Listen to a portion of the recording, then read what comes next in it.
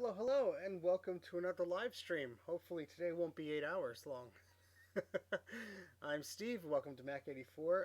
We're doing another live stream here where we're going to recap some Macintoshes or something. We're going to have some fun here. And so, since last time, some things have changed for the better, thankfully. Hello, Overall Elements. Nice to have you here.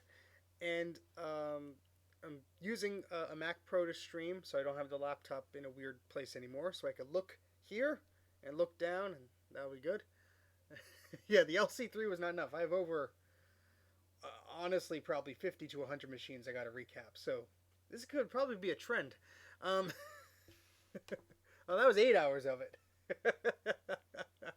So we're gonna try and be come in much under that record. So what we have here is a new soldering station, and let me bring up the box here.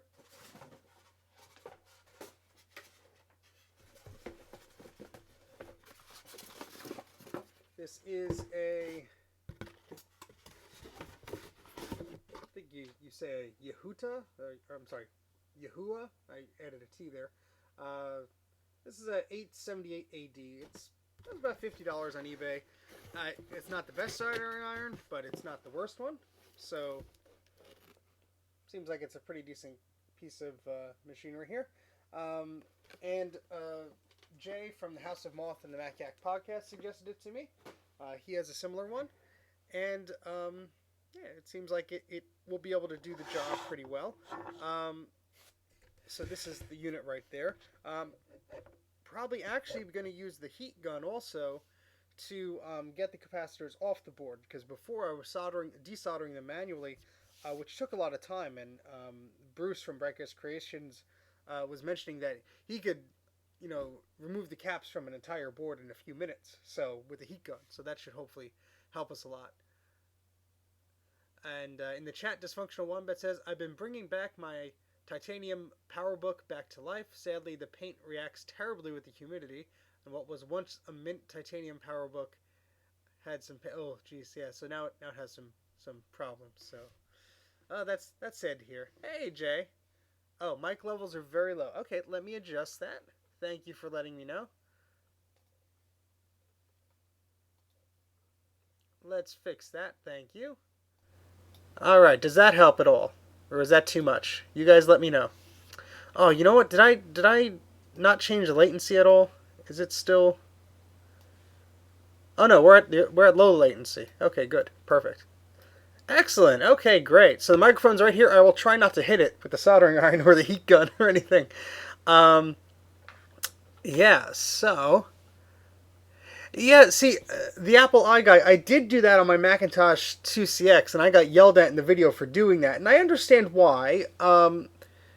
It does put stress on those pins, and especially the board I was working with yesterday. I probably would have ripped all the traces off the board, the pads off the board, rather. Maybe some traces with it. Because that was just such a fragile board. I can understand that working in some cases. It's just, if I have the proper tools, I may not have to do that. Yeah, I did see the 8-bit guy do that, which is why I did that recently when I was trying to do something else. And I'm like, you know what, let's not push our luck here. Because that was an LC3 Plus. I don't have too many of them. Although the soldering job doesn't look pretty, it did work. So that was nice. So what I'm going to do is I'm going to test this out. But I'm going to get another board that has some damage to it. So it's not going to hurt if I screw up on that. So I'm going to go get that now. And the previous board I was working on here was one of the LCs, and I took off the caps off of this board. So there's not much more for me to do or play around with this. Actually, no, there's still one cap here, so I could still test that with this. This is a pretty nasty board here. So this is my first time using this, so I'm going to be asking you, Jay, maybe for some temperature settings or something, I don't know, of how, hot I should make the iron and so on and so forth. It looks like, I wonder if they screwed up. I think they mixed up the Fahrenheit and Celsius settings on the soldering iron half of this. But we'll figure that out. And anyway, what I'm gonna try and do to start, I see that. Um, it looks like Fahrenheit's supposed to be the outer ring, but the Fahrenheit marks are, yeah, maybe it is right. Maybe I'm just looking at it wrong. Anyway, we're gonna look at the heat gun first. Ryland says, to be honest, the only soldering I've done was to reflow my Mac Plus analog board. Okay. Yes. So I will be using the heat gun. I guess maybe I should put something down on the desk. I don't know if I should put tinfoil or a piece of wood or something, just so I don't do anything to this desk, because I did burn a little mark on the, and it's a pretty nice desk. So yeah, let me get a piece of wood or something. Um, Hey Greg, you're interrupting the editing of my episode 4 and 5 iPod series. What are you working on today? I don't know. We're gonna work on a lot of stuff, but thank you, Greg. That's very much appreciative. Yeah, I don't have a heat mat, but I'm gonna interrupt Greg's stream for next few hours. That's the plan. That's all we're doing today. we're just interrupting Greg's stream. Well, his iPod editing for his video series, which is pretty cool. I look forward to see some of the cool things he got.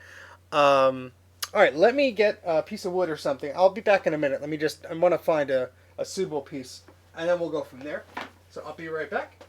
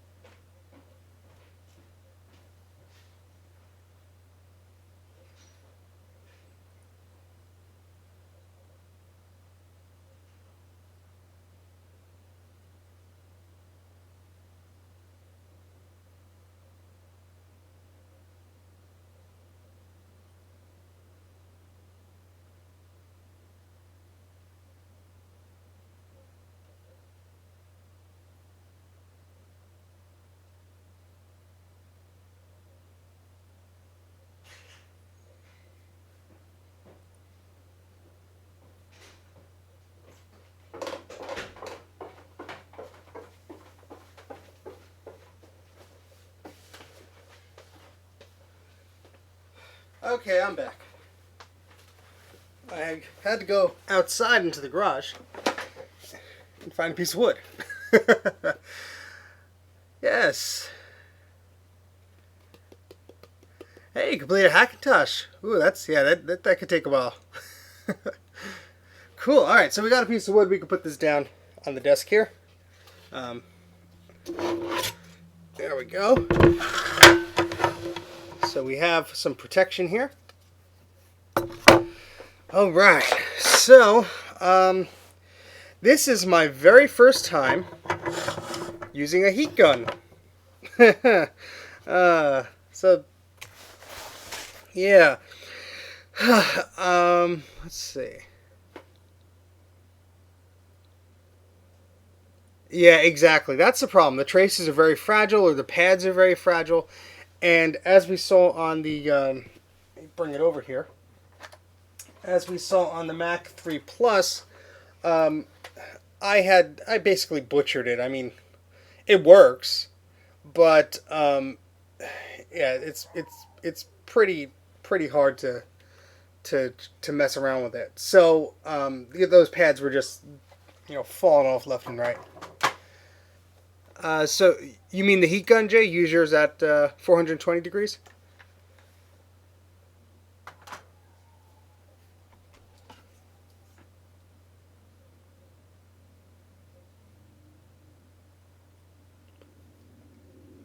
I'm assuming that's what you meant by that, Jay. That you use the heat gun on 420 degrees. Hey, Taj. Okay, so um, Jay, do you think I have to change? Do I have to do anything with solder while I'm using the heat gun? Happy Saturday, Dan. Um, or should that just melt whatever solder is still on there? That's okay. Don't worry.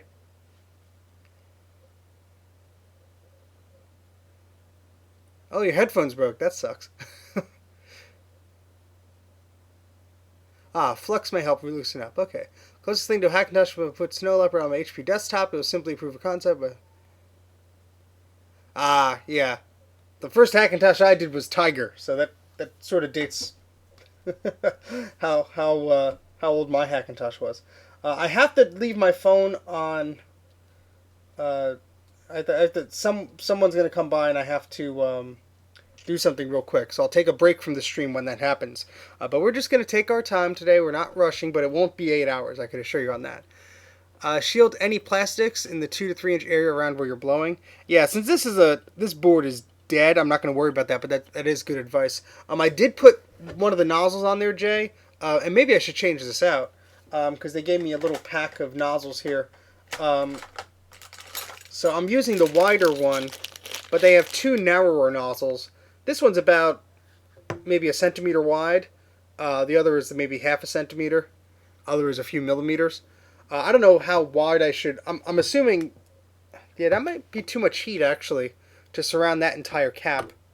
We use the smallest module, but I work on much smaller stuff. Yeah, I'm gonna use the medium size one because I'm on the largest one now. I don't need to. I don't think I have to output too much heat. So let's get your guys' opinion on this once I get this out of the little bag here. There's this very tiny one, which the cap is smaller than that, or this. I think this one might be the way to go, because it is a little wider. So, I don't know. What do you guys think? Left or right? Smaller or very small? I think this one is like a happy medium there. That might be a good fit. So I might just go with that one.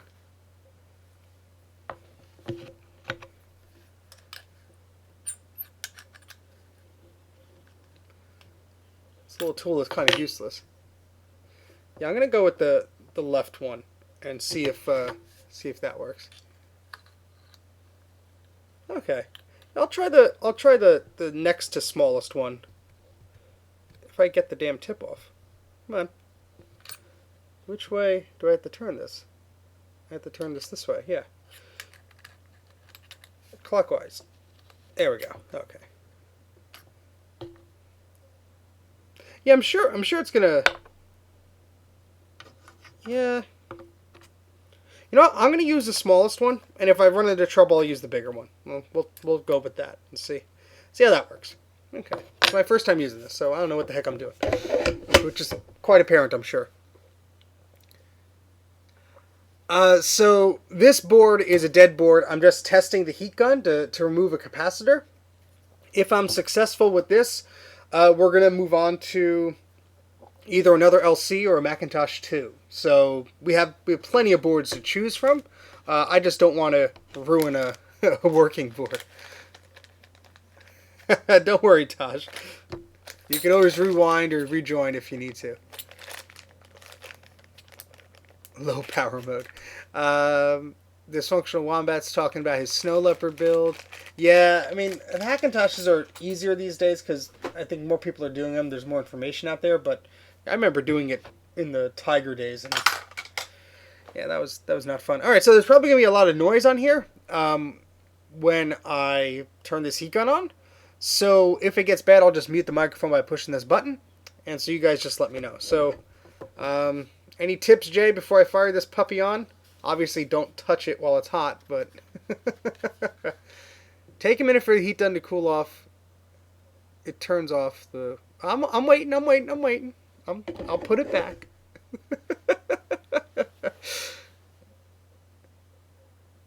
I'll let you type something, Jay.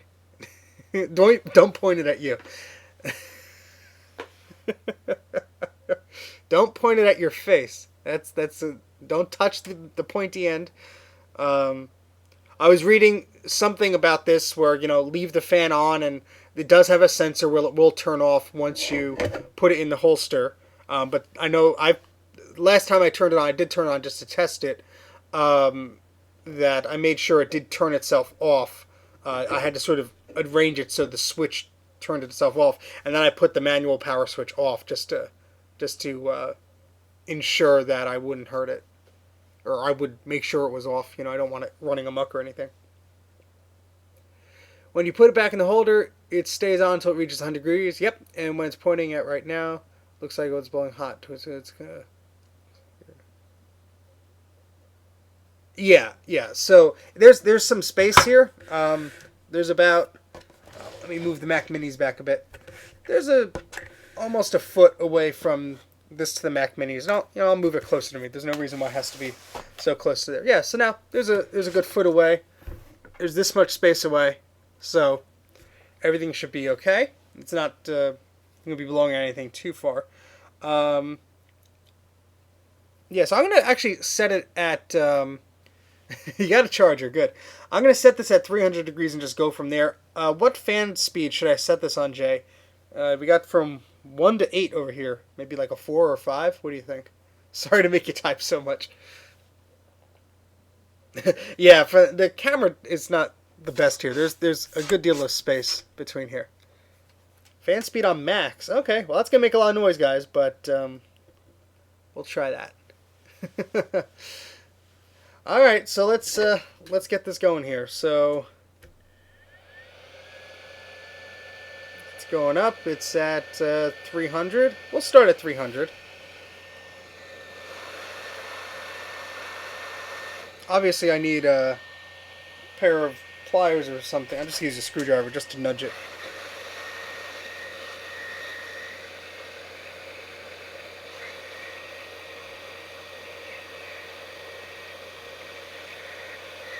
Oh, I could smell the beautiful capacitor juice. Now I know what you were talking about, Jay. Because when Jay was doing the caps, I'm sure you were using the heat gun. And yeah, that's very fragrant because it's pushing that all around. Oh, jeez. Yep, that came right off. Although it took the trace off with it. Now, I don't care because this board is bad, but maybe more heat and less nudging would be the way to go. So I'm going to put this down. Yeah, see, it doesn't turn off. There it goes. Yeah, so it's going down to 100 degrees. It's at about 250-ish now. So I'm going to find another board that's beyond repair just to practice on, because I want to make sure I get this right. Oh yeah, we could see all. Yeah, I'll show you guys. Wait, I have the microscope here. If this wants to cooperate again. Let's turn that on. Very fancy. All right, so we're gonna see. I can turn the light on. There we go.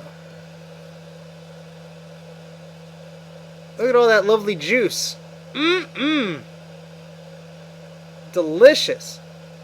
Look at that lovely capacitor juice. So you can see, I think it took one of the legs off. Yeah. It looks shiny, but I think that's... Oh, no. No, never mind. I think both of the pads are still there. But yeah, that looks delicious. Yeah. Alright, so we're going to go ahead and turn that microscope off for now. Let's put that over here.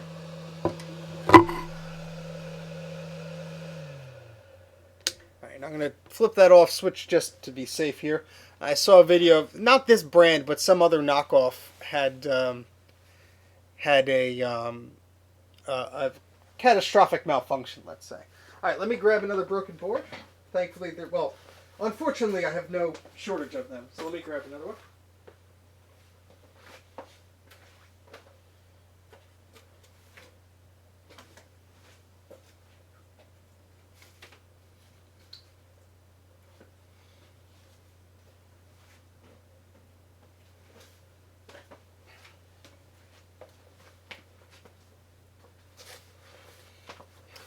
Okay, so what day is it? Today is Saturday. I'm sure that's a trick question. Test the traces with the multimeter after cleaning the board. You could really see how much damage was done. Yeah, that's true. Yeah, and never hurts to be extra cautionary. Oh, here's all the ROM chips I saved from this board.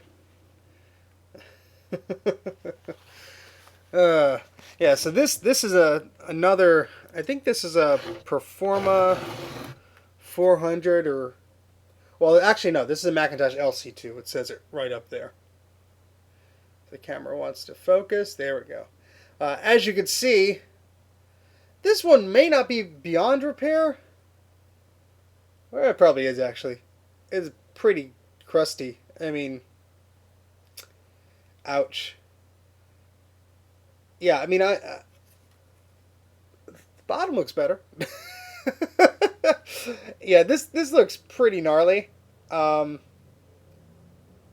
unfortunately, this may be beyond repair, but I'm not going to destroy it. I'm just practicing on it. I'm going to take a closer look on this board first. Where's my little tool here? Little scraper tool here. I just want to see with the lighting if. Yeah, so where's the cap that we took off here? So here's the capacitor, and you know what, I think we didn't take the trace off. I think that was fine. I think that was fine. I'm gonna get out my multimeter from under this keyboard here because we'll need that in a little bit.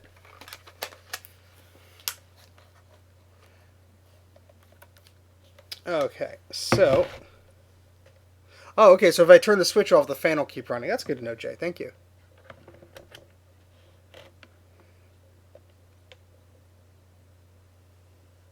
Yeah, this was covered in rust, and I did clean this off in a previous live stream.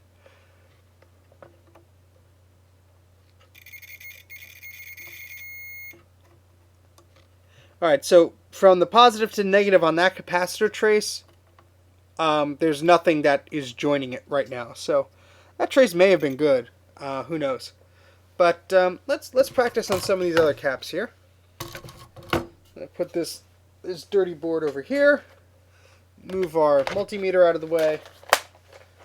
And I bet you I'm going to forget I put it there in about 2 minutes. But we have our little cup of discarded components. I'm going to take a picture of these caps. I know Bruce has an awesome guide, but it's much quicker just to look on my phone than type when I'm doing a live stream here. Just in case this board is actually salvageable. Yeah, it's in pretty bad shape. I mean, I cleaned this a while back. Maybe Jay's secret sauce could help, but this camera hates to focus. Come on. Come on, you can focus. There's stuff to focus on. Whatever. You can just see it's pretty yucky. Hey, guys. Sounded like a dial-up modem. Uh-oh. Hope that wasn't me. But, alright. So, I'm going to up the temperature to 450. I didn't use flux, though, Jay. Maybe I'll do that. That's a good suggestion. I'm wondering when you are going to upgrade your 2011 iMac GPU.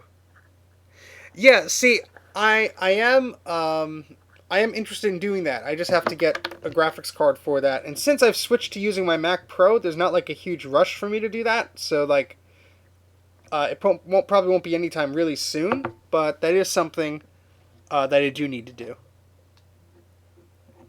Okay, so all right, I'll only go up to 420 then.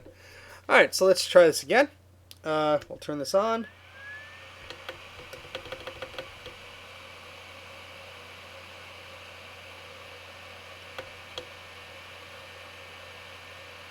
Let's start at 400. Let's let's not push our luck on our second try here.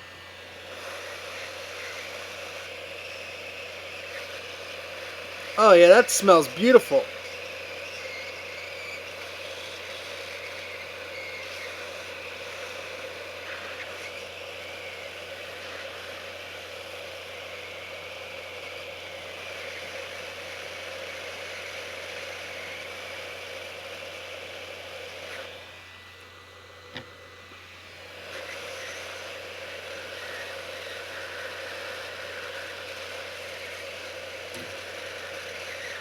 Yep. All right. So that.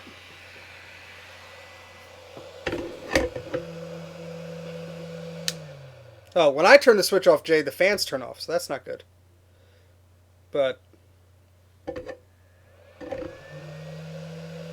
let's let that cool down.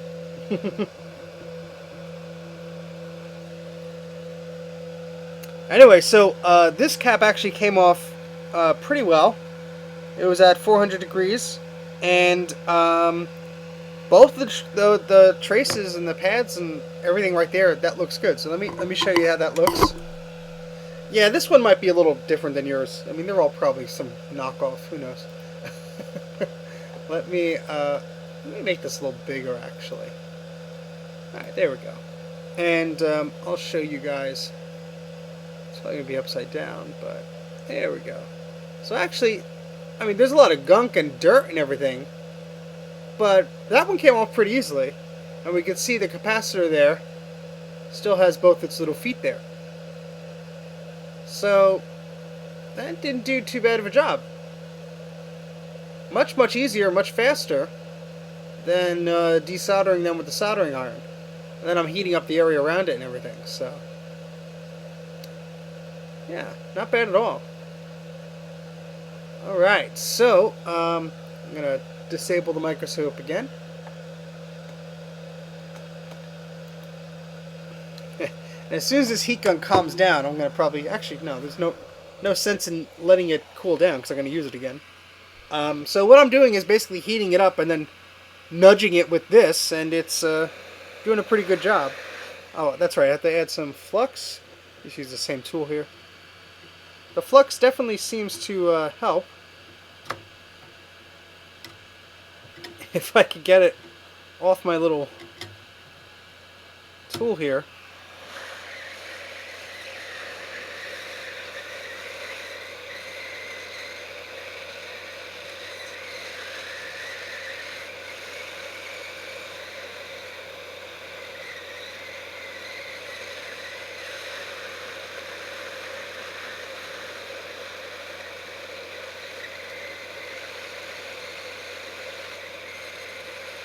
Yeah, that worked out pretty well. Let's do the next one. Let me add some flux there. This is much easier.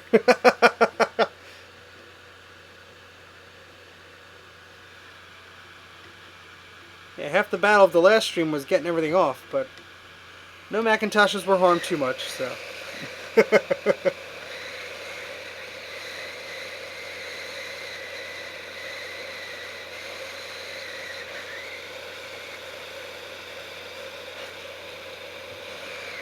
Yep, that one's off too. So, throw a little heat gun back.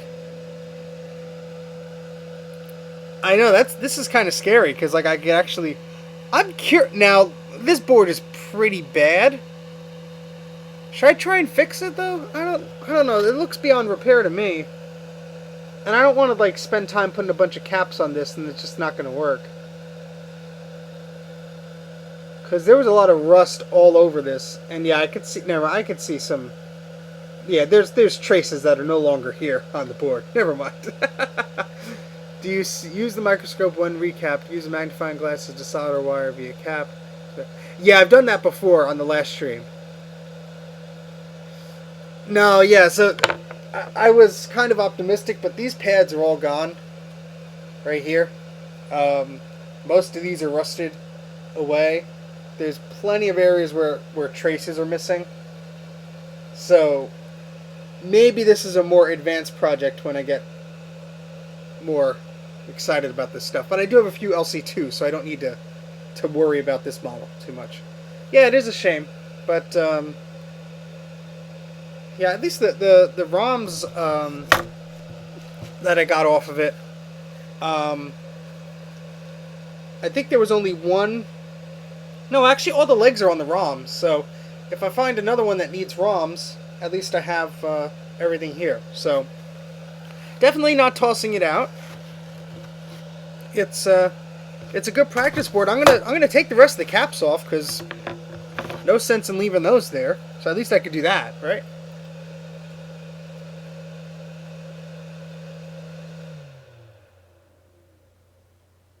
Let's see. Yeah, not a good capacitor donor.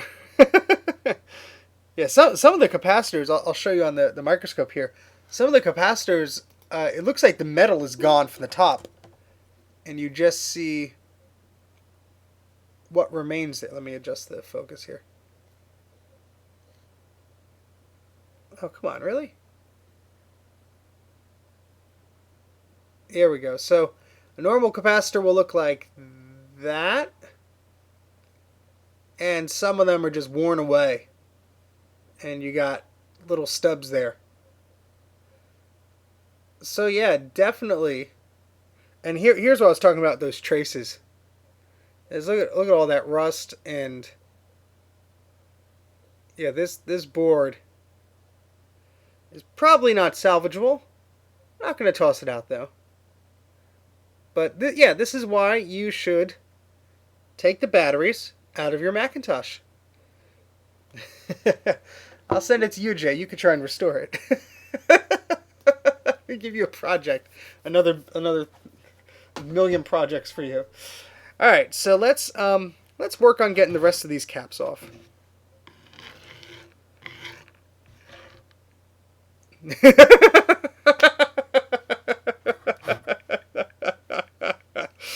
Oh boy. See, this is why it's fun not to do this alone. We get an audience here, we have some fun, we have some laughs. That's a lot of flux, but whatever. I hope I don't desolder the little sound chip next to this. Well, I guess maybe if I need one of those chips, I could take it from this, so who knows. Anyway, let's just put some flux around here.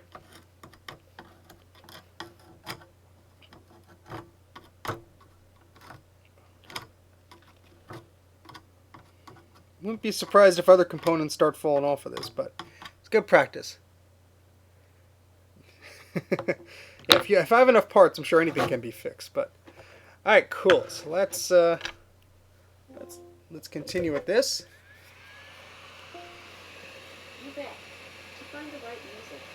Alexa, stop! I don't know why that thing keeps going off.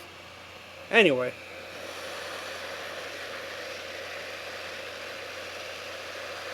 Oh, that smells awful, guys. Oh, man. Oh, Jay. I know exactly how you feel now. I'm going to keep saying that, but jeez.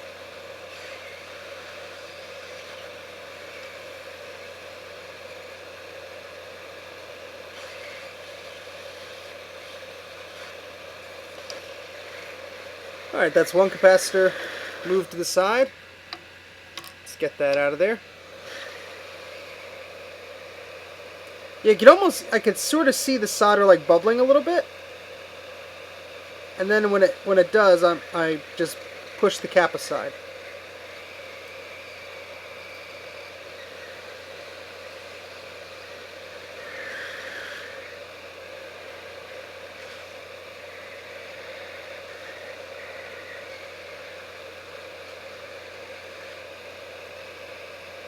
And I'm not really pushing it. I'm just nudging it lightly with the tool, because I don't want to force any of those legs off or anything like that.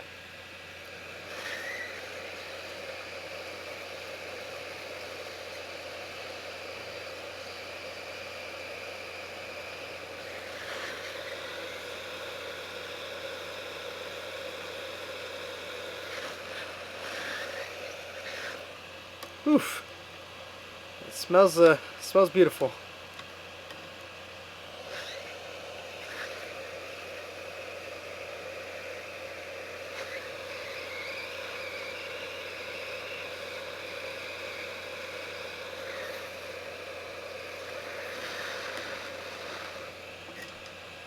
This is so easy, guys. This is much easier than before. Holy crap.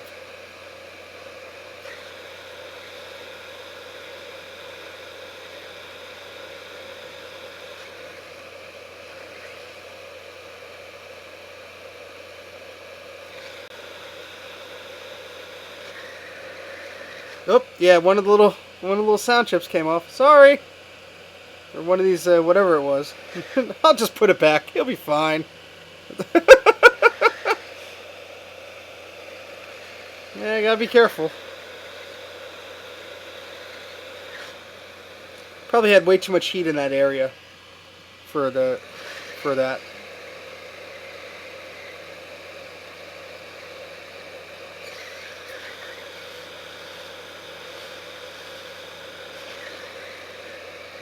Well, this cap is doing something. Oh, it just sort of expanded there. Let's move that over here. I'll show you what that did. That was a little weird.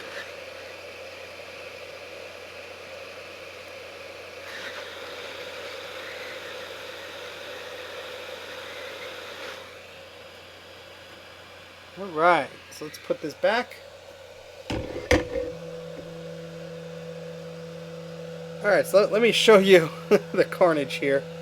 I'm not going to touch that area of the board because it's still hot, obviously.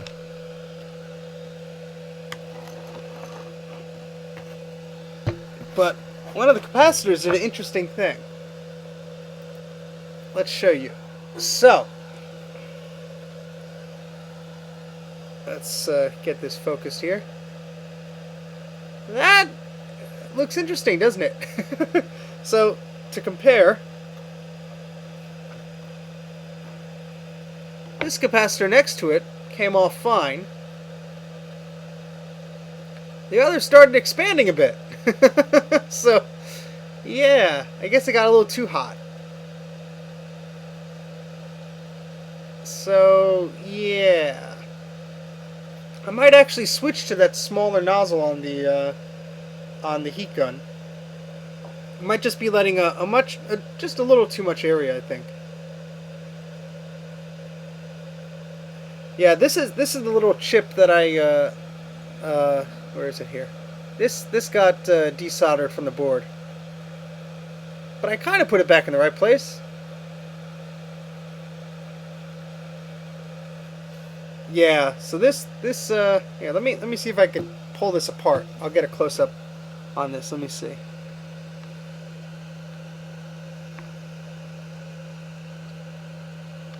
I think it was just puffing up, and it just removed itself from the little plastic piece there.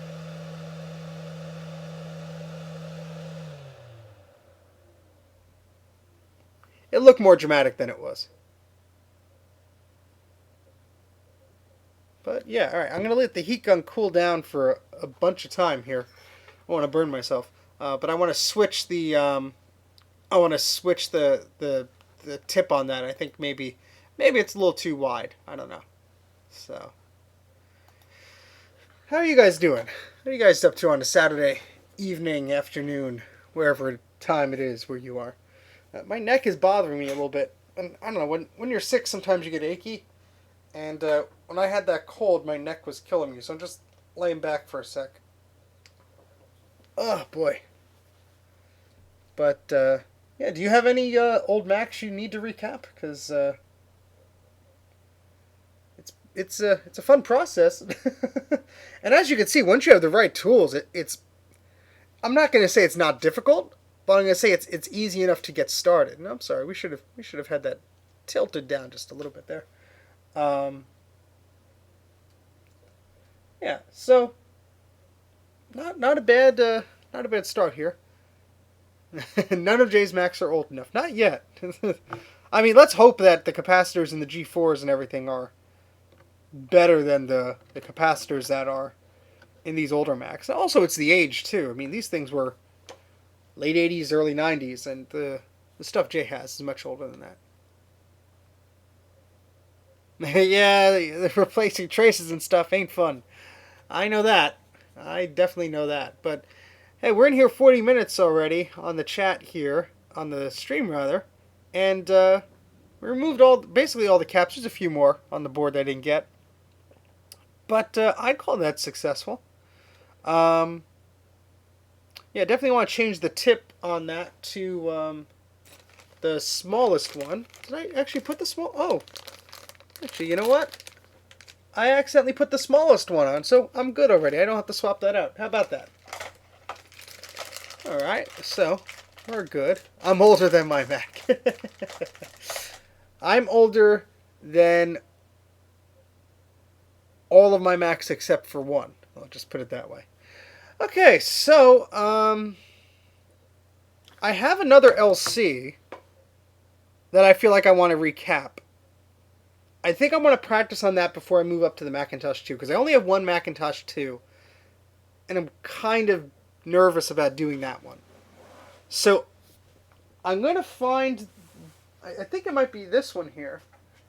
I have one of these that makes a whining noise in the speaker when I turn it on. I think it's this one here. So what I'll do is I'll plug it in, and this doesn't look too bad at all, actually. It doesn't look like anything has really leaked, but I think some of the capacitors could of course use to be replaced. I see some by the power board. This says the power supply turns itself off, so I might have to swap that with another. So let's do that. Let's make some room over here. Let's move our capacitors into our little junk cup here.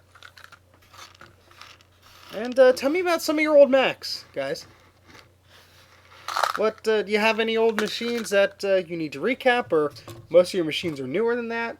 Just trying to get a feel for the systems you guys have.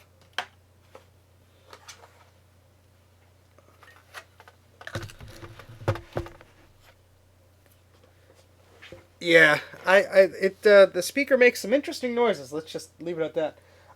So what I'm going to do is I'm going to take the power supply from the LC3, because I know that works.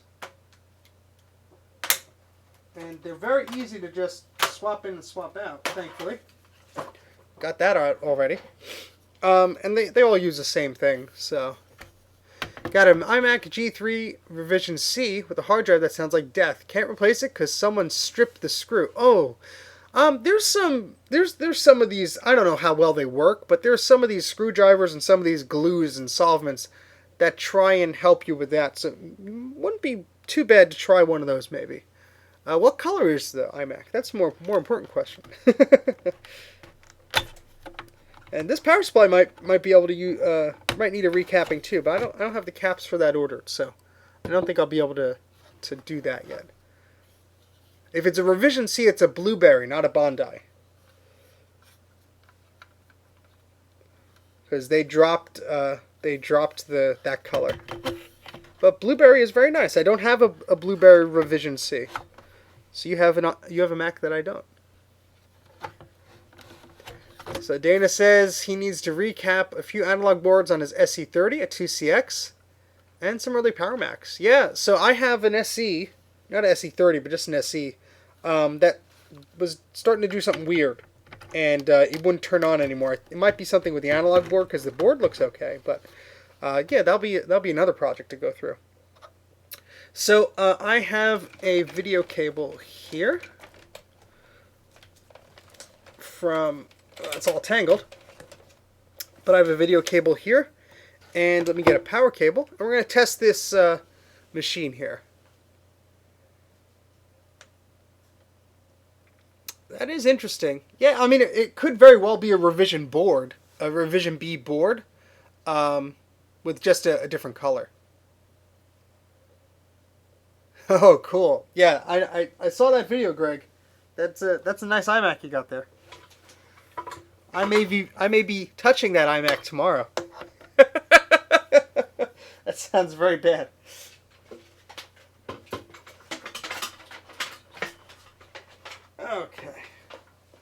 You know what, I can unplug this.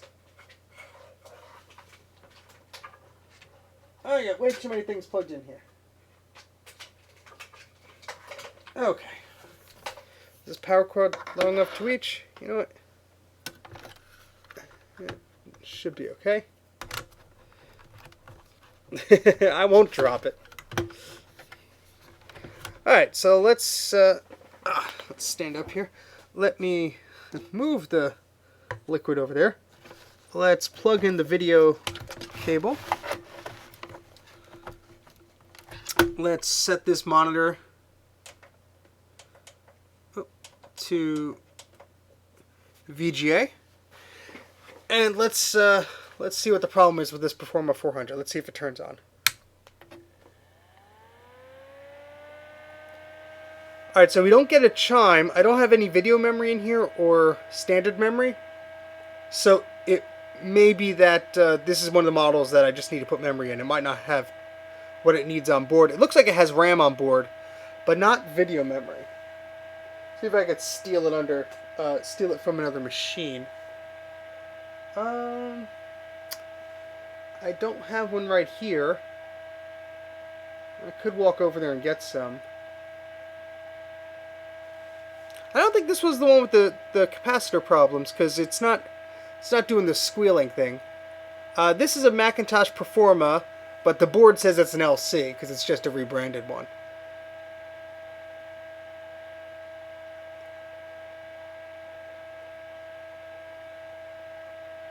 Alright, so I'm going to turn this off. Let me see if I can find some video memory for this, because I want to show a Mac not working, and then I want to try and fix it. I don't want to just assume. So when you assume, you make an ass out of you and me. Alright, you look at that board for a second while I think about my puns, and I will walk over here and get another Mac.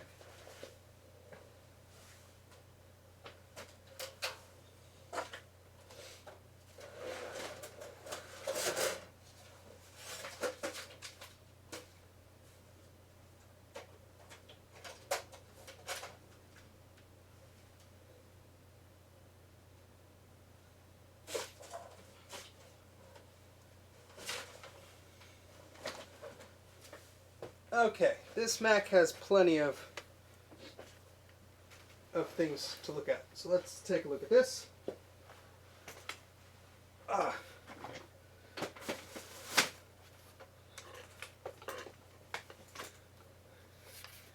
Fresh pizza, just the way you like it, with the 68K processor in it.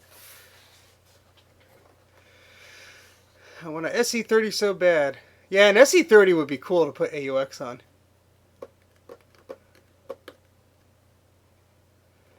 Nice. Yeah, the classics are fun. I like that they have a built-in OS in them if you boot up holding Command Option, I think it's X or OX. 512K, a Plus, an SE, Rev B iMac, picking up a G4. Nice. Yeah, that's a problem. You don't want a sneaky computer. Oh, Jay.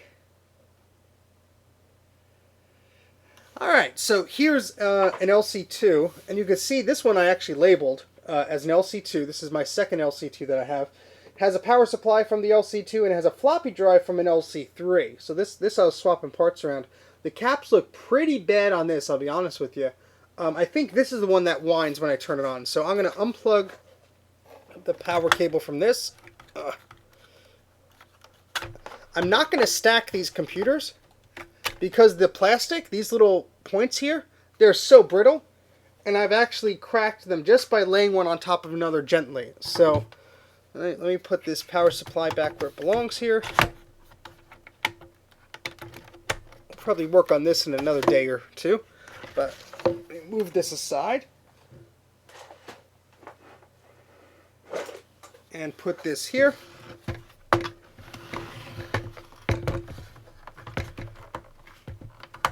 Alright, now let's plug in the video cable here. And let's see what happens when we try and Why is this not plugging in here? Come on. Let's see what happens. Hold on. This VGA adapter is giving me a little trouble here. I might actually just take that screw off because it's forcing me to screw in the adapter to the port, and I don't want to have to do that every time we're messing around with these. So I'm going to take that off for now. Easily put it back. Okay, cool. So we got the VGA port, DB15 adapter in there. Let's see what happens when we turn this one on. Alright, this one boots. No squealing noises from the fan. From the speaker, rather. I'm trying to think of the one I had that was making noises. Maybe it was the LC3.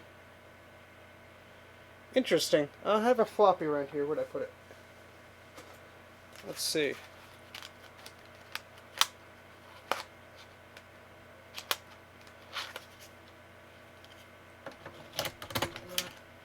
That might not be the right disc, actually.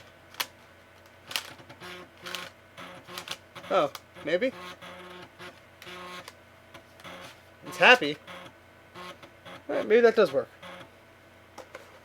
Oh, yeah, no.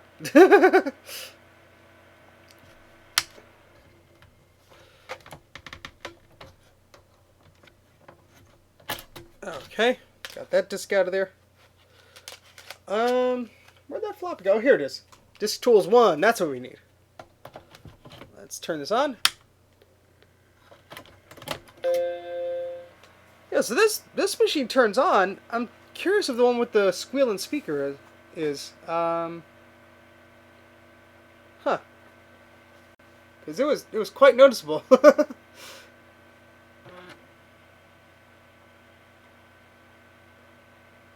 But yeah, these caps have to be replaced anyway. It's not like I'm not going to replace them. I just need to make sure I have the values for these.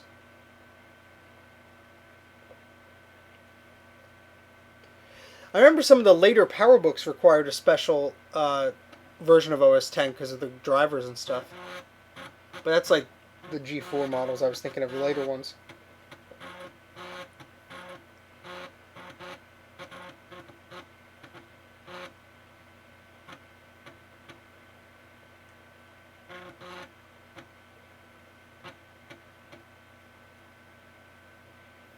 Yeah, getting some of those machines to boot can be a little problematic.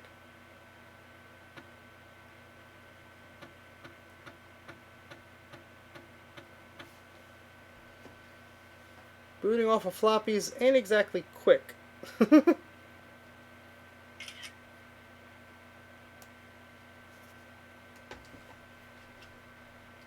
Okay, sort of sitting there for a bit.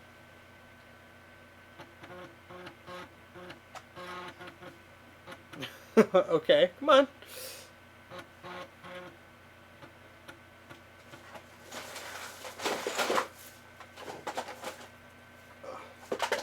I actually don't have a keyboard plugged into it.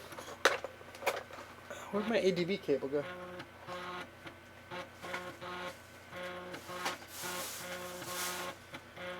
It just happened when I was playing around with the... oh, here it is. It fell down. I'm not supposed to hot swap things, but it's not going to hurt it any more than it's already hurt.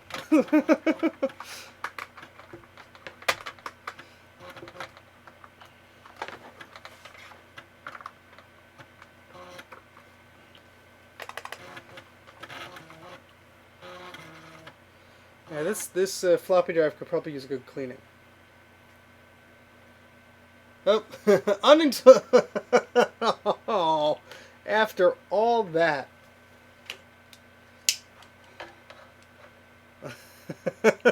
Oh. Well, we tried. We tried. If I see the values that I have for this. All right, let me ask a question for you guys. All right, no problem, Jay. Should I try recapping this LC, which works, or should I try the Macintosh IICX or the IIci, which I've tried to recap before, but I ran into some issues because the new bus slots don't work. Maybe I could see if there are trace issues with that. I don't know. I don't know. What should I work on? Should I just recap this because it's here? Or should I look at something else? Yeah, the Macintosh 2 I want to do, but I kind of want to save that for last. I don't know. I don't know. I don't know. That's what I'm asking you guys. I don't know. Well, let me turn this poor machine off because it's kind of sad.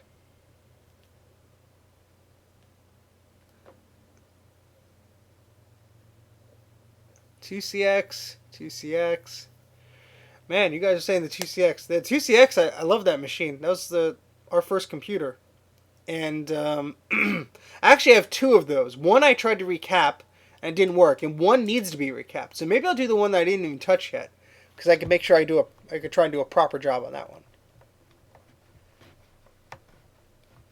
But actually, let me before I do that, let me take the VRAM out of this one. Can I do that easily? Yeah. I just want to put in this Mac and see if I get a chime. If not, we'll have to recap this one too. I mean, I have to recap all of these things, but while we have everything on the bench here, I wish I had more of these old memory sims and DIMMs. That's gonna be problematic. All right, let's just hear if this one chimes. I think this power supply is kind of wonky too, but.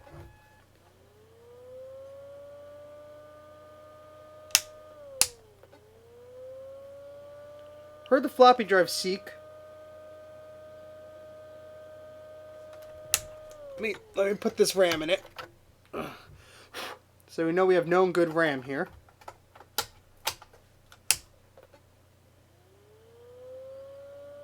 Alright, this should be chiming and it's not. So we know this one, and this looks pretty nasty to be honest. This definitely needs a recapping. This has a lot of those little 16 volt ones on it. The little 10 microfarad 16 volt ones. That's going to be annoying. This definitely needs a recapping. So, alright, so next question is, this is a Performa 400. Should I do this one and then the 2CX? Or should I start with the 2CX? What do you guys want to do? You let me know. I could work on any one.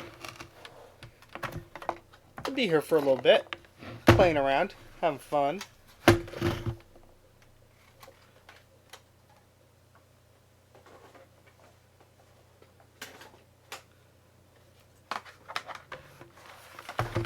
Oh, I love this keyboard.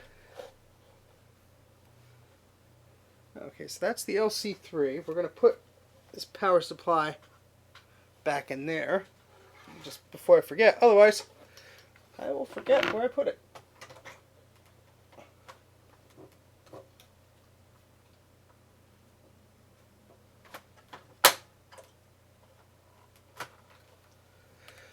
Alright, people are still selling the 2CX. Alright, we'll do the 2CX. Let me put this down here because I have to recap this one sooner rather than later. Let me move some of these a little bit over there. Hold on. Things are falling all around me. I gotta pick them up. Okay. Alright, let me go find the 2CX that has not been recapped at all. Because that probably is in dire need of it.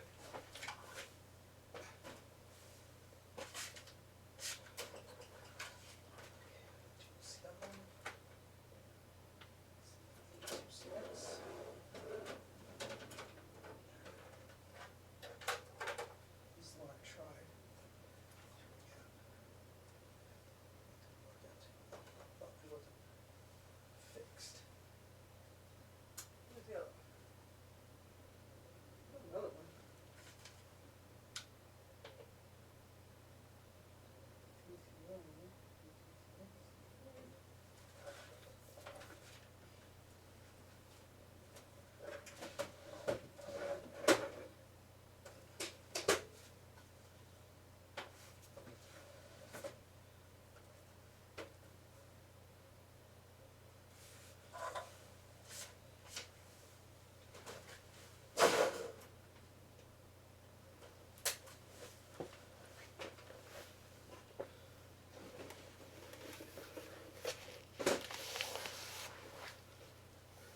Okay, slight change of plans.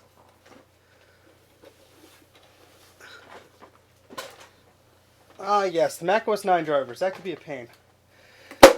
I have two 2CX systems. I don't know where the other one is. It's probably on the shelf all the way over there. I only found the one that I tried to recap already, which we will be tackling. But I also have this, a Macintosh IIsi. This used to work and does not. I'm assuming it's because of the capacitors. So, we could try this. This has not been working, I don't think. We're going to plug it in. See if it still doesn't work. I don't see why it would magically start working, but I like this machine because it has an interesting form factor. It's a chunky LC style case. I'm being very careful opening this case. This is the only LC. I'm sorry. This is the only 2SI I have, and it does have an Ethernet port on it. I put an Ethernet card in here, or I think it came with one. There we go. There we go. And I think the hard drive still works. I'm actually going to disconnect the power connector because I want to boot this up. Yeah, some of those caps look like they could use a replacing, but I'm gonna plug it into power. Sorry, you had to see my head there for a second. And let's see. I mean, it might be the power supply, although I think I tried that. Because I have two of these power supplies. Let's see. Where's the switch? There it is. Oh. Yeah, that's what it does. It chimes, and then it goes immediately to the death chimes. So, I don't know if you could hear that. Let's put this closer to the speaker. Sorry. I think the speaker's here? Yeah.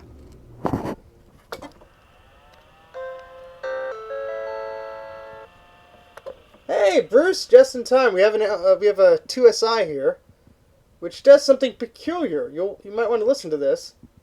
It does a chime, and then it does death chimes right after. Here you go.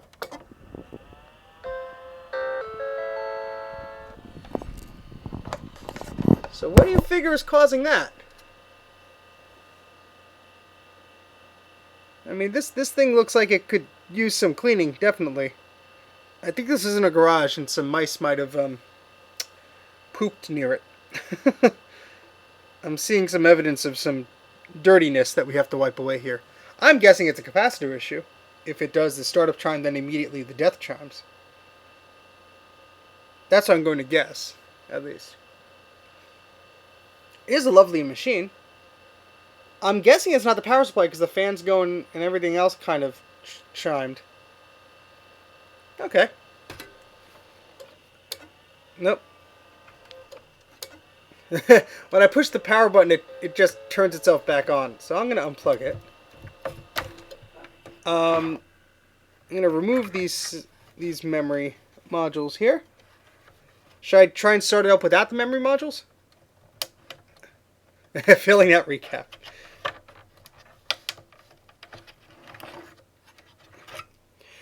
Oh, there's some like tissues or toilet paper scraps in here.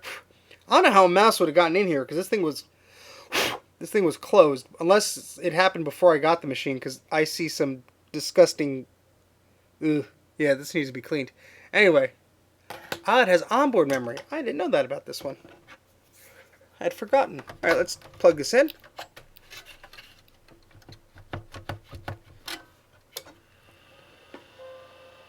Hey, it chimed without the All right, let's unplug this. Hold on.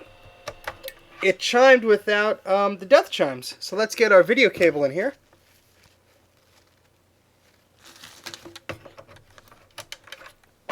And I'm going to plug the hard drive back in. I think the hard drive does work. It's a 40 meg hard drive. And let's see. Let's plug in a keyboard just in case we do get to that state.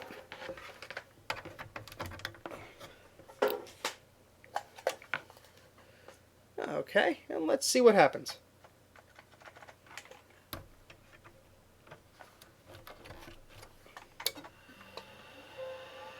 Alright, the sound is very low, but I do hear the sound. Maybe it's just the system volume.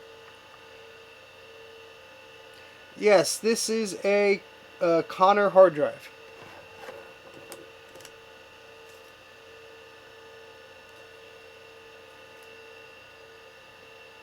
These appear to be matching memory modules.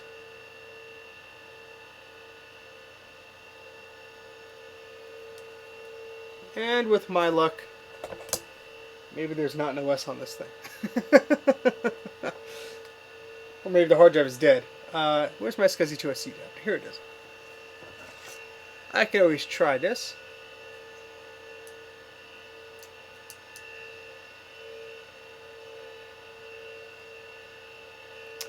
Yeah, let's... So, Bruce, it's interesting that when I push the power button on this, it just comes right back up again. I have to mute the microphone 1 second, guys.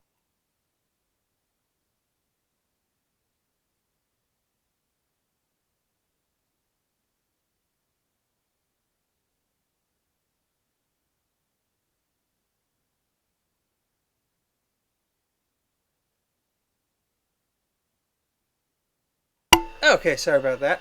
I will have to go for a few minutes. I'll leave the stream on, but I'll have to step away for a few minutes. Somebody's coming over. I have to get something from the door. So I'll be gone for a few minutes, but not too long. Yeah, it looks like the drive is bad on this one. The power switch is weird on this machine.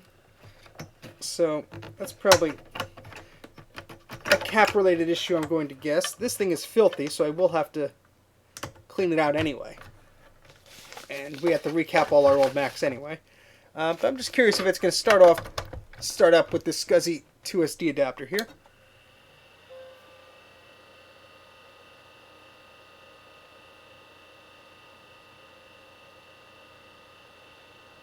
And this may not be providing SCSI power because I don't see the LED coming on the SCSI IISD adapter. Yeah, so we'll have to use the little power adapter thing here.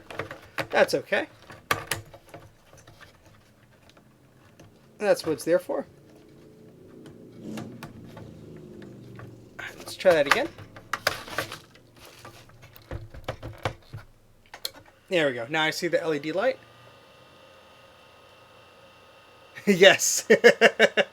I was practicing on another board, Bruce, so I was able to get all the caps off, and just like you said, it was very, very simple to do that. Yeah, so the SCSI drive blinked, but we have no flashing floppy disk. Oh, there we go. System 7.1 needs more memory to start up. Okay. That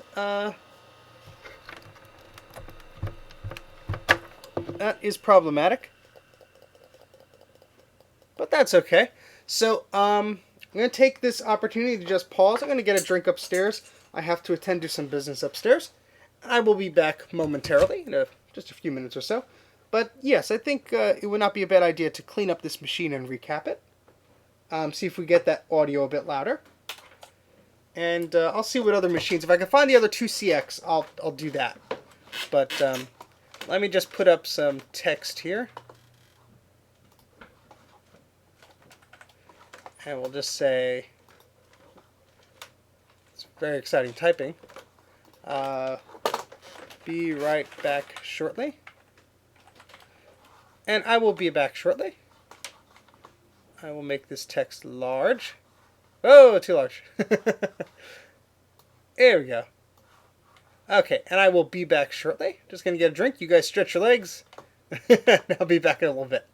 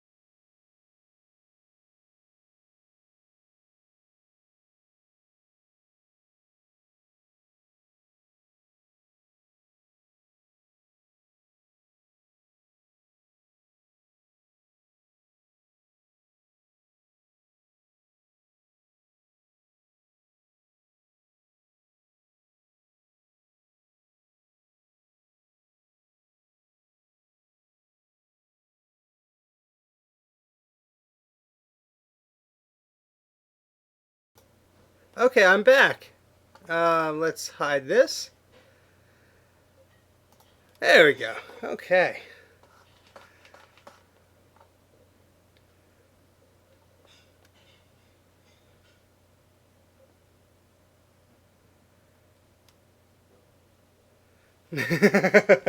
Alright, so I found another LC. Jeez, I have too many of these.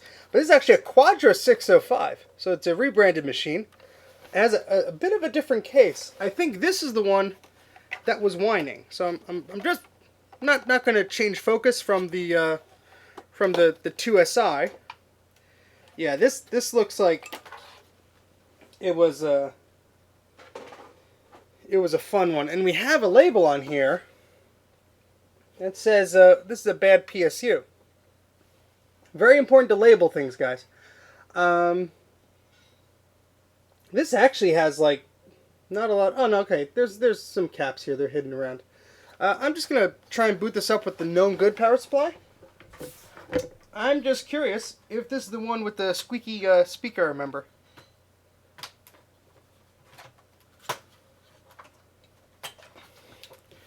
All right, so let's unplug that power supply here.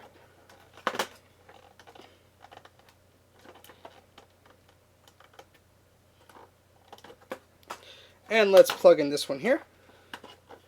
Now, I even labeled the memory modules here because I wanted to make sure that I had all of that labeled. Okay, cool. So, oh good, you're back, I'm back, we're all back. Okay, so I'm going to try this Quadra 605 real quick. I'm just curious, because I noticed it on the shelf there. Just curious if this is one of the problematic ones as well.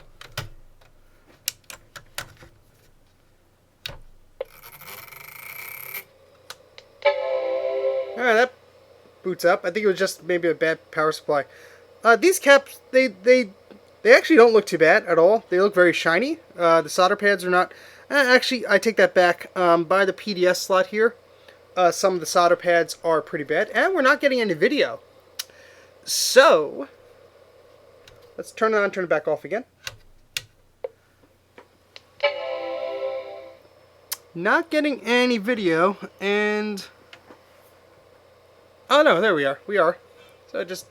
yeah, but this needs to be recapped anyway. But okay, I just wanted to confirm what state this machine was in, because I didn't put a date on when I put these labels on. So I know it wasn't too long ago, but yeah. Okay, so let's get this out of the way, and let's continue on our 2SI, which Bruce did a great video on. Brankus Creations right here in the chat. He did a great teardown video on the 2SI, which I watched on Friday. And I think I retained most of that. So, which will come in handy for us taking apart this machine. So, let's put this back on. Okay. And we're running out of room by my feet here because I keep putting machines down. Alright, that'll be okay there. And let's unplug the cables. We'll leave that on the floor. And we can put this video cable back up over here out of the way. So hopefully everybody's doing good. Everyone is relaxed. Having a nice Saturday evening. I left the flashlight on my phone on. That's always interesting. Okay, let's put that back there. Alright, so I'm going to take out the SCSI 2SD adapter.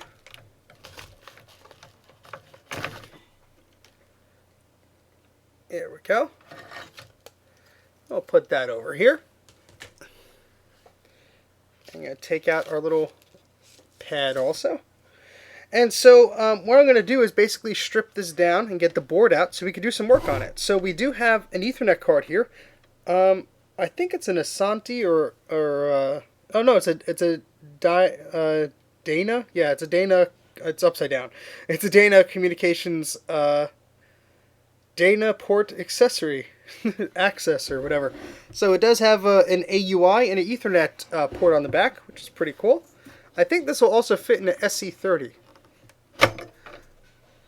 Yep, that is the card. So let me turn this around, and we'll see the lovely network card that's in there. So that's a nice little interesting addition to our IIsi. I don't think it has an FPU on there, or it might actually. I think there's a slot for it. Let's. There was this little interconnect board. Yeah, it looks like there's a spot for that. If we get to focus here, but there is not one there inside of it. But that would be nice to fit in. I'm guessing. I'm guessing that could fit in there. Has a date of 1992 on there, so that'd be my best guess. But I could look this board up. I shouldn't have trouble removing the board with that in there. Hopefully not.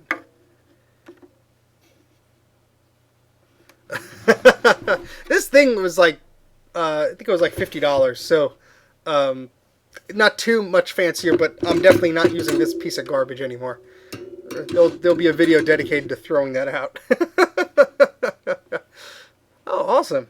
That's good to know, Bruce. Okay, so if I recall correctly, we could start by being very careful with the hard drive and floppy drive, because these plastic clips are just begging to break here.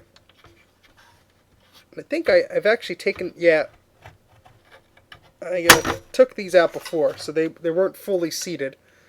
Let's put this hard drive over here. And I don't think I took out the floppy drive yet, so this will be a little more careful with.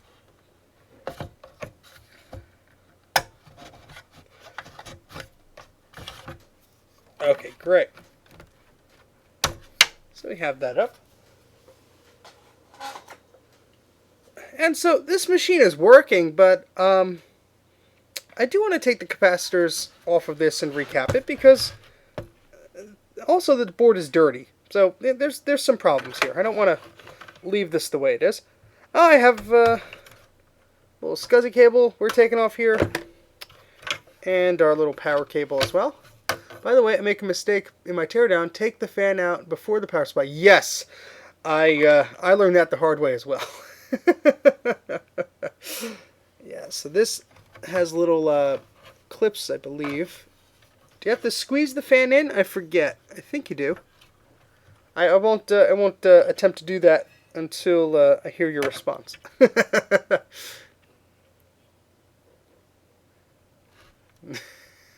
Not quite my video dysfunctional Wombat, the type of videos I'd like to do, but yeah, maybe if we get bored.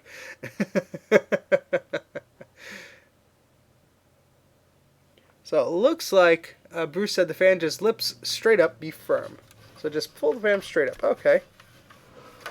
So I'm pushing it up, and huh. I know the plastic isn't too fragile, hopefully. I've done this before on this model, so it shouldn't be too firm. Just making sure nothing's catching it. No. Okay. Sorry, Bruce. I think I recall from your video you had to squeeze something.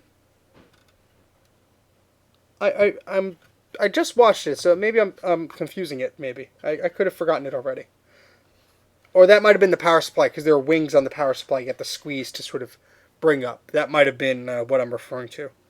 So if that's the case, you could ignore me.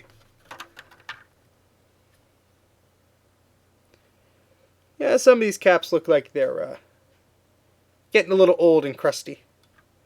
And this board is ugh. If we have some Q-tips and some alcohol and some good stuff, we could scrub this board clean. Yeah, I'm horrified of this plastic too, unfortunately. A lot of these computers are having very, very problematic issues with their plastic.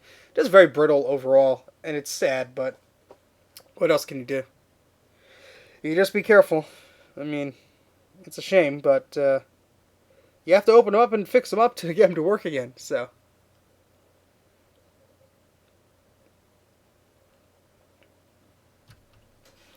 Yeah, this power supply works, thankfully. I will, out of curiosity, I will take it apart and see if I have any issues like Bruce's power supply did.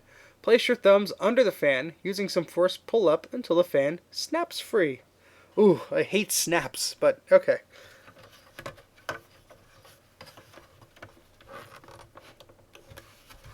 Oh, that's a smart idea. Warming up the plastic.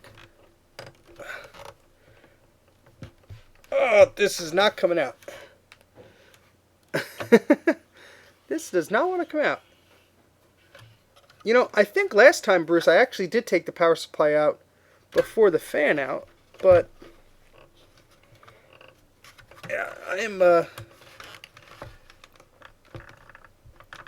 there. Yeah, I can feel it kind of loosening now. It's just yeah, let me move it actually. Be closer to me here. It's my only 2SI. I'm being careful.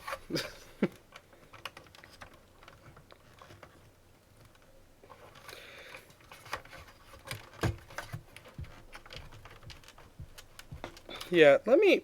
You know what? Let's see. Yeah, I just... yeah, I think I could do the power supply if I hold that piece of metal in there. That little clip.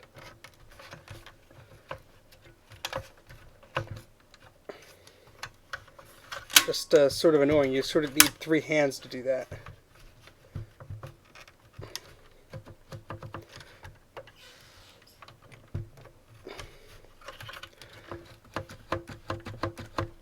Especially because the connector on this thing needs some persuasion to... There we go.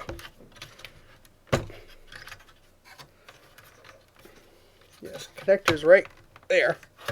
I think I got that. Then there's this clip over here. Okay. That didn't give us too much trouble. Okay, so yeah, here's the fan, and I see no reason why that it's actually like attached to this back here. Almost if it's like the plastic had fused to it. I don't think there's a screw. No, I don't see any screws there.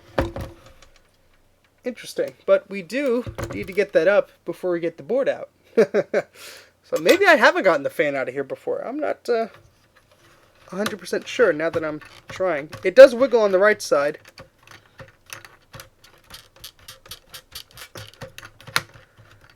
Oh, see, I sort of have to push it in at the bottom. Maybe just because my plastics are a bit warped or something. It'll be an 8-hour stream to try and get the fan out of a 2SI. I don't think that'll be that entertaining. Yeah, the right side is budging, but the left side, not so much. Oh, I love when my knuckles are digging into the sockets on the board. Ow. Alright, let's inspect the left side here. What could be causing it to get stuck in like that?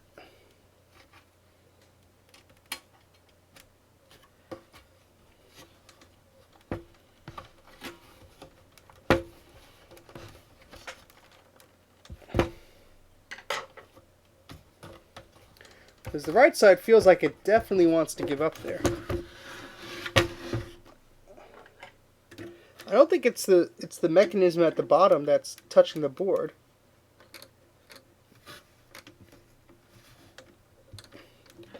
Of course, everything has to be plastic.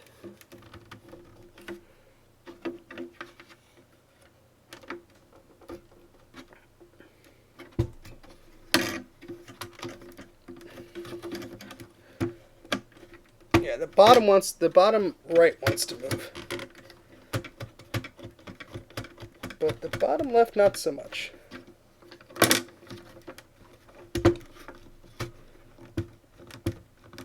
There we go. No damage done. That is a dusty fan. Oof. Yuck. Alright, we'll put that over here. Yeah, so the one symptom of this machine that we'd experienced before is that the power switch kind of just like is always on. You can see if there's a problem we could fix that. And then these, oh yeah, these plastic latches. I'm not enjoying pulling these back, but I'm doing it very gently.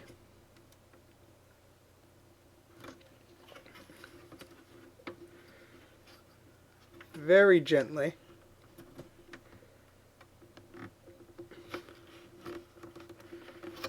I almost want to just sand down the board in that area just so I don't have to pull this pin back as much, because it is quite concerning. Oh yeah, I have to bend this a lot. This is gonna break this tab off for sure. At least on that side there. Alright, that kind of, I got it on that side. Let's see if I could get on this side. I have a bad feeling about this though, guys. Because the way this board is, it's not even like this on the other side. It's like they made it too jutting out too much on this side, but I think I could get it. I'm gonna try. There we go. Well, that was a bit of a nail biter. Well, that's good.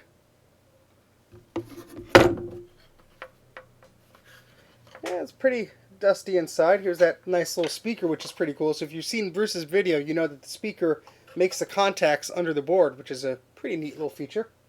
But you could see, here, especially, it's all dirty.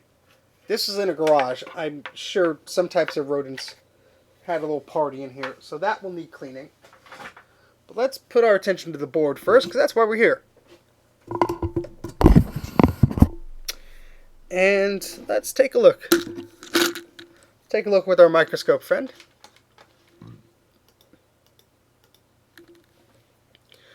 Okay, and let's find some capacitors. Sorry to make you dizzy there. Hold on.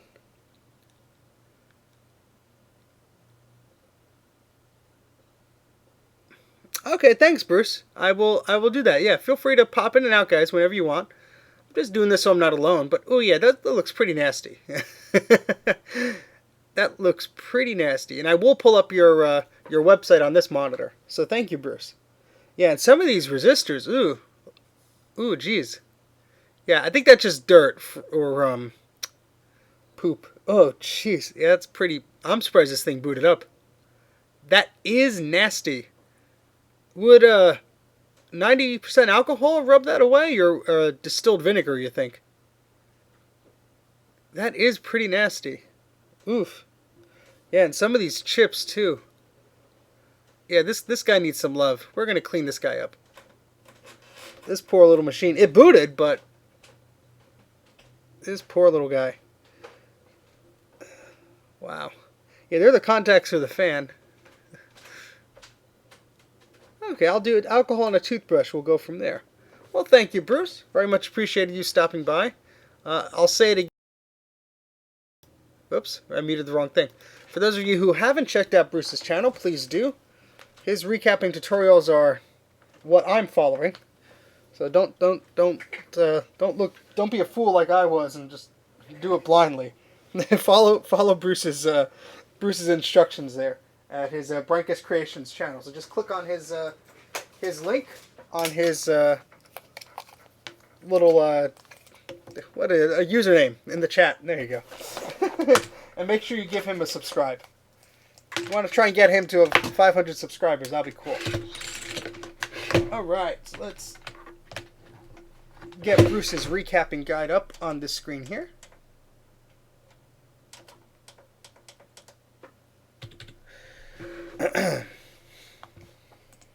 Okay, so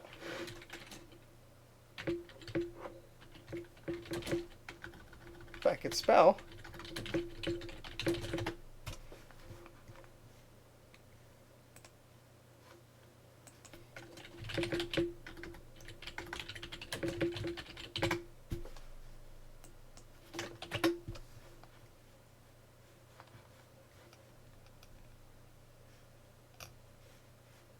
Yep, and here is Bruce's video.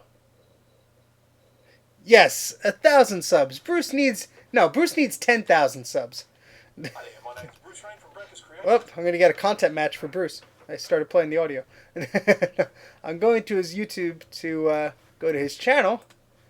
He has 317 subscribers. Let's bump that up a bit. I'm going to his About link and going to his website link, because I did not have it bookmarked on this machine. Okay, cool. Nice to see you're watching, Greg. Alright, let's open up the IIsi guide that Bruce has here. Let me move the camera up. You can see what I'm doing here. There we go. So this is Bruce's wonderful website. Okay.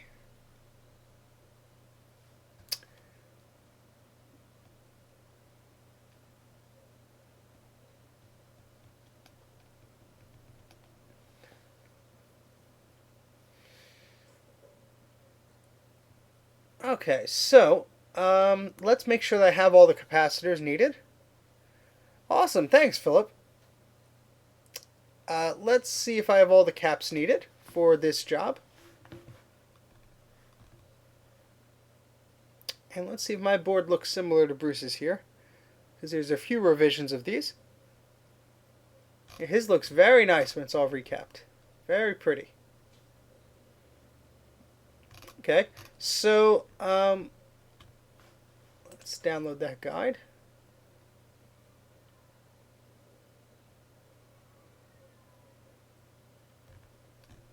Perfect. Okay, let me get out my little box of caps here. Make sure we have all the pieces we need to do before taking the caps off this board. So, we need 11 of our 47 16s.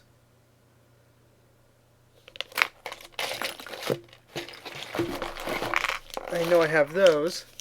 2 of the 220 16s. I think I have a few of those. E220 16. Oh, that's the barrel ones. Okay. I only have a few of those, but I'll use them. Might as well use them. That's what we bought them for. And the rest are just the 47. Really? Yeah. 1, 2, 3, 4, 5, 6, 7, 8, 9, 10. And there's 11. Where's the 11th one?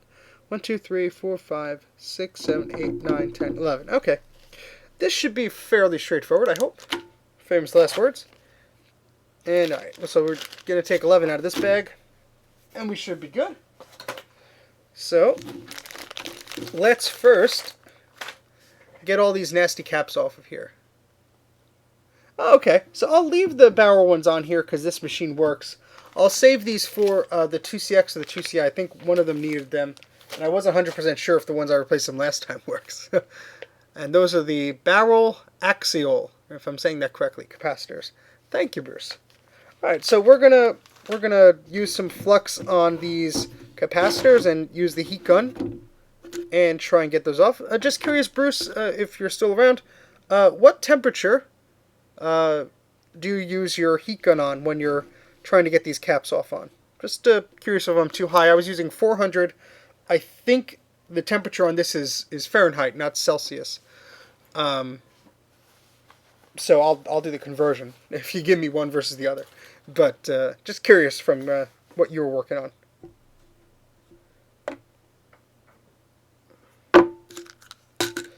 And my neck is still hurting, so maybe after I recap this, we'll call it a day. Because leaning over and hunching over these boards is not the best. I have it set on the highest fan intensity and 400 Celsius. Okay, thank you very much, Bruce. So,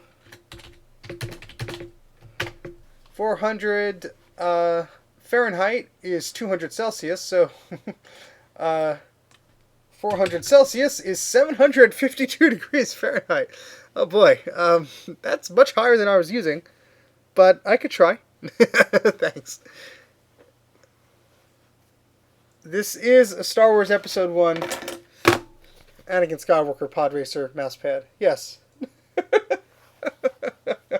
That's to fit the late 90s aesthetic of this show.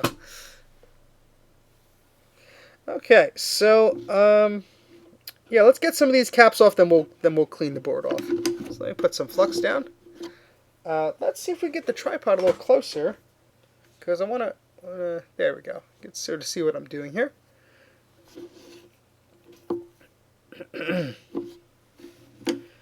Hope you guys are having a nice Saturday so far. Nice start to your weekend, or some people are already on Sunday, but that's okay. And be extra careful around these plastic bits. Maybe I'll use a lower temperature around then, just to make sure I don't hurt anything. Don't want to melt any of these DIMM or SIM holders. Ah, okay. Thank you, Bruce. Yeah, I think I'll sort of leave it similar to the temperature I have now and go up from there. Jay was suggesting 400 on his, so I think that's very similar to the one I have. But thank you, appreciate it. Like I say, it's always fun doing this with friends, because I'd be doing this alone and bored. I'd be talking to myself. Would you ever consider, so Dysfunctional Wombat has a question here. Would you ever consider networking a bunch of your Macs together, whether it be Apple Talk or Ethernet? Well, I already do that with my modern Macs, and yes, I actually love that feeling when you go into the chooser on a classic Mac, and you have a laundry list of computers there. I used to have a massive phone net network at my parents' house. I had probably 5 or 6 machines set up via phone net. I was having a blast with it. I thought it was the coolest thing. I could send files from a PowerBook to a Macintosh Classic. This is, of course, before all the machines need to be recapped. Problem is, right now, most of the machines I need to have recapped. So, I'm working on a video that's going to be all about PhoneNet and Apple Talk and Local Talk and all that fun stuff. And I'd love to feature some computers, but they have to be working first. So PhoneNet was Farallon's version of Local Talk. So the Local Talk connection is essentially an Apple serial cable with a box. Let's see if I have one here. Of course, I trip over them every day, and I don't know if I have one here. But if you check out the iMac video I just did, I show a PhoneNet connector in there. Basically, Apple's cabling system was proprietary, and Farallon figured out that instead of using these proprietary Local Talk ports, they could use RJ11 phone jacks. So it's the same protocol, but different cables. Yeah, it was really a cost-saving measure. And a thing I heard, I don't know if it's true, Apple actually used Farallon's PhoneNet systems internally at their offices because it was cheaper. And the other thing is that phone wires were rated for installing behind walls or inside walls of buildings, where Apple's Local Talk cables were not. Technically it was not supposed to do that. The building code did not allow it, at least in the United States. So, all right, so we got a bunch of flux on here, and we got our hot air station, and so I'm going to leave it at 400, just because I'm working around some plastic bits here. We'll go up from there, and make sure I have all my little tools ready before I start heating things up. Where'd there? Where'd my box go?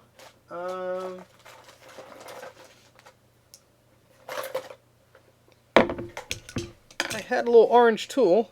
There, it fell on the ground. There it is. Gotcha. Yeah, I thought that was pretty cool. So this board is from a Macintosh IIsi. Actually, we have the power of typing on OBS. Yes, I will get some tinfoil. Excellent idea, Bruce. So, I'm going to add some text on here, then I'll run upstairs and get some tinfoil. That's an excellent tip, Bruce. Thank you. Because it would be a shame to ruin this.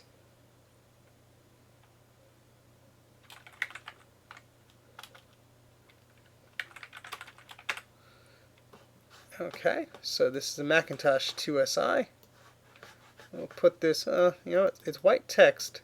Let's see if we could change that. Select font.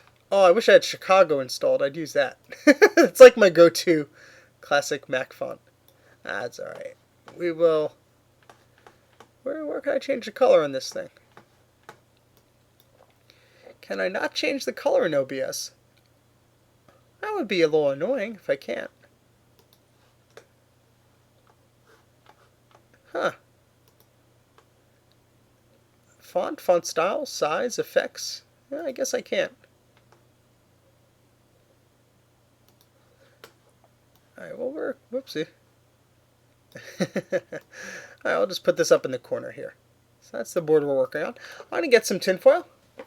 I will be right back. I'm going to get a glass of water too, because I've been talking too much.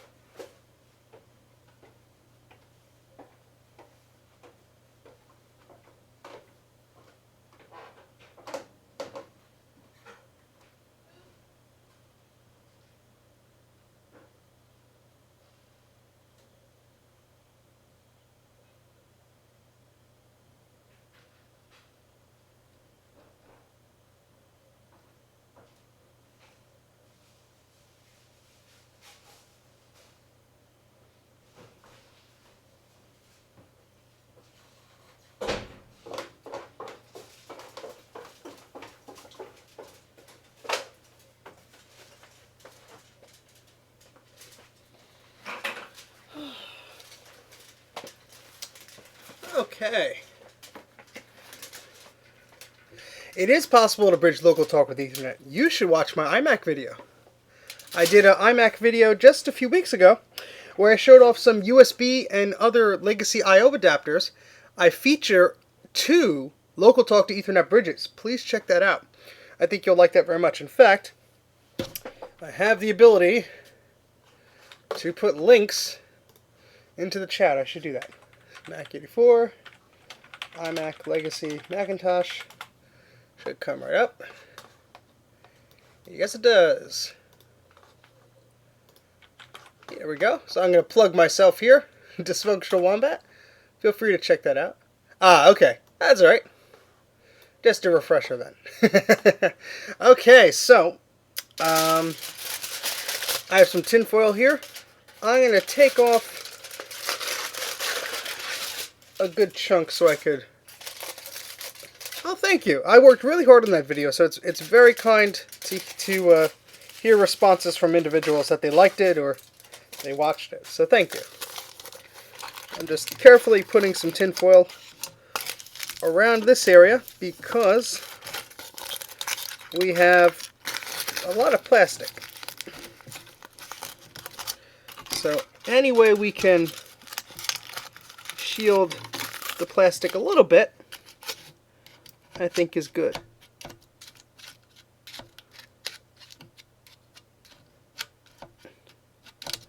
Okay, great. All right, let's get this started. Yeah, my memory ain't so great either.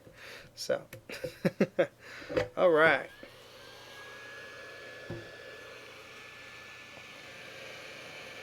Let this get warmed up. It warms up really fast. That's good.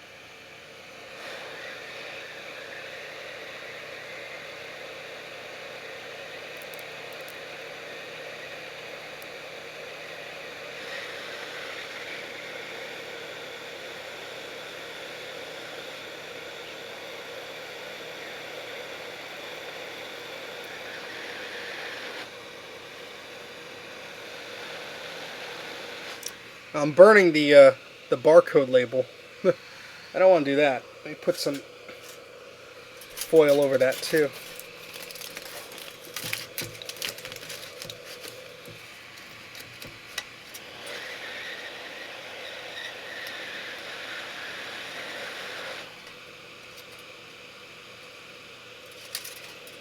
Hold on, let me put this down.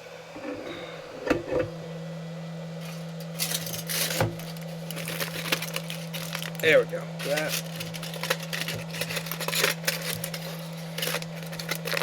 That will help me out here.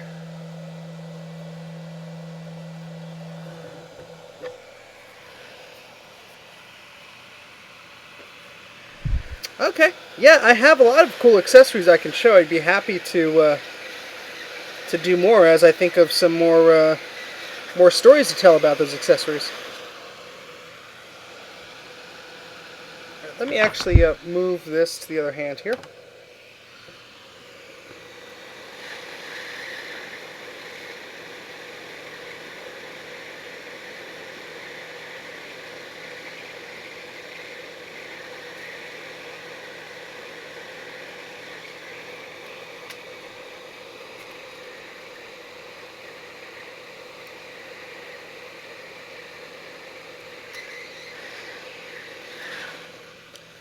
Alright, one capacitor has been successfully removed. Move on to the next one.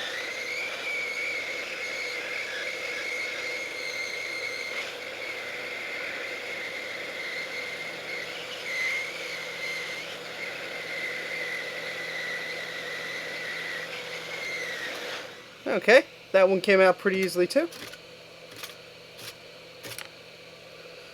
Alright, let's get these two out in the open here. That should be a little easier.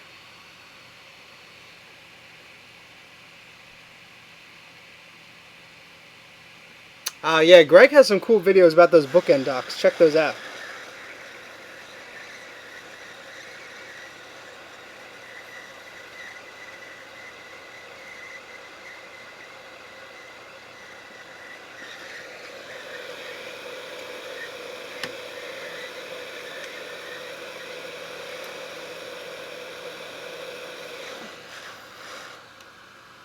Nope. I burnt the plastic on the bottom of that cap. Oops. Maybe I'm holding it too close.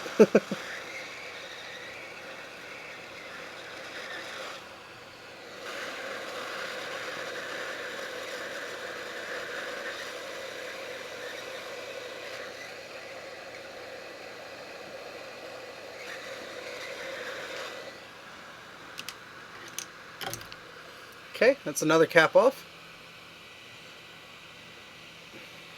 Yeah, the titanium docks are pretty cool. I like those.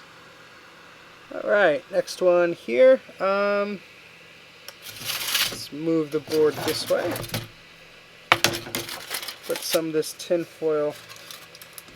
Oh, I think that'll be okay.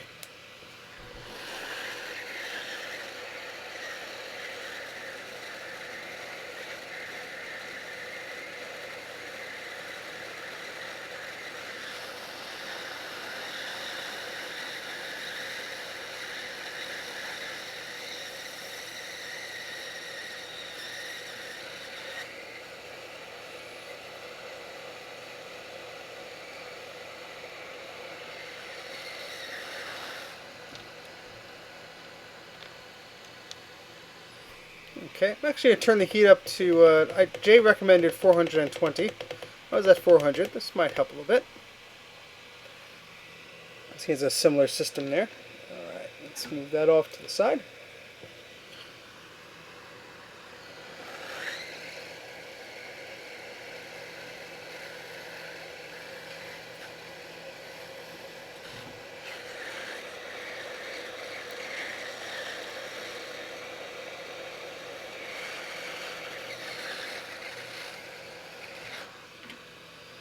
Okay, that capacitor has been removed. Where did I put my little pliers? Here we go. Get that out of the way.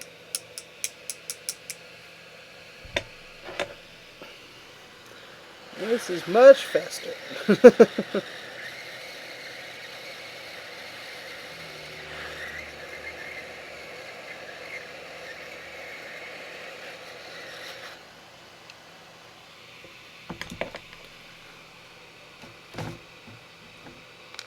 Okay. These ones are close to plastic, so I'm going to put this down for a second.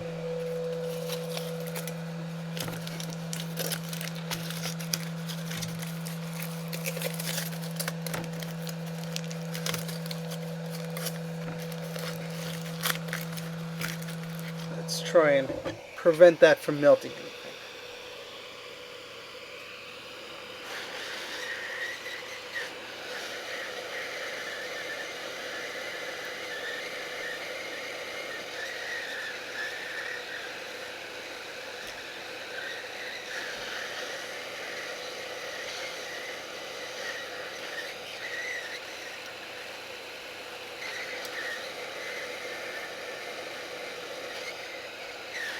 Okay, got that one off.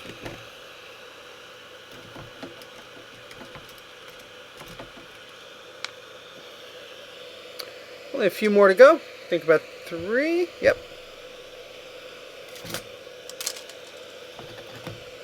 Let's this down again.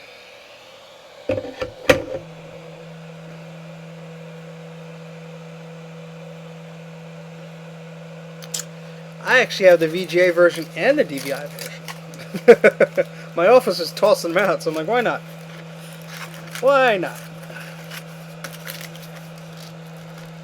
Well, I can think of plenty of reasons why not. Lack of space, but...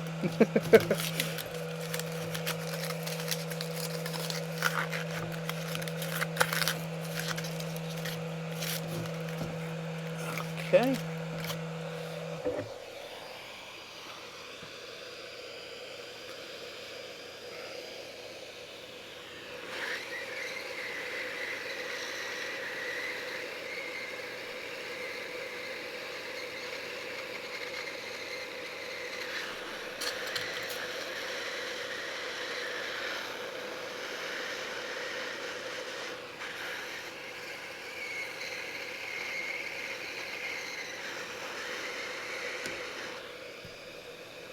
Okay, that one got off pretty easily.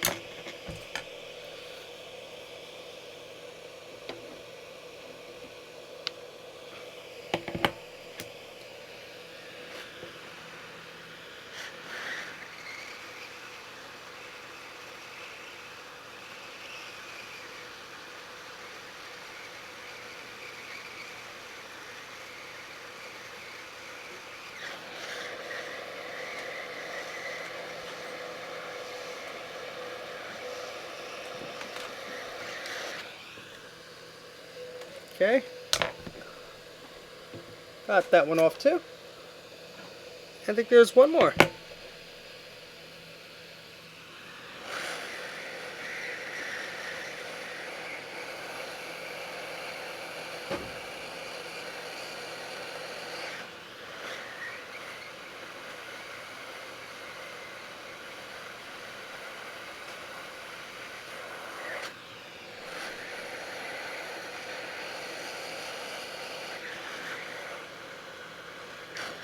Okay, I think that is all of them.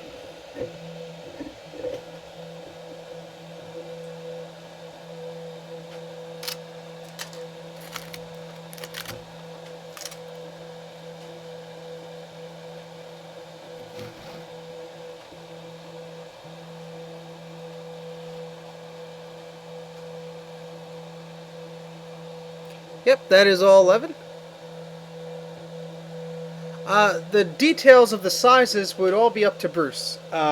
He suggested the parts that he used before. That was a little intimidating me.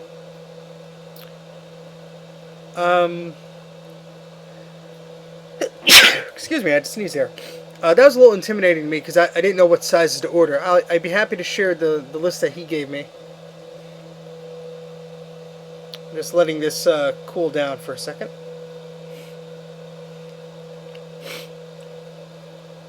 Yeah, so for example, the website I ordered them from was Mauser.com. And so for the 16 volt 47 UF tantalum capacitors, the part number was 581TA JD476K016. And that's just the Mauser part number, but I'm sure if you go there you could find the details for that. But Bruce's website, which I will link, or if Bruce is still here, he can link it. But let me, while this cools down, I can do that. Let's go here. I don't think he has the values there, but at least he has some of the details.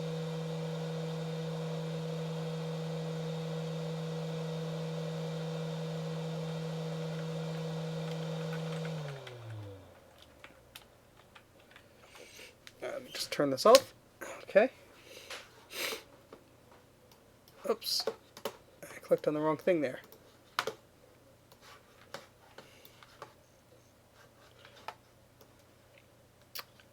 There we go. I don't see his website. Oh, here. There we go.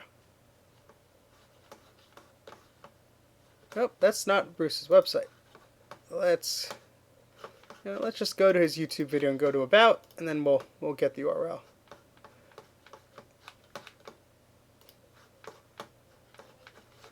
So click on Bruce's channel, click on About, and click on Website. That's what I want to copy and paste in.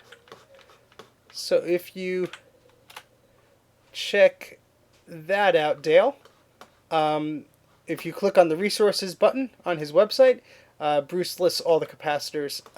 As far as getting the specific model, I guess it depends on exactly what you're looking for, but that might help you out. It's going good, Jay. So we have a Macintosh IIsi here. We've removed all the caps. It is a dirty little board here. Let's turn that microscope on again, and just show you how disgusting this board is. Hope nobody's eating anything, because yeah, it's pretty nasty. Pretty nasty. Here's where some of the caps were.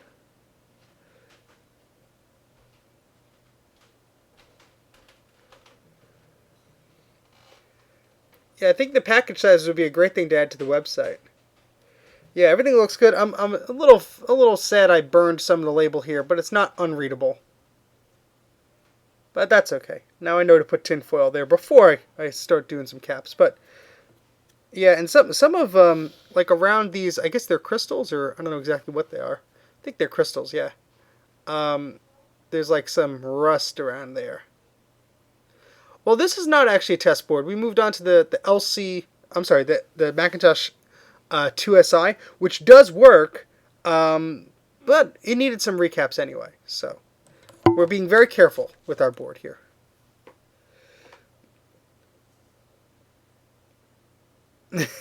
I'm impressed it didn't catch fire too. All right, so I'm gonna clean up this board because it's dirty. And where did that little cup go for the alcohol? This is water. I had a little cup, another one here. I guess I was using that for the dirty components, but I don't need that. I could actually probably just toss most of these, but let's keep that organized for now. And yeah, I have a little box I could use over here.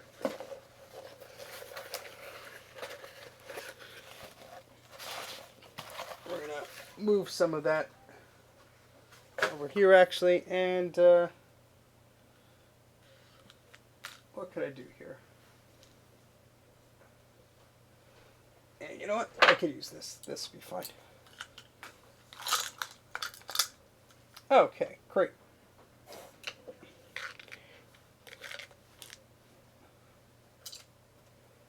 Alright, so let's get our alcohol here and a toothbrush, and let's do some cleaning.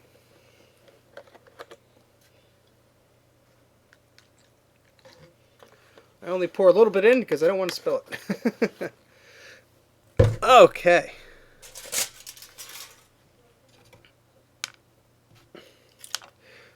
Broken capacitors as seen on Mac84. Only $2 a capacitor. What a bargain.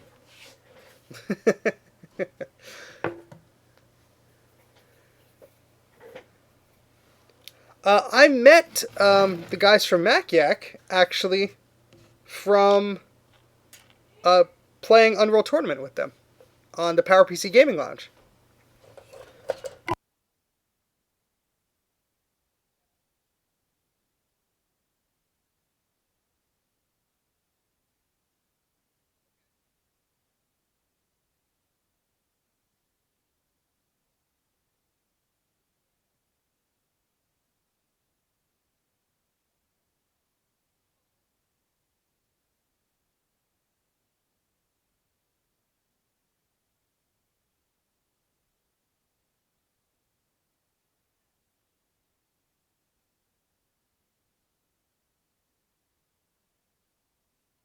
And I had one before, yeah. We're talking about Oreos. That's what we're talking about. It's very important. I'm sorry to interrupt you. That's okay. Oreos are important too. Alright, so we have some alcohol here. Let's clean away at some of this stuff here. Yes, thank you, Greg, for putting that link in. Join the group. It's fun. We have a lot of fun. Yeah, sorry, I muted there for a second. And then I unmuted and you heard us talking about Oreos.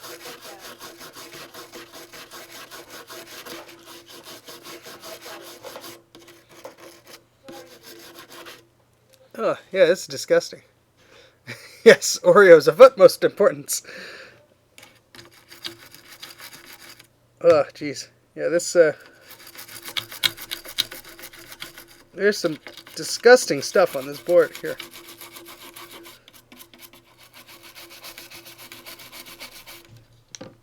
Ugh.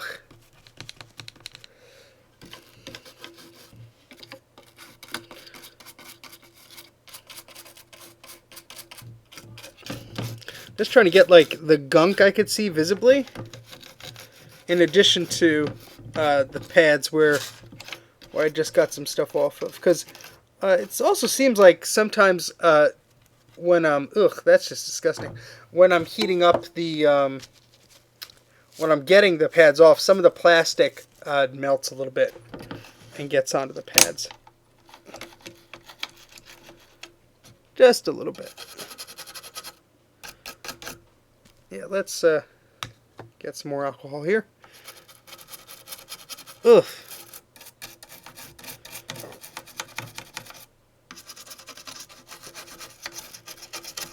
There's a lot of dust and grime and who knows what else. Yeah, what I'm concerned about the most probably is on these crystals there's a little bit of rust around them. Hopefully that goes away. Or that's nothing to be too much concerned about.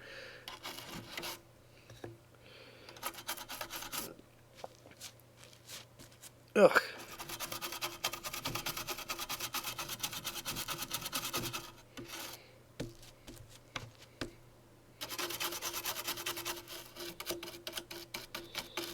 Ugh, yeah, it's just like all this gunk is coming up. Yeah, my birthday present of an ultrasonic cleaner would be very much nicely appreciated. I can't speak today, or any other day for that matter. That's something I do have to invest in, and I was using the wrong paper towel. There we go. That would save me a lot, especially seeing some of the night and day differences that Jay and Bruce have showed me from the use of their ultrasonic cleaner. Thankfully, this board is only bad in a few areas, so this should be, and it worked. So we're just trying to clean it up here. Some preventative maintenance. Get some visible gunk off of this thing.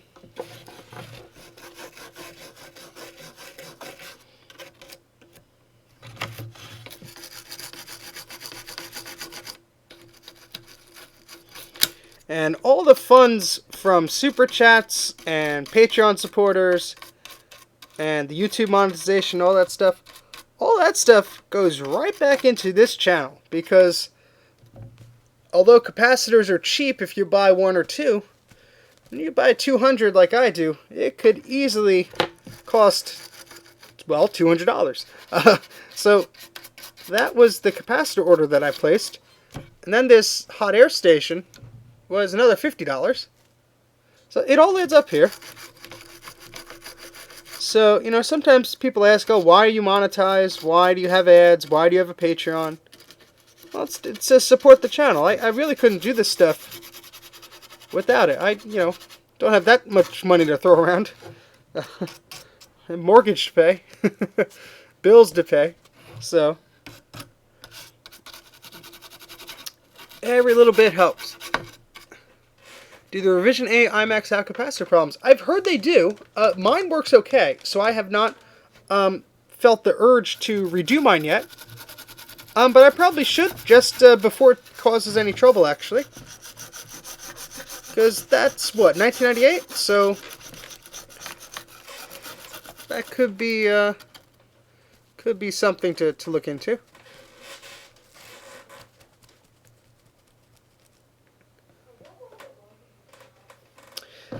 Yeah, there's one of them that I have.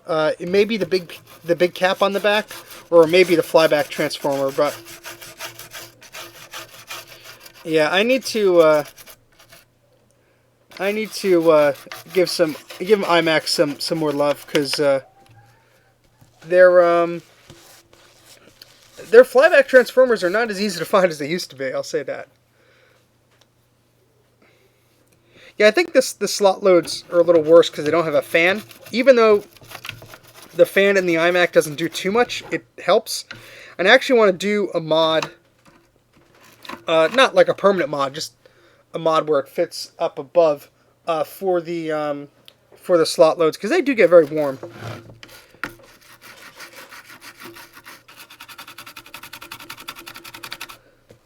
Oh boy, look at this all that dirt. Ugh.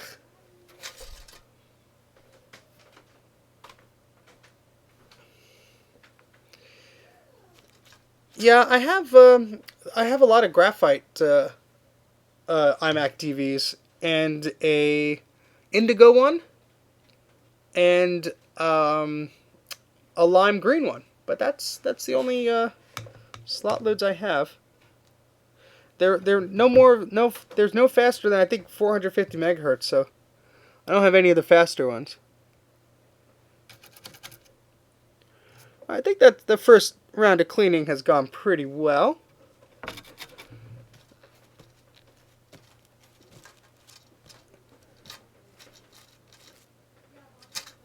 Yeah, it's a lot of the time it has to do with, I mean, there's multiple reasons, but sometimes it's also the dust that's in there.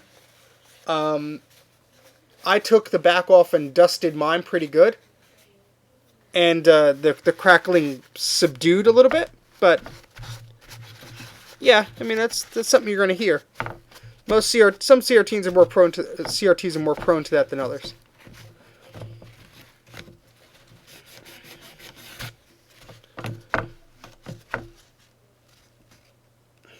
Oh, nice.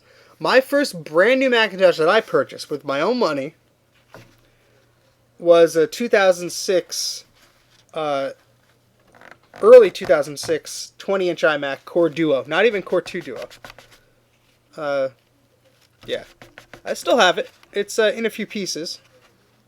But I still have it. It's a decent machine. I wish it was a Core 2 Duo. I know you could sort of swap the CPUs on that one, kind of.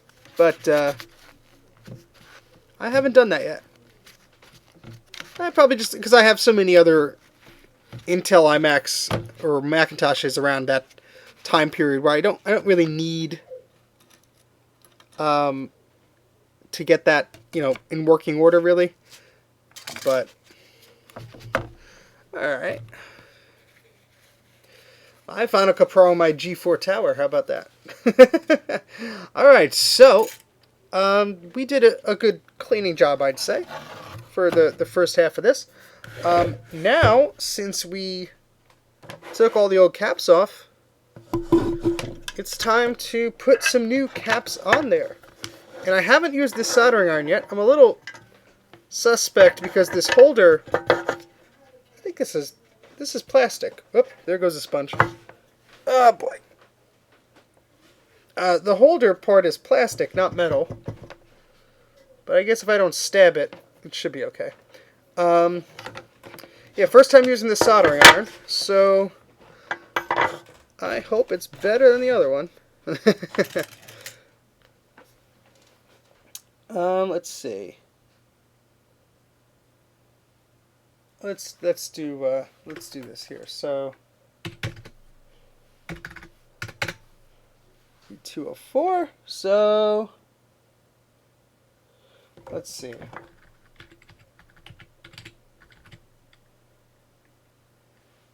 100. All right, so I'm gonna set this at about 400 degrees for the soldering iron. Let that warm up. Oh boy. Now I'm too close to the camera, but how are you guys doing? I have to probably print out another banner. I think I'm at 1,100 something. Something or other. But I still like that one. That's quite a milestone, so I'm gonna leave that up for a while. But yeah, that's what we're working on now. For those of you just joining, work on a Macintosh IIsi. So the little text up in the corner says.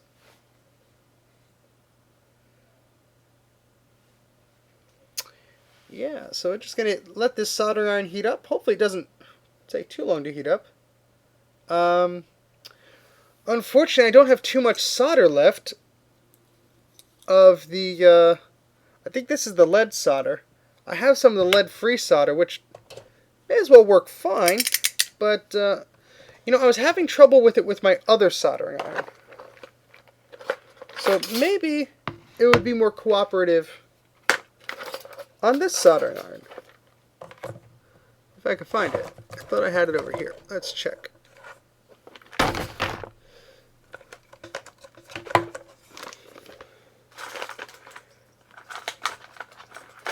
My little parts thing here, including a third-party Japanese airport card.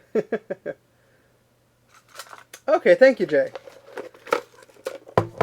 Yeah, so let me find that other solder. I had little. Oh, here it is. I put it in the little bin here. Cool. All right, so I have plenty of that to use. Okay.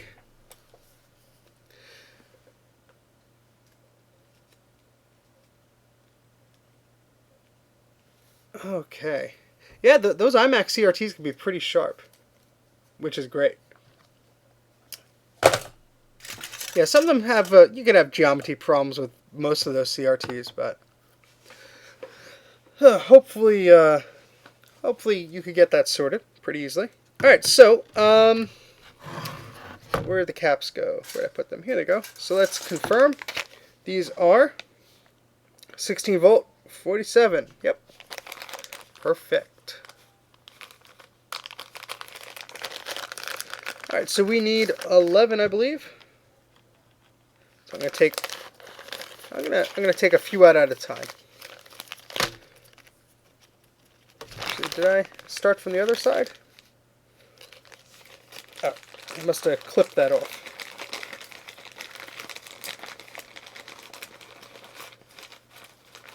Alright, so let's count. 1, 2, 3, 4, 5, 6, 7, 8, 9, 10, 11. Hope you guys are having a good day today. I am having a fun time here. My neck is a little stiff, but still sore from hacking up a lung. I was sick a few days ago. Still a little congested, but okay. Alright, so here are the new caps we're going to put on. These are tantalum capacitors compared to the old silver dome, electrolytic ones? What are they called? Yeah, so these will be replacing these. Hopefully this should be fairly easy. I do see one or two little areas where we have to, of course, put some flux and remove some solder from the pads before we do that. But hopefully this will be pretty straightforward. I'm going to take this out first and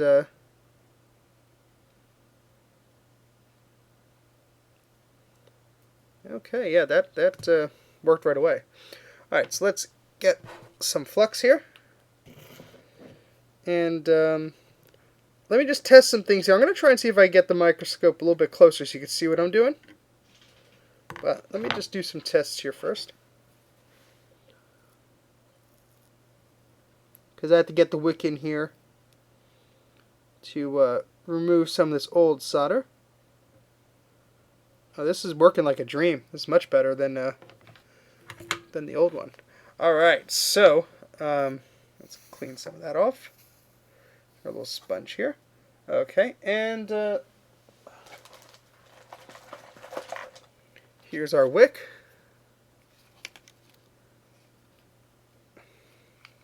Did your dogs chew the case of that? That sounds pretty bad. No, I'm just kidding with you, GT. Alright, so let's cut off the used part of that here.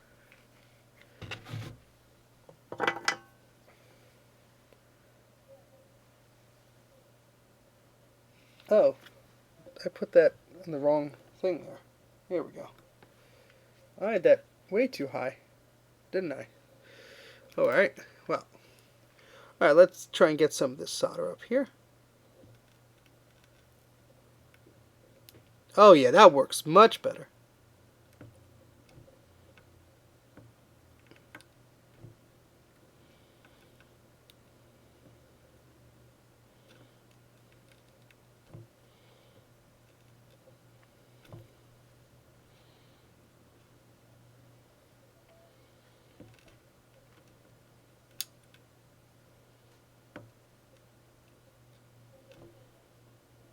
Could use a little more flux in that area. Did I say GT? I didn't mean that. I didn't mean it if I said GT. I don't even know if I even talked to you in the past 2 seconds. Because my mind is crazy today. Groody. That's what I meant. Groody. Rucka rucka. How about that?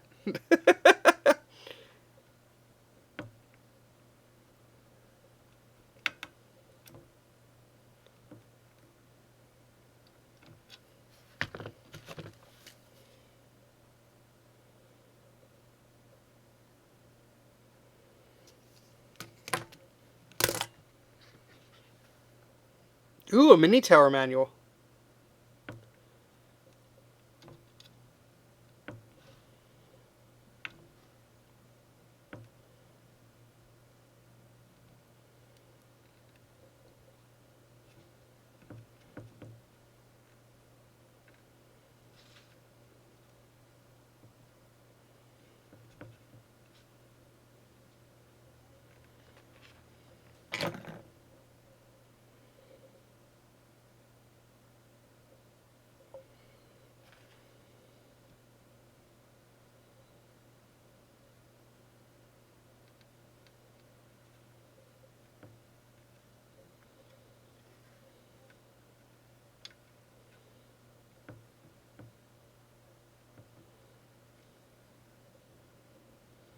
Sorry, just very intricate here. Being careful not to poke the wrong things.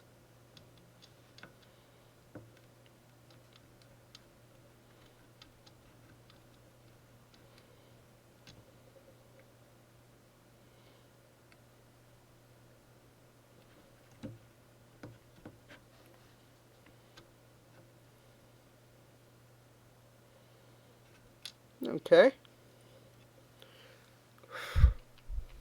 Hey guys, so we are recapping a Macintosh IIsi. It does work, but we could use some recapping. And the board was generally in a yucky sort of state. So, we want to make sure we can make it look as nice as possible. And we didn't want to risk this poor little guy dying on us in the future.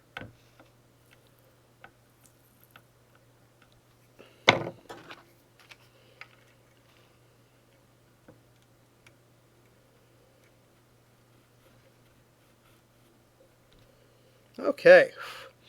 Alright, so we did 2 caps in that area. Oh yes, a little service card. I have one of those Apple support cards. Those are pretty cool. Yeah, I have one of those that came with my, what was it? The PC compatibility card. Okay, so let me put this in here for a second. Let's get out 2 of these caps. I should have some music playing right now, but YouTube would put a copyright strike against me, so we're not going to do that. I guess I could play some of the YouTube audio library music, but for now we'll be silent. Okay, so the positive of the cap goes towards the little stripe there, the plus. So let me see if, let's see if we can do this here. Let's see if we get the little microscope up here. And see if we could get you guys to just see some of what I'm doing here. Because it's a little boring if maybe you can't see exactly what I'm doing. But I don't know. Let's see. We'll try. We will try. It's pretty cool getting a close-up here. Alright, so look at that. It looks pretty good. There's a little black or brown there. Let's try and clean that a little bit.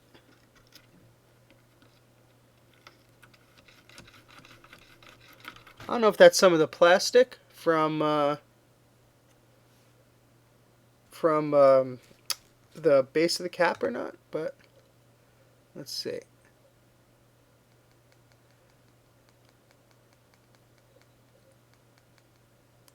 Oh, you'll have to link me to that, Jay. I'm not familiar with that monster cat. I'm not familiar with that. I'm guessing it's like an audio stream thing? That sounds pretty cool. Learn something new every day, folks. Yeah, I don't know what that is.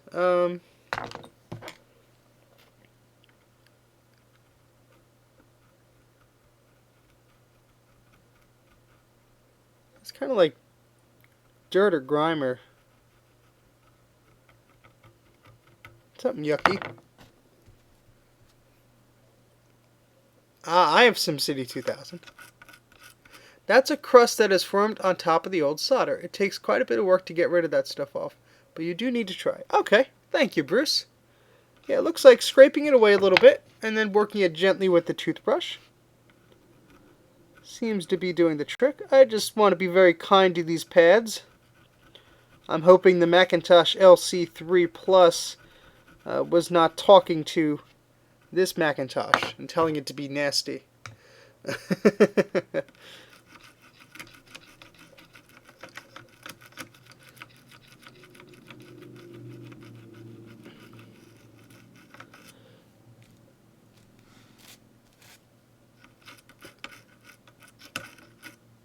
Well, it looks like I got some of it, but let me try using a Q-tip here.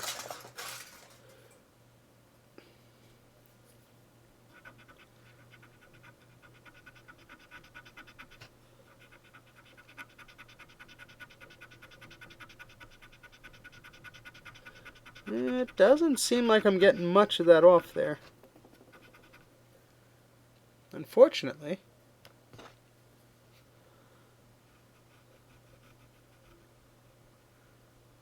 I don't know if that's helping, guys. Now that you scraped a bit more new solder onto there, and then we'll wick it off again. Okay, I will try that.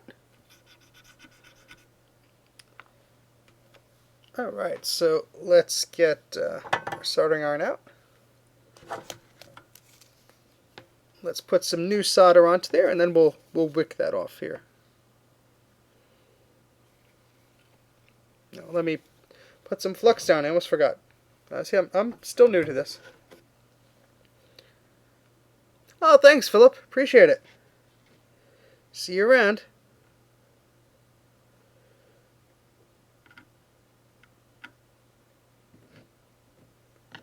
That's right. There's some flux in the wick already, but I guess it doesn't hurt.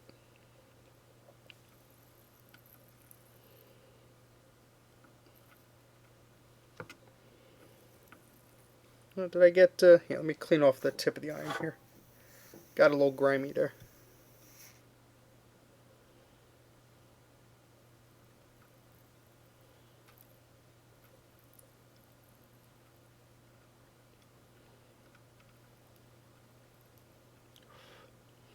Now it seems to be pooling on the tip.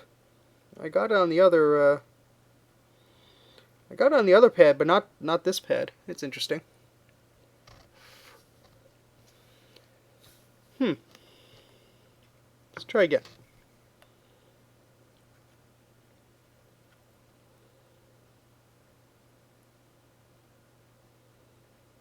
I don't want to heat it up too bad and ruin it. One temperature on looks the tip. Okay, it is at 350, 700. Maybe that's too low. Should I turn that higher? What do you guys think? I think it's I think that's 700 Fahrenheit, 350 Celsius.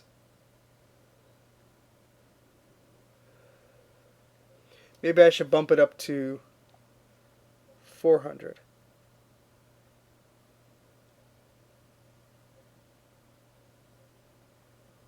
Okay, I'm going to put mine up to 400. Let's see if, let's give it a second to get up to that temperature.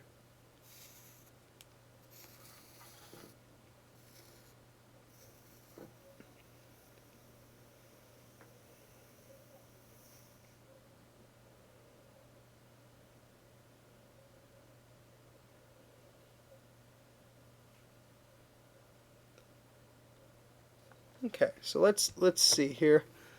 Bruce is saying, try and hold the iron on the pad to get it hot, but be super gentle. Okay. Well, let's just try this one again. Okay. And let's try this one again here. All right, we got a little solder on there already. I can see. Let's see. Yep, there we go. Okay. I need a little fan here. Oh, okay, that's a great tip. Thank you, Bruce. See, this is why I have you guys around. Oh, gosh, that works great. I gotta be paying you guys or something. You guys are smarter than I am.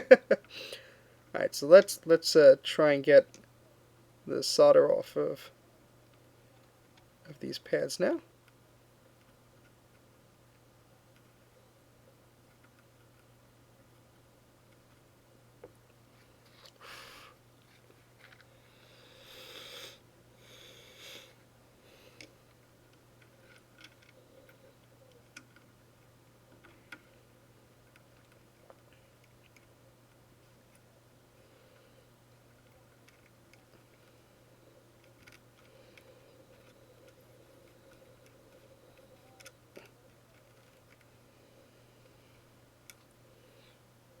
Yeah, there's still a little bit of it there,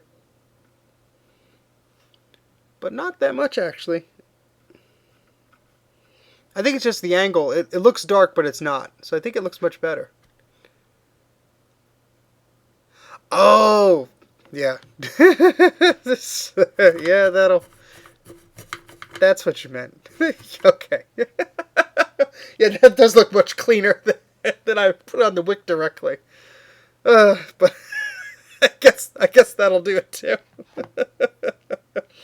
Okay, well, I mean, to me, those pads look okay. Um, there's some flux here, so it looks a little orangey, but all right. So I have one of our new little capacitors here. I'm gonna put the soldering iron down for a second and try and find the tweezers that seem to have gotten up and walked off my desk. Here they are. Okay. Awesome. It's much more fun than doing this alone. I keep saying that, but I keep running over wires, though. I think I'm the only one who has some ADB wires wrapped around my right ankle. But okay, so I'm going to add some flux.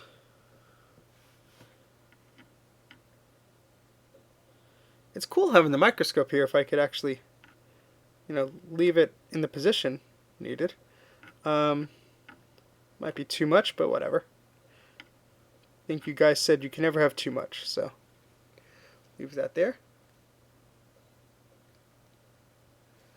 Good luck, dysfunctional wombat. That's quite dysfunctional, so I guess it fits your name. Alright, so I'm going to put this capacitor here.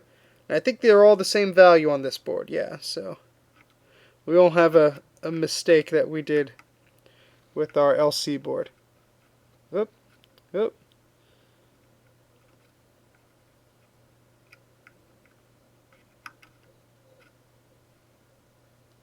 Try and get that as straight as possible. Okay. And get our iron out. And let's try and do this. Oop.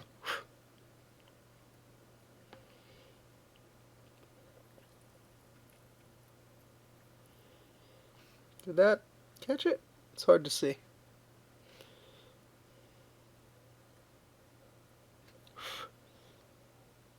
Oh, I think I'm a little too off the pad there.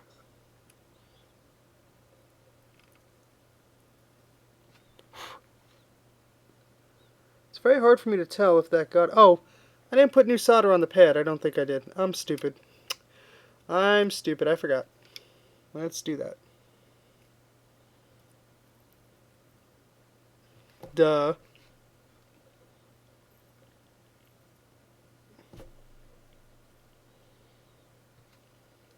clean this tip a little bit.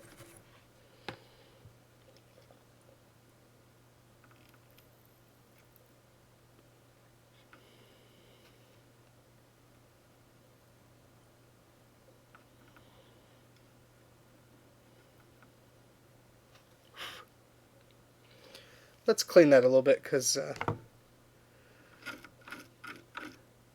got some gunk on there. Alright, let's put this capacitor back in the right orientation. Let's not flip it around.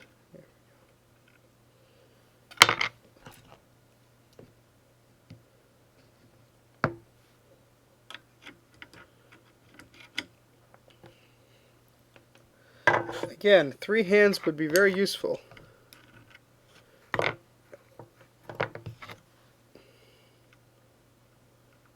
That's probably not, well, whatever. I probably sandwiched too much of the flux on it.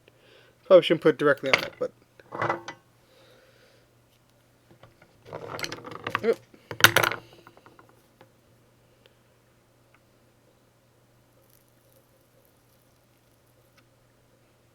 Oop, I moved it. I'm an idiot. Let's try this a little better.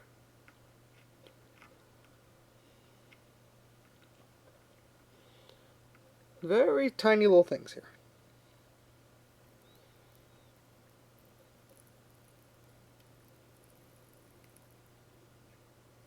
I think that got it. Okay. Let's try this side over here.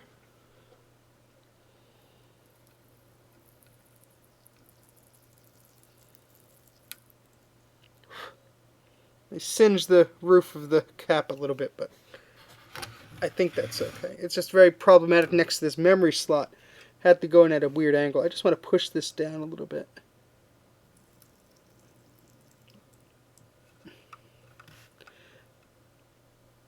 Actually, this cap looks like it's almost a little too... Yeah, I think it's a little too big. I think I put it...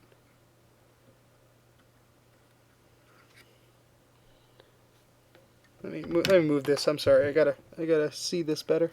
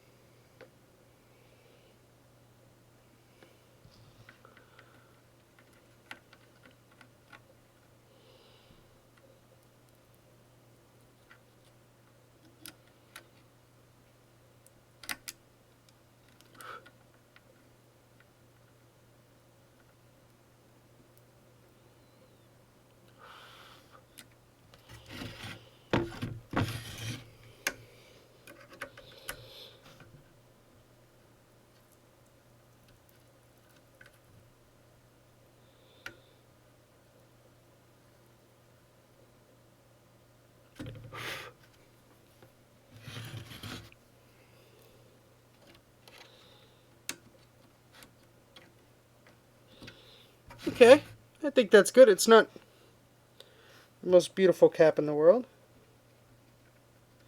I think we could add a little bit of solder on that, but...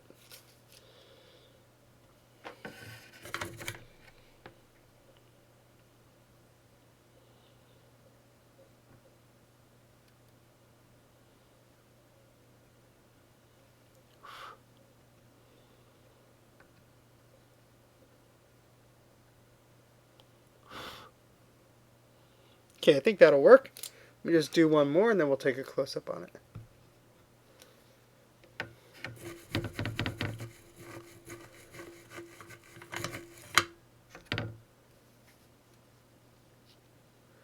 Oh, that's good to know, Bruce.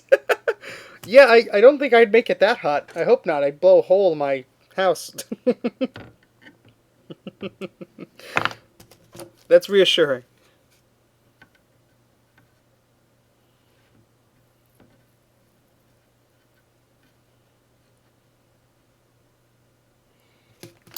All right, let's get some of this gunk off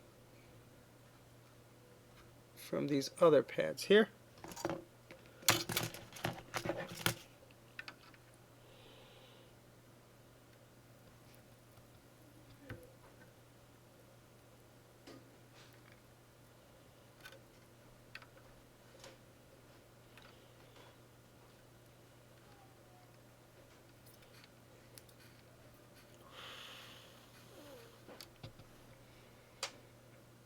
I think that looks alright.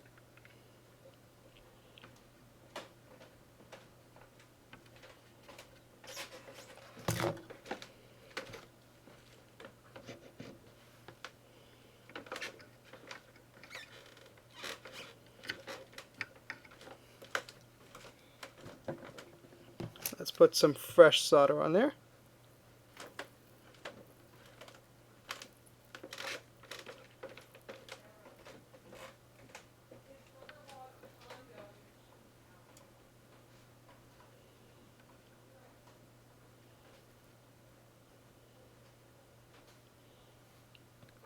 That's still a little yucky looking. Let's see if we can clean that up.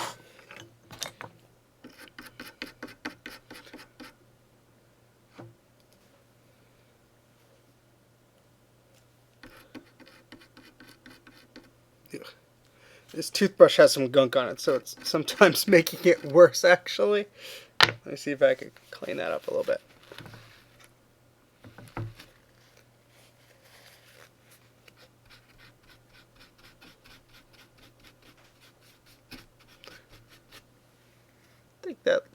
That doesn't look too bad, I don't think. But thank you, Greg.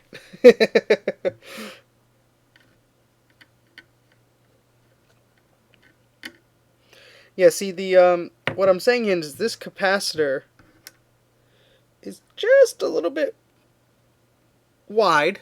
So I mean it will fit, but you gotta have to have careful placement here. So let's try this. Let's clean the tip first. You don't have to deal with that there.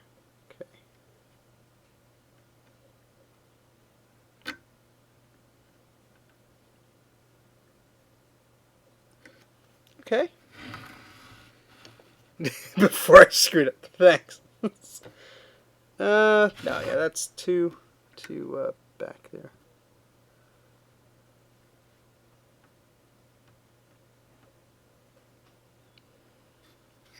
A little solder to that, actually.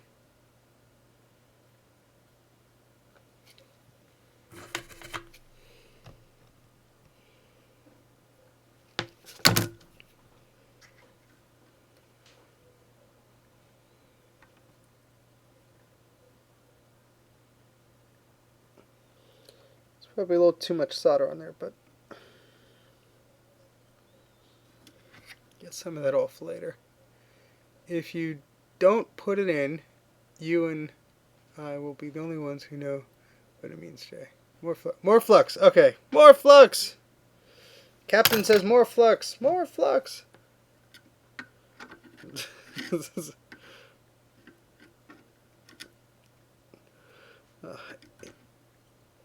Yeah.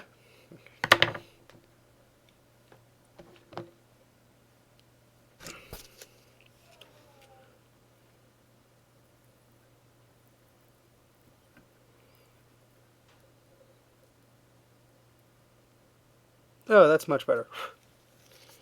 Alright, this is tricky because it's right behind here. And I shouldn't have to add any solder, actually.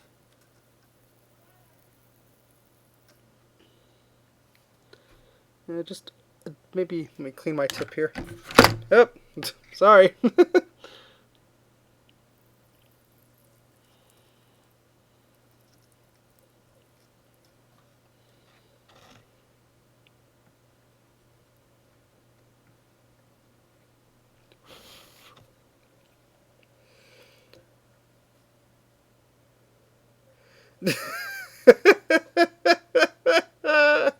We're just calling everybody by everybody else's name during this stream.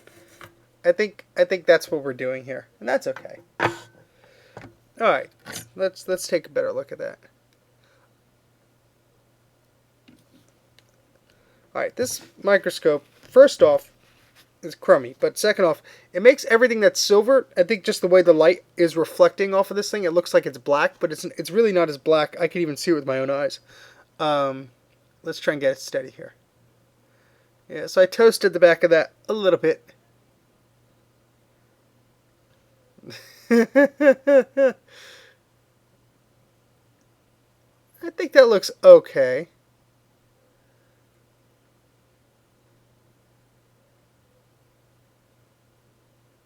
I don't like this manual focus thing. It's really annoying. I think that looks okay. This is still not my best work by far, but I think that'll hold for a few years. Actually, the one I put in previously. Yes, you have. If that's the bar we set, that bar is pretty low. Let me just touch up this one here, because it looks like it could use some flux on there.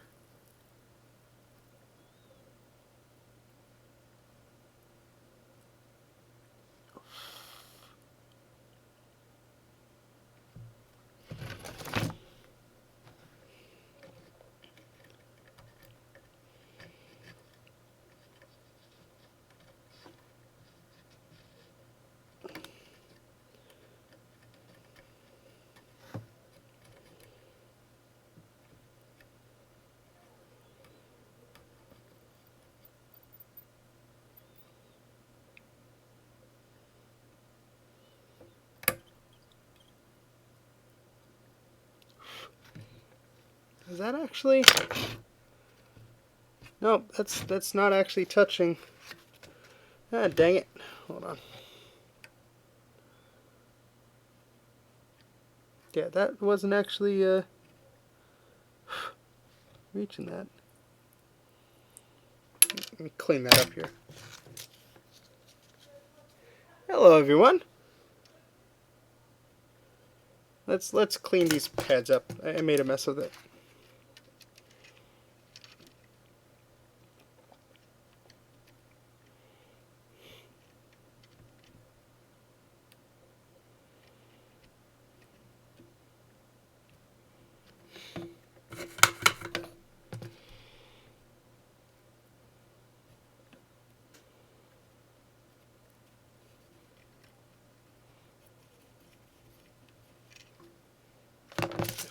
All right.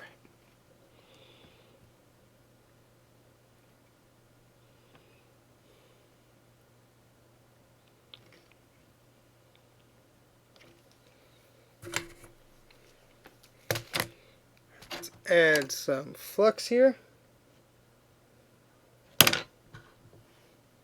Oh, sorry, I'm hitting everything here.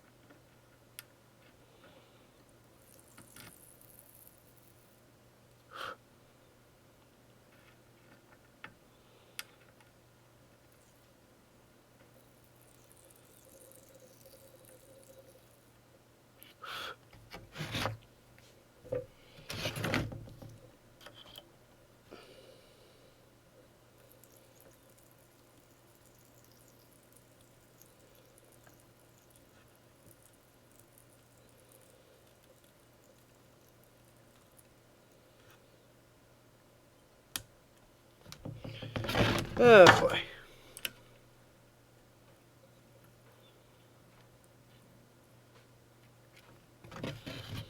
This should have been simple, but Steve, yeah. I All right, could you give me a minute?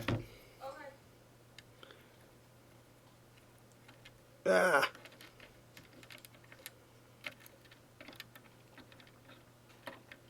having the worst time with this one here.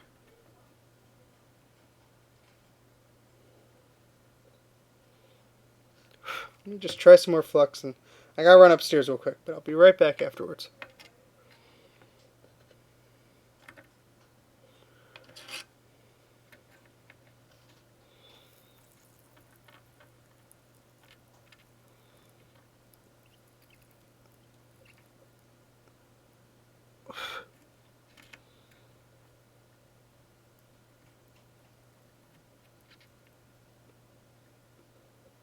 Yeah, the trick I have is the caps are like, they're probably the right size, but in my opinion, they're just maybe a little too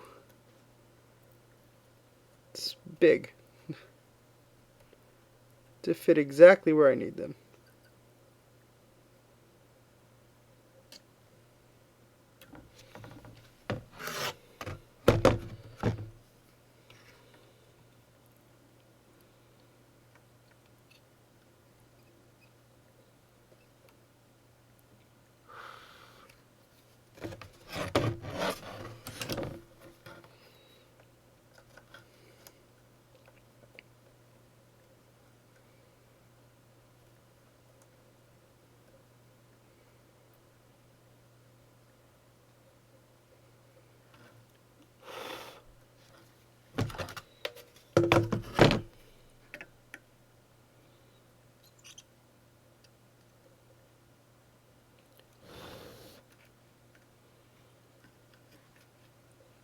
Alright, that's much more solid.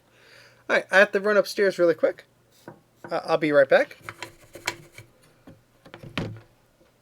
And then we have, I think, 9 caps more to go, which are in less compromising areas. Let me turn the microscope up. Sorry about that.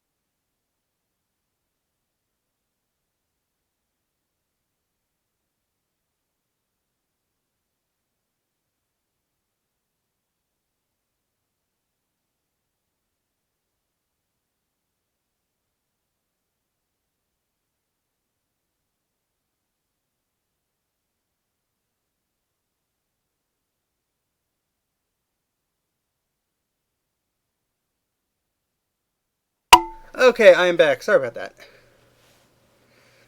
Oh, yeah, I got a mod Bruce. Hold on. Bruce. You are now a moderator, sir. Use your powers well.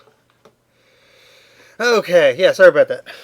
Alright, so there's a lot of extra flux on the board. Let's try and wipe most of that off.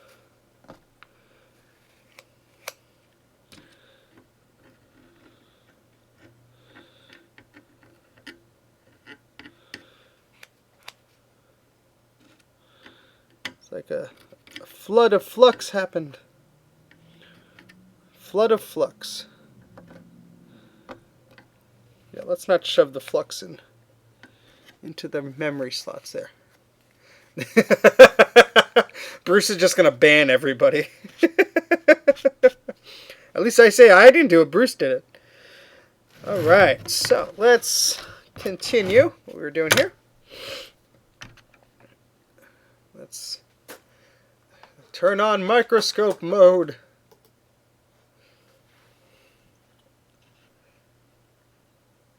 Where are we going? Maybe, yeah, there we go. Yeah. I'm right on top of the battery connector here. So let me move it elsewhere. Whoop, nope.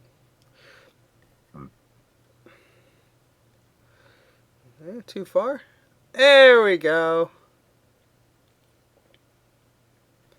I tell you, for a little $2 camera here, this thing ain't bad. Alright, let's clean this up. So if I recall correctly, we're going to add some flux, and then we're going to introduce some new solder to encourage the old solder to take a hike. And then we're going to wick it up. Alright, so let's get all of our things together here. Hope this isn't too boring. I'm not doing it as fast or as well as Bruce does. Let's clean this guy. Nice and shiny. Okay.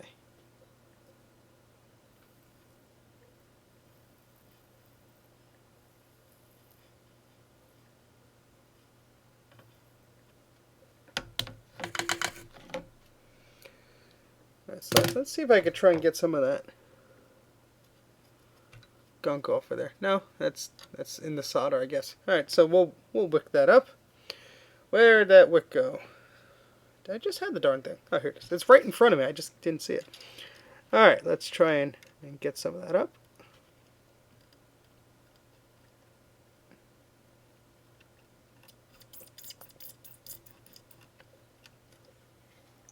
Well, that looks much cleaner.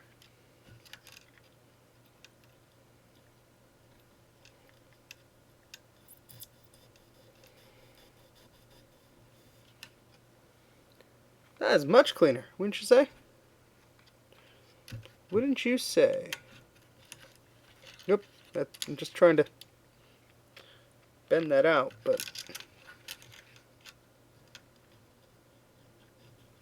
making sure I get everything.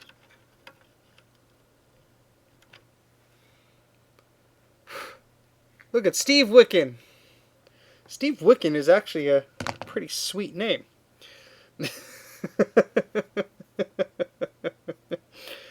And then you're going to see me screwing up other things. Look at Steve screwing up.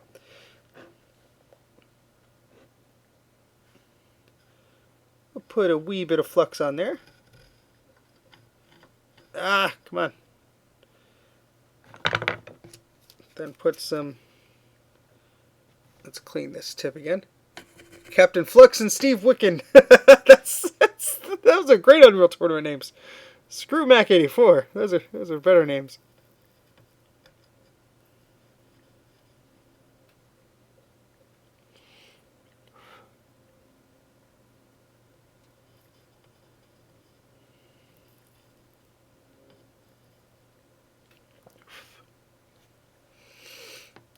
Yeah, I mean, there's still some, like, residual yuck there. Like, I don't know.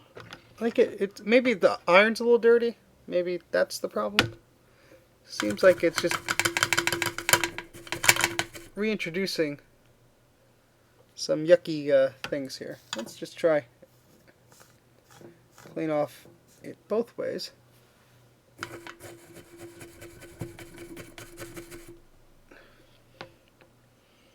Okay, so the positive goes the other way. Where'd my caps go? Here they are.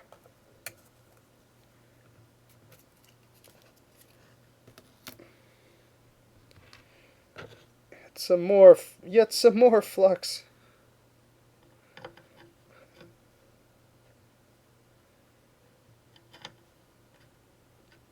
Jeez, man.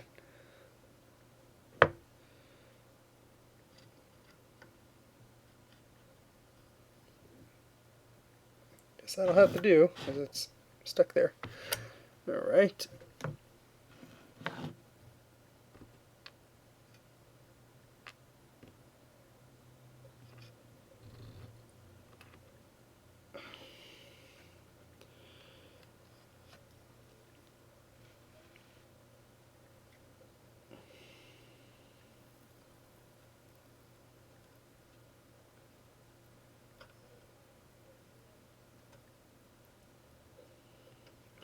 Alright, that's too far.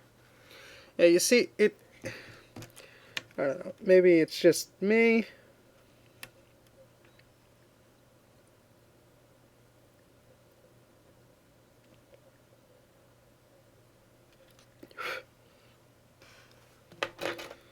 It's a little bit better. Those tweezers aren't the best. Let me use these. I get a better grip on things. Because I want to push it down.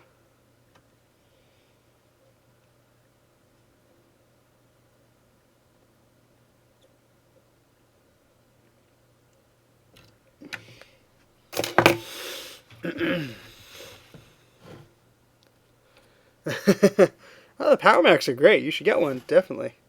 If you could find one, you should totally get one.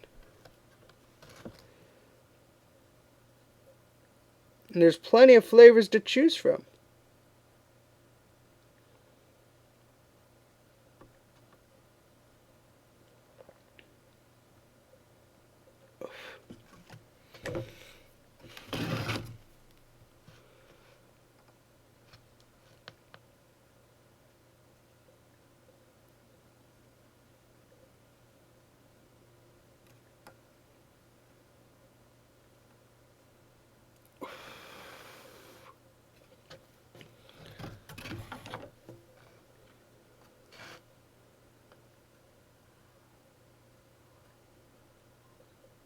Okay, I don't think that looks too bad.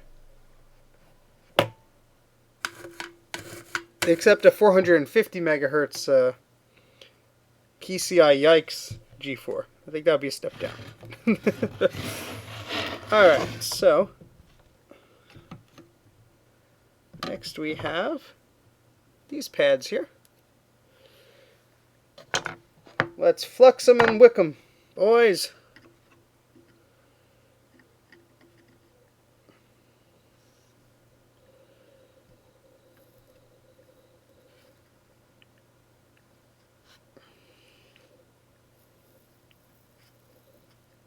That's going to need some solder to convince it to separate from itself, from the pad there.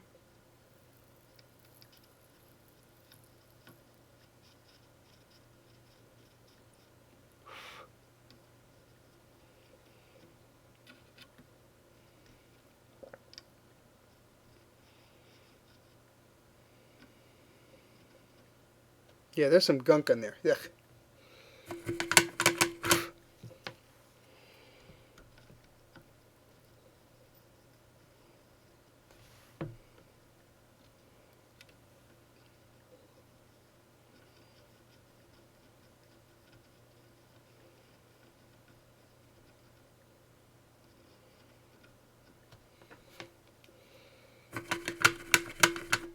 Now let's wick that up and try and get all that gunk away.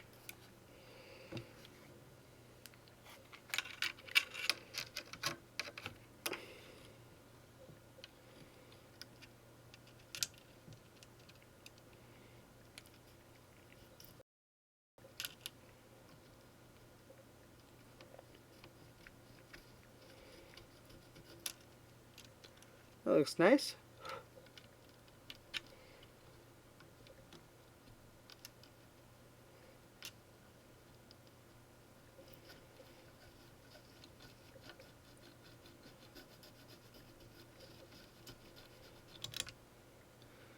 Now, is that gunk under the trace there?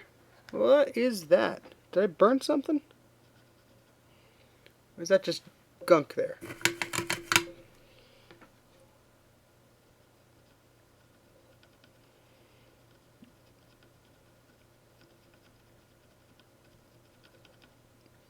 It almost looks like some of the paint is coming away, I guess.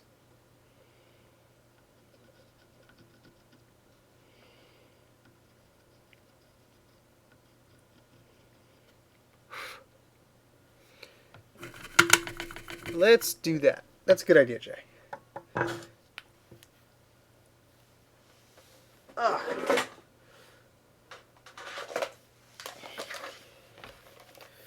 We got our beep tester. Beep, beep.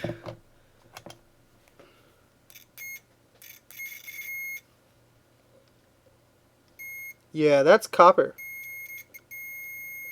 At least it's not dirt. But, yeah, I guess I burned away or scraped away some of the covering. I don't have any of that fancy UV paint, so unfortunately, that's not going to help me out there. But I think it'll be okay. Once we put a happy new capacitor there with some brand new fresh solder. Okay, let's do that.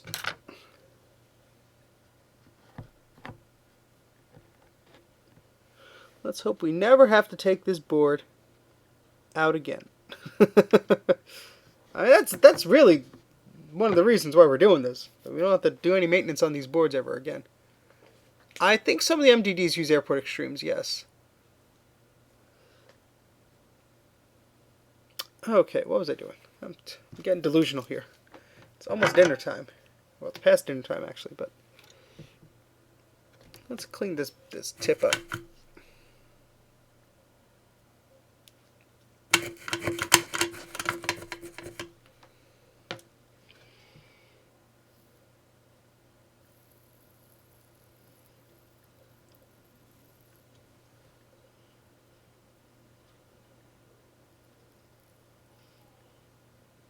Huh. We got some garbage on there.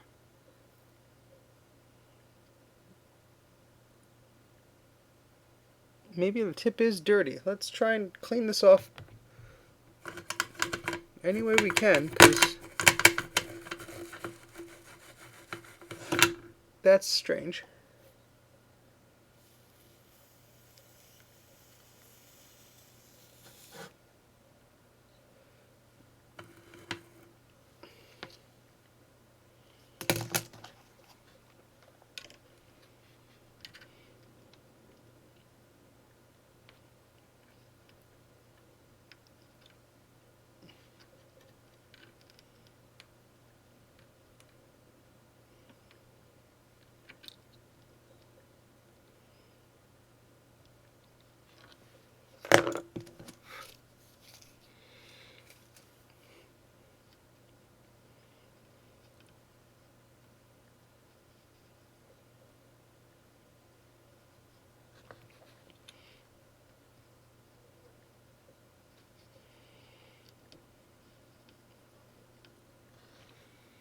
Okay, that looks happy.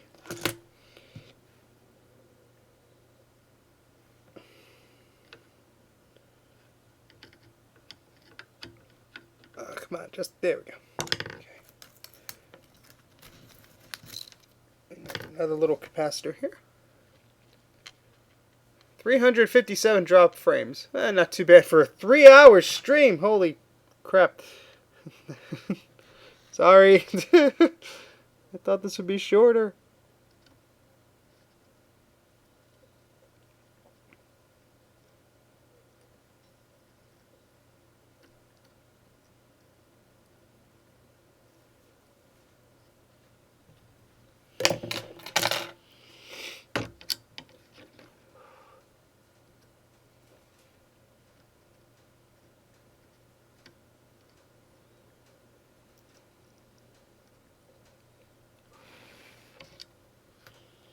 think I'm getting the hang of this, slowly but surely.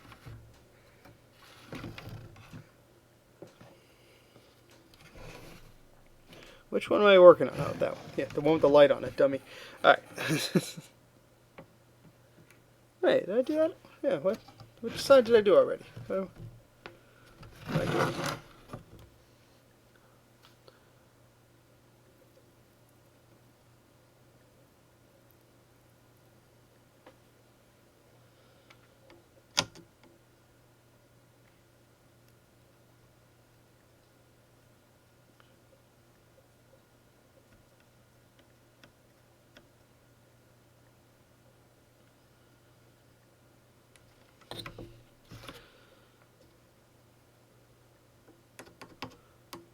I don't think that cap is going anywhere anytime soon. Sweet. Okay. Hey, Mike. I wouldn't say a pro. I would say slightly better than a novice. Slightly better.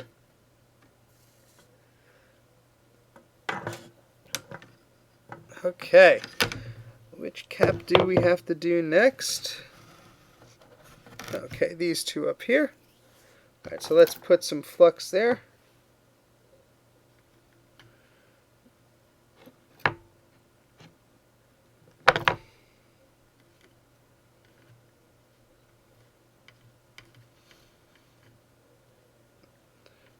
Get some of that cleaned.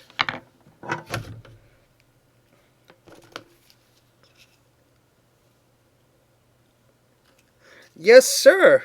Finally fixing up the 2CI. It does work, actually. We did boot it up, but it was very dirty, and so I cleaned up the board, and I was like, you know what? While we have it here, let's get it working, because I'd love to use this in some videos. I would love to show it off. Especially with the Macintosh portrait display.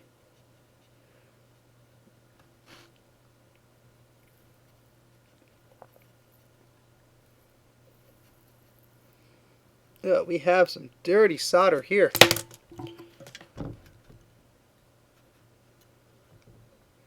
Yuck, yuck, yuck.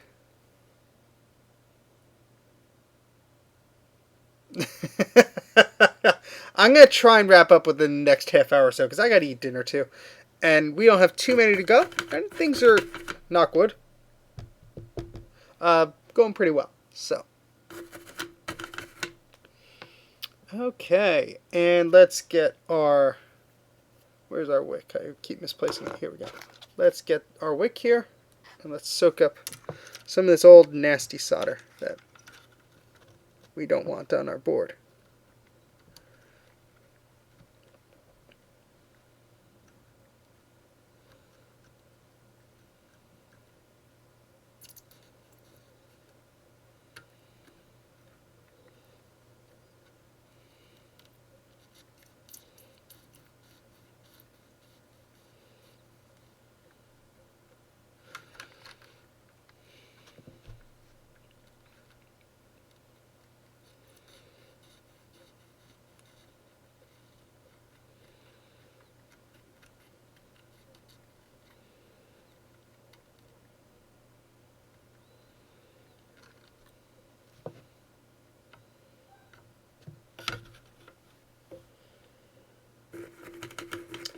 Yes, I will not be recapping all night, Mike.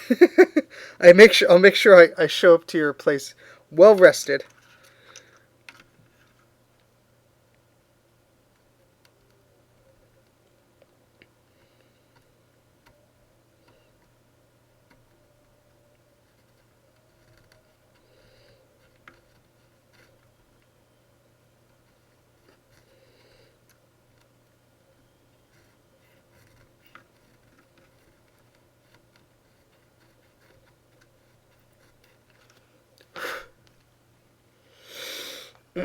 Hey, that looks much better.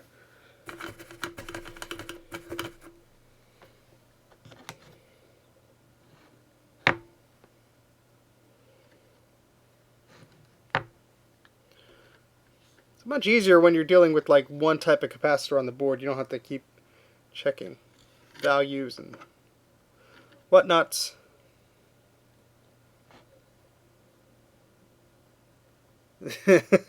I'll be okay. I will not stay up late. I appreciate your concern.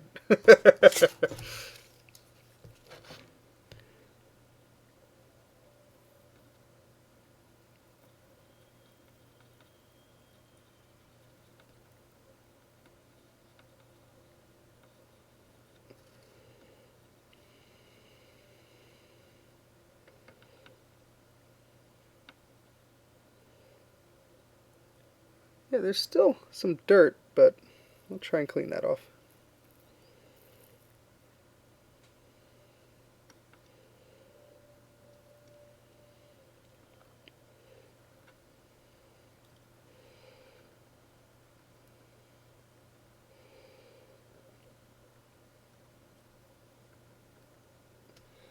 Ugh. Yeah, that is some nasty stuff. Oh, there's still time.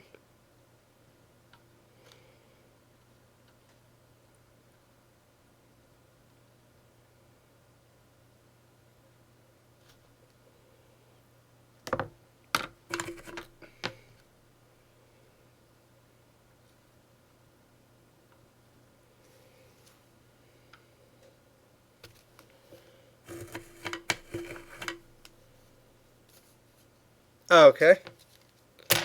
Thank you, Jay. I'm also it's just not catching like on like the edge of that there.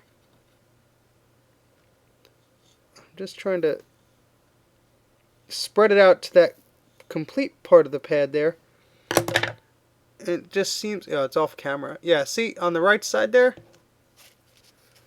Yes, I've descended into madness a long time ago. And it's looking all dirty with those little spots on it.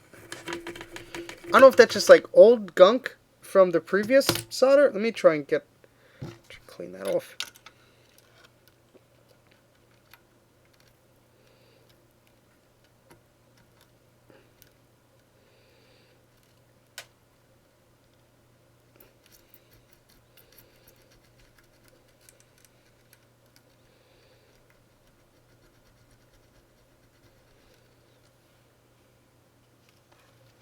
See, that looks nice and pretty.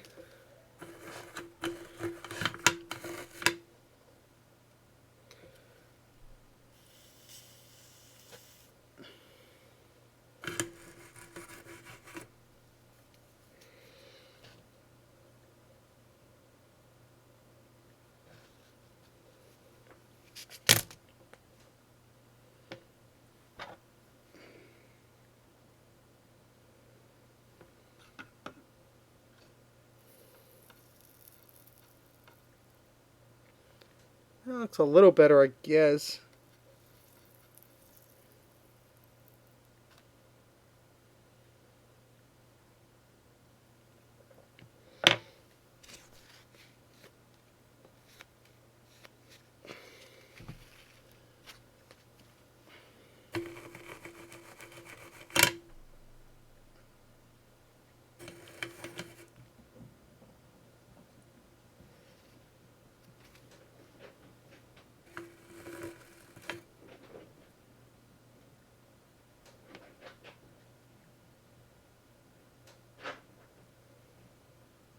I hear commotion going upstairs with the bunnies. I'm going to check on them really quick. I'll be right back. I'm a little concerned.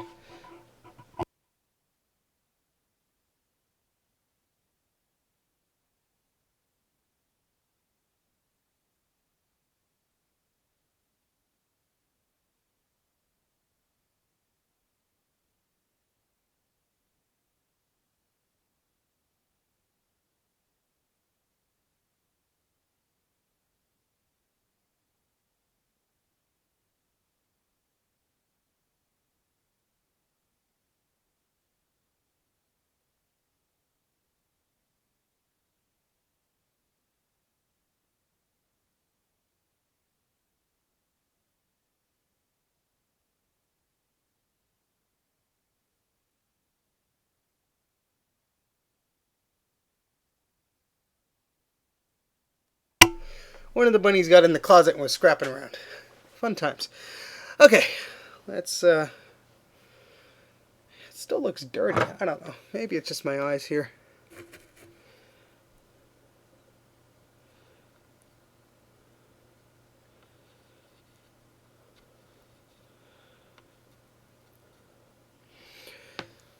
All right. Yes, I do. We have Little Bunny Wabbits. It's a terrible Elmer Fudd impression, but I have to do it every time. I am legally obligated.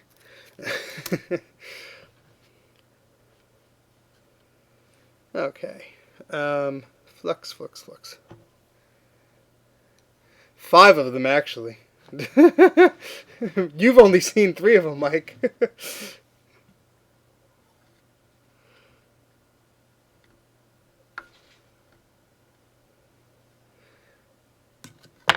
They are cute little buggers.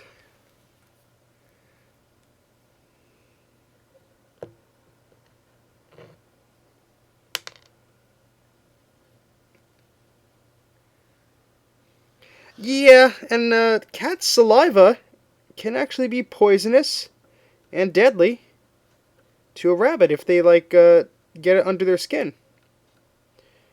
We have a cat too, but he's like 15 and very lazy, and he's not in the same room as the rabbits. So yes, no wonder he's cranky all the time. He was cranky before we had him in our house.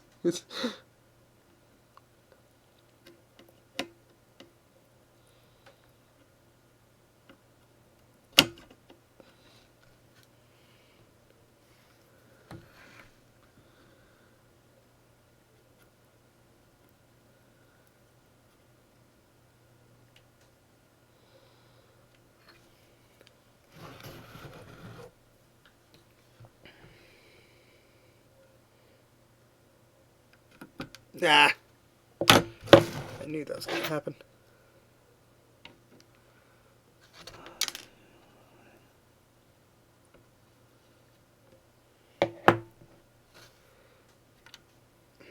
Where's those other tweezers? Yeah.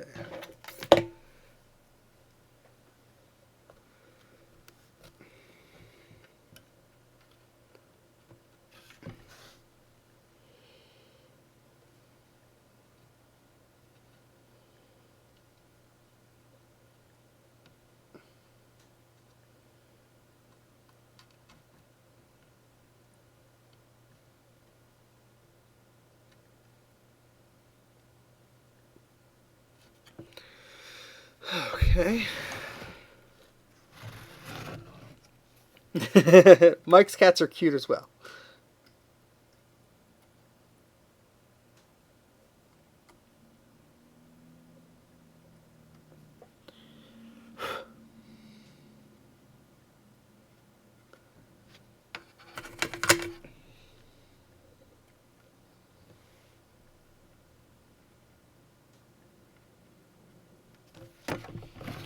Okay, I think there's a hair there. Let's get that out of the way.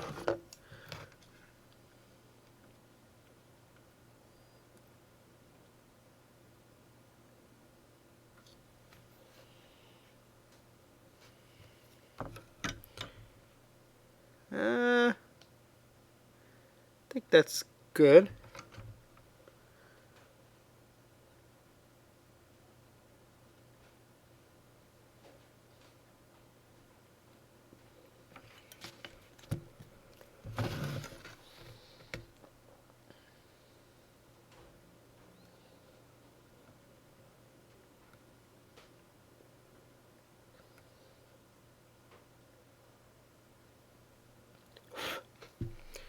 Okay, time for the next one.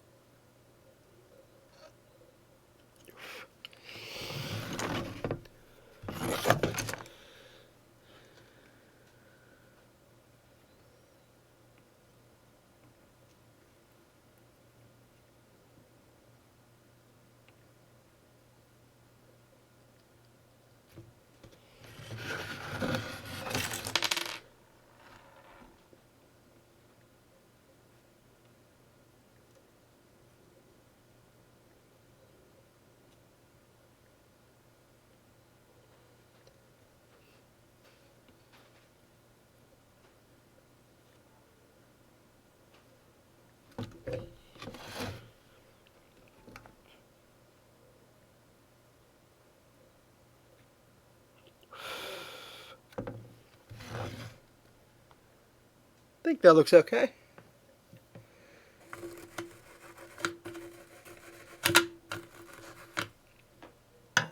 All right. So, where'd the capacitors go? We have 5 more. Oh. All right, 3 here. 1 there. And where's the other one go? Oh, so 4 there, 1 there. All right, let's do this one first. Looks like it's gonna be a pain in the butt. Right, let me just there we go.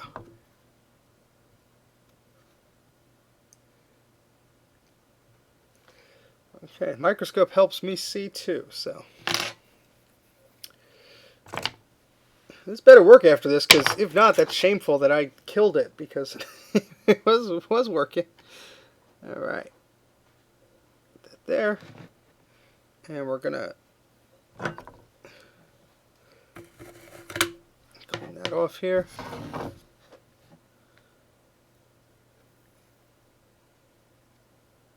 Let's use some solder to encourage that to come loose here. Oh yes, we've seen that one.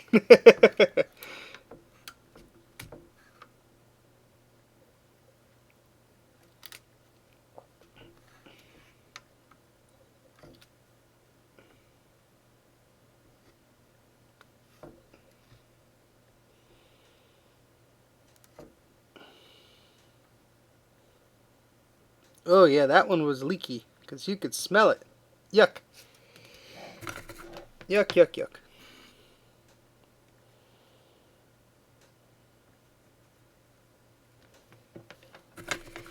Mm-mm.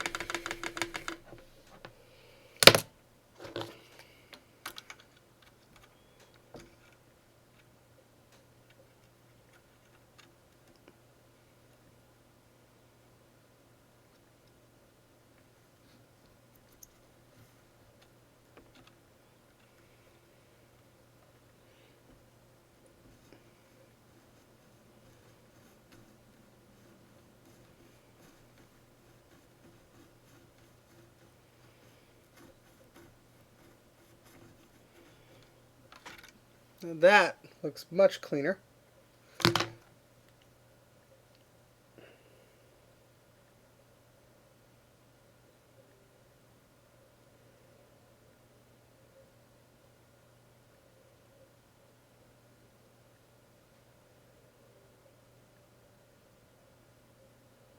Oops, sorry, 1 second.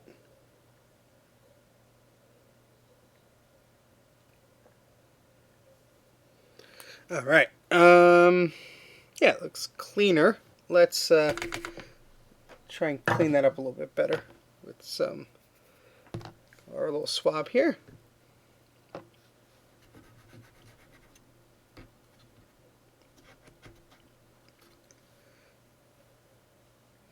Yeah, that needs to be cleaned. All right, let's. All right. Set a timer for 20 minutes. I have to pick up dinner. All right. Let's get off anything big with that.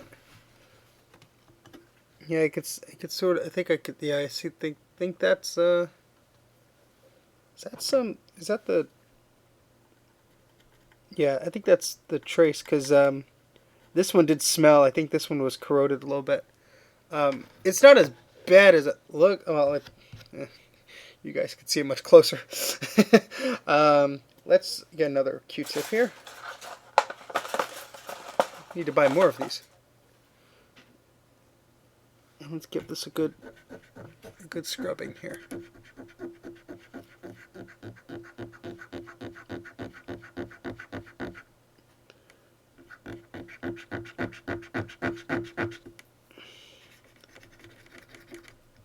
I think that's the best I'm going to get it. Again, there's light reflecting on this and stuff, so it looks probably worse than it actually is. Alright, so we're going to put some fresh solder on that.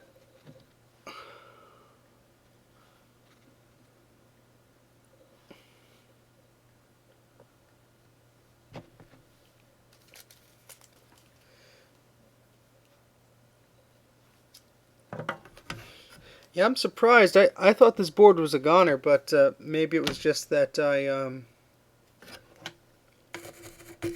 like I said, Bruce pointed out, has onboard RAM, and when I put the RAM in the slots, it was cranky. So yeah, capacitors could likely cause that problem.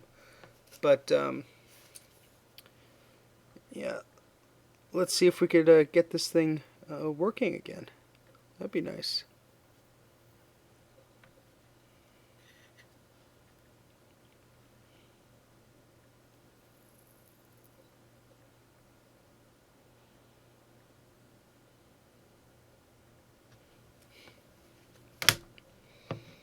Yeah, I'm smelling that disgusting, yucky cap smell there.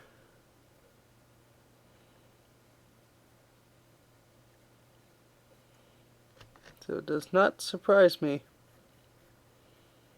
that we have a little copper exposed there.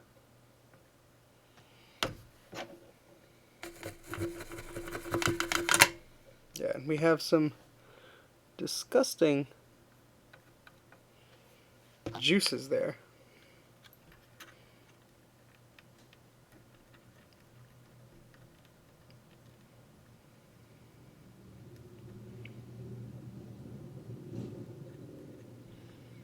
Yeah, we got most of that. Okay.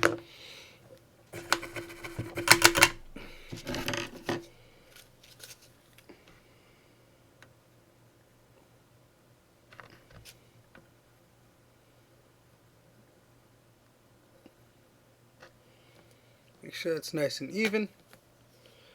And let's put some flux on that.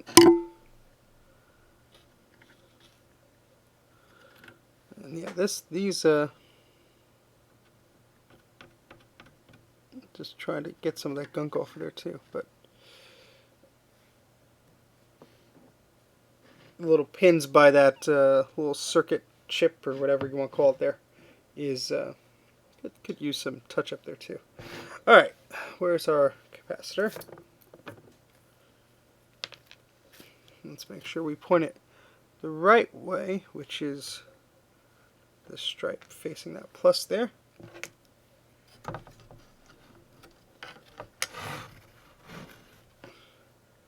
Is it a base station?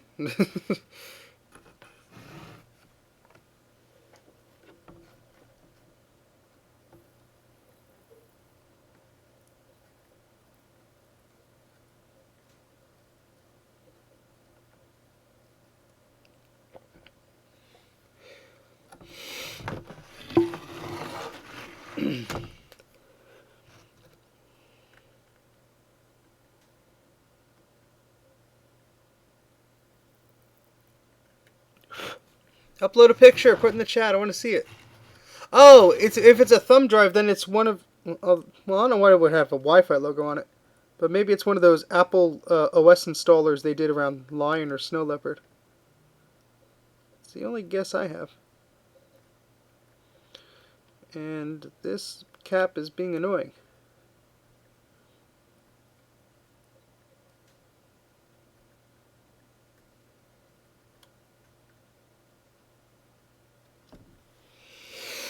It smells like celery. Like weird celery.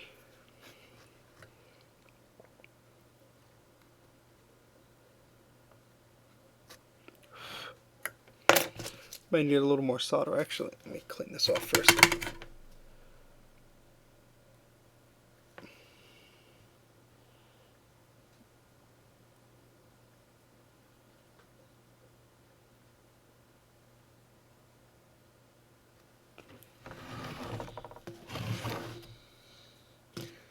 Alright, that one looks like it's making a good connection there. Let me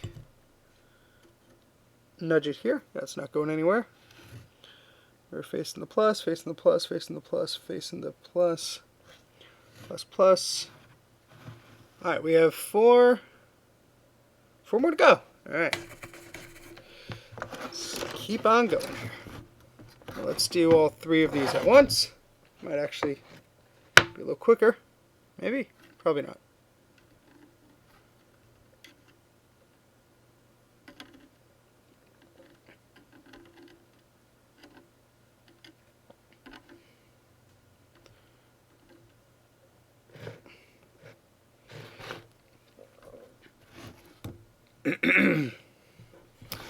Discord is a fun place to chat. That's what it is. Especially for long-winded, off-topic chats.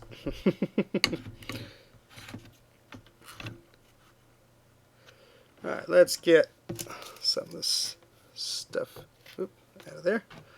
Let's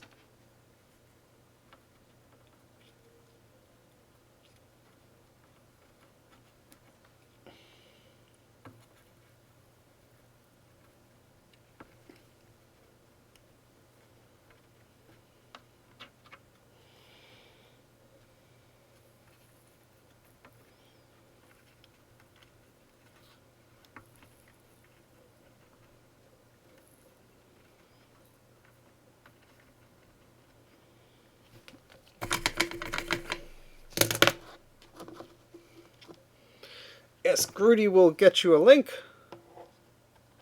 so you could join the insanity.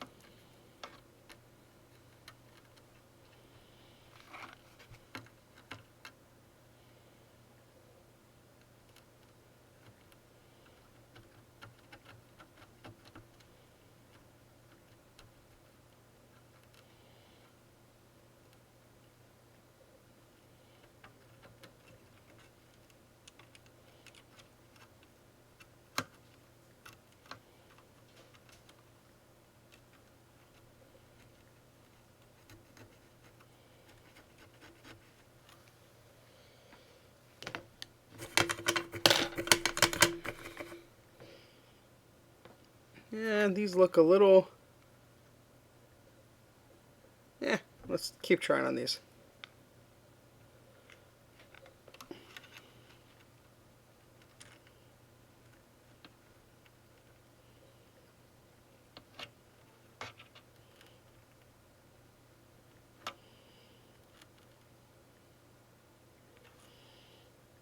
Maybe I need more flux on there?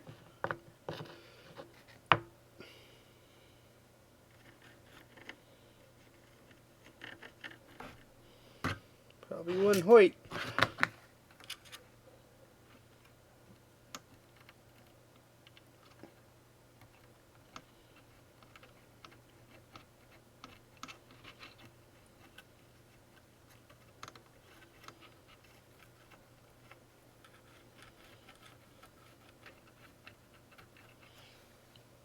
Okay.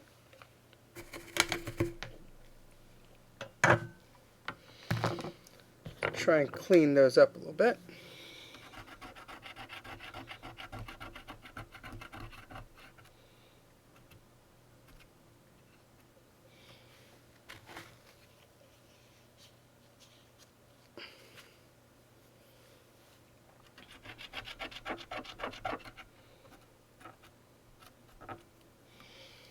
Okay. All right. Let's add some fresh solder to these pads now.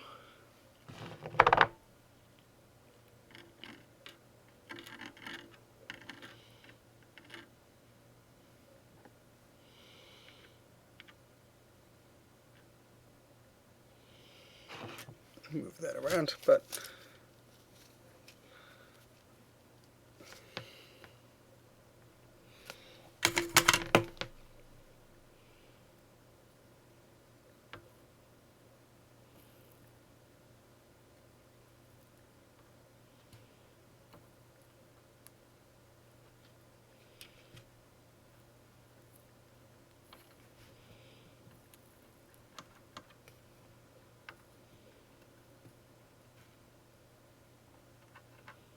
Whoopsie.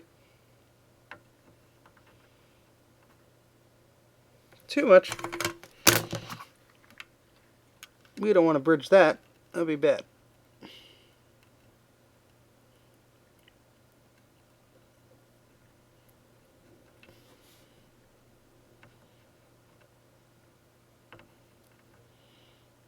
Okay.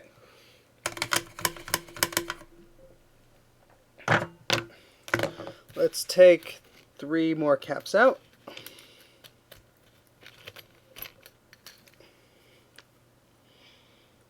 And let's some more flex down. This is time-consuming stuff, dudes. I mean, maybe if I get more practice at this, I go a bit quicker, but also want to make sure I don't screw up here. But all right, so all the stripes should face this way.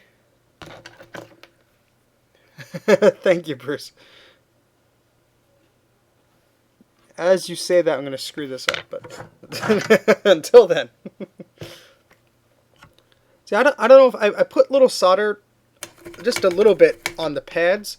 I don't know if that's enough for the cap, or if I need to put some on the side of the capacitor as well.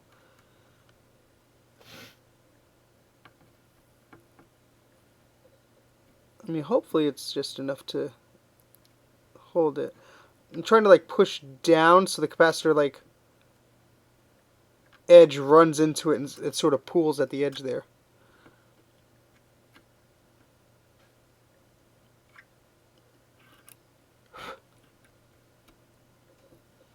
Just trying to get this straight too.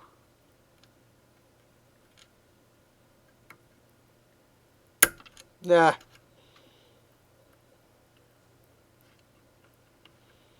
Hopefully that didn't hurt anything. No, it did not.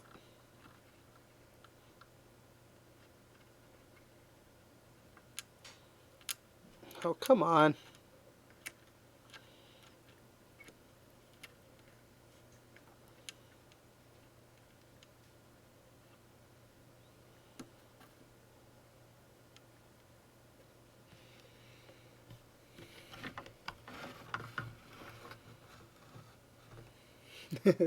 Thank you.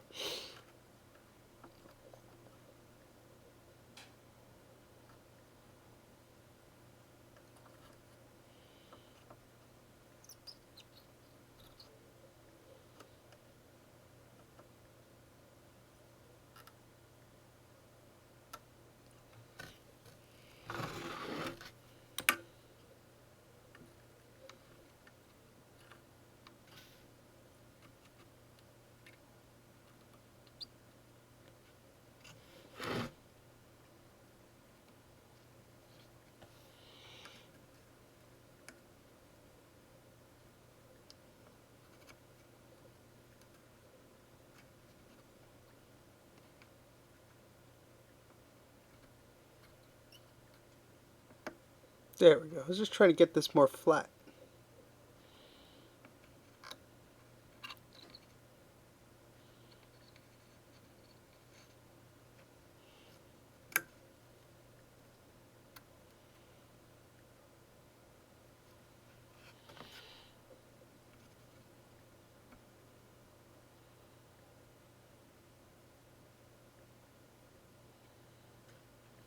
Hopefully that's okay.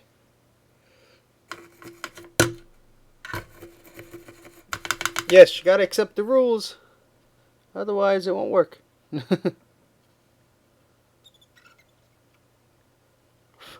Okay, that one should be okay. Next capacitor.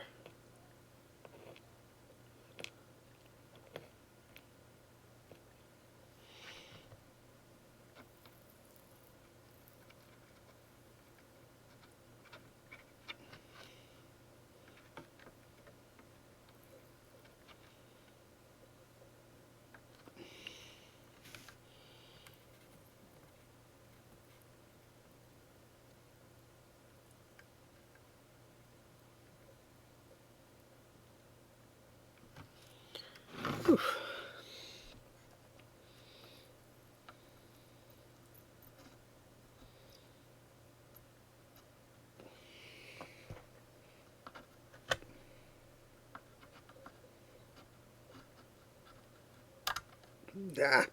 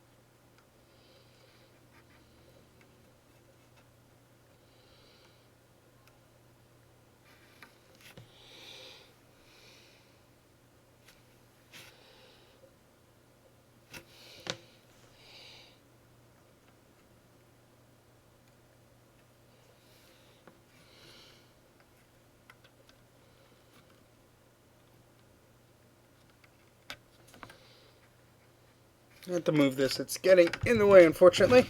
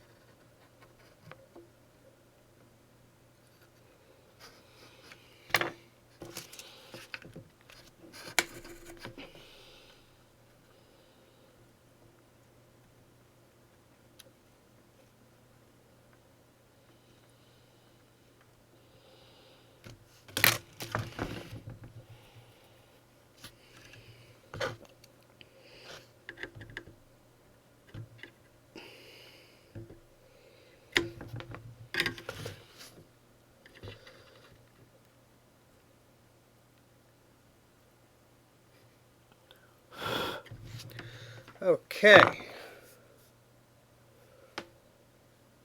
Oh. One more capacitor, and then I have to go pick up dinner. I'll be right back in a minute. It's just down the road. And then I'll be doing the final capacitor. And then hopefully we will be all done. I don't know why I made a weird accent there. I guess I'm starting to go crazy again. Who am I kidding? Starting. Yeah, the last one did not go on as straight as I would have wanted, but short of trying over, I think that was the best I could get it.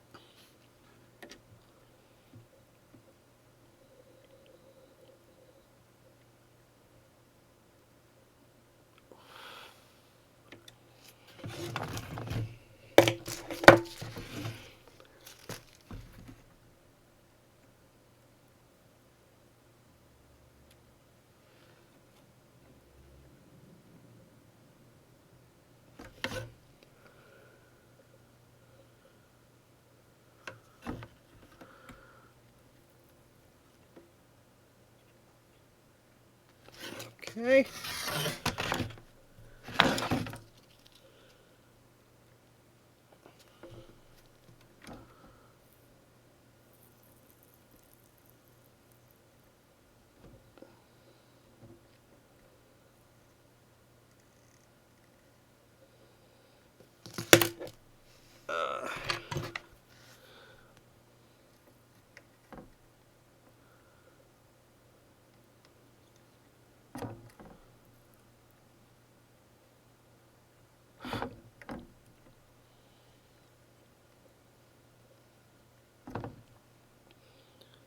Alright.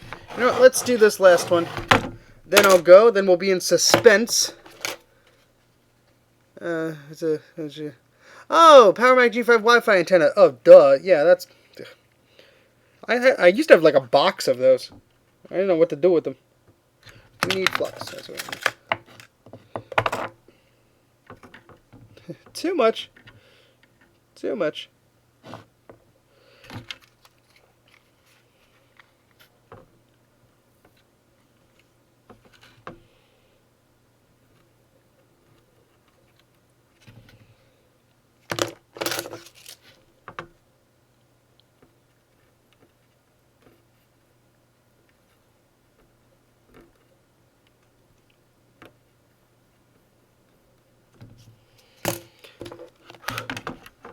I must say this board is cooperating much better than the other one.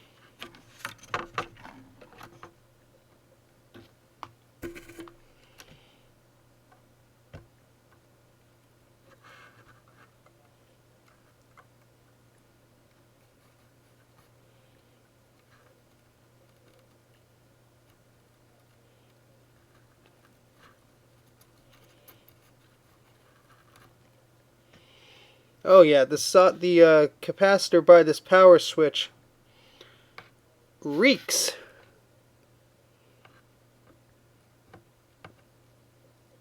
Does not surprise me that that power's ugh. And I got some of the plastic. Oh well, it'll be okay.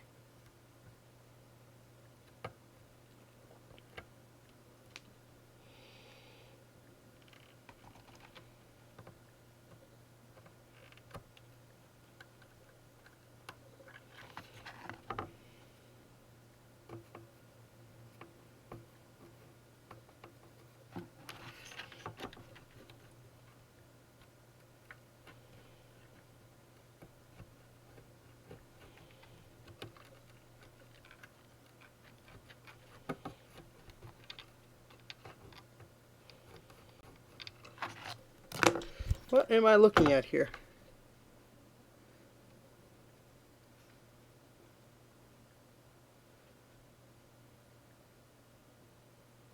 That silver, it looks black, but... Oh, just there's no solder on that. Okay. Well, let's clean that up then.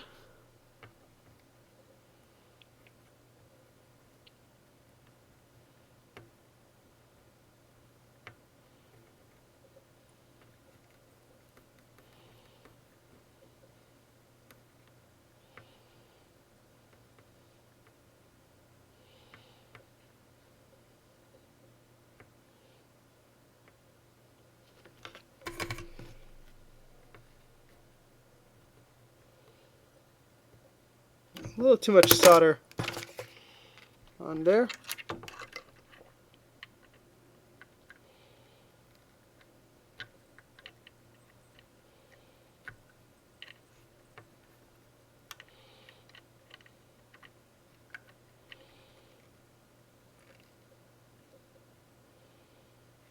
Just a little bit. Alright, let's get our final capacitor.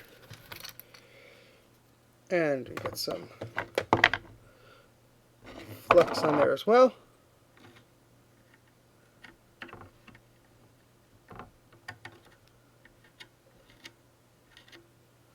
Okay. You need like 5 more. Yeah, I'll see if I still have them. I don't know what I did with them, to be honest.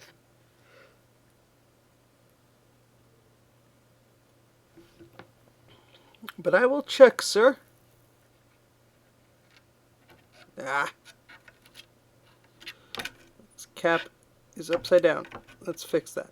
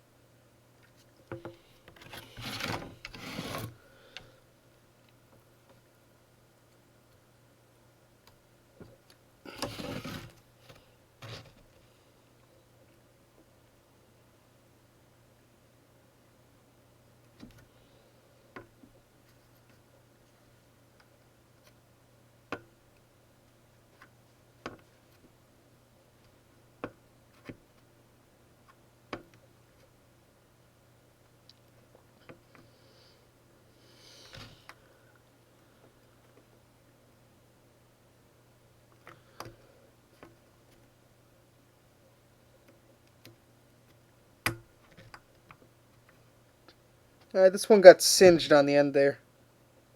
But I think that looks good. So, oh, you don't have any? Okay. Well, I will definitely let you know, Greg. Don't worry. They used to be all over the place on eBay. When I was a member of the Mac, well, I still am. When I was an avid and frequent member of the Mac Rumors forums, I tried to sell them off, but I couldn't find anybody that wanted to buy them. All right, so let's turn that off. Oops, wrong one. Okay, I will be right back. Let's turn the soldering iron off. And hopefully, when I come back, this will be ready to boot up. So, I'll be back in probably like 5-10 minutes max. Let me make sure I have my keys. Yes, I do. And my phone. Yoink. Be right back, guys.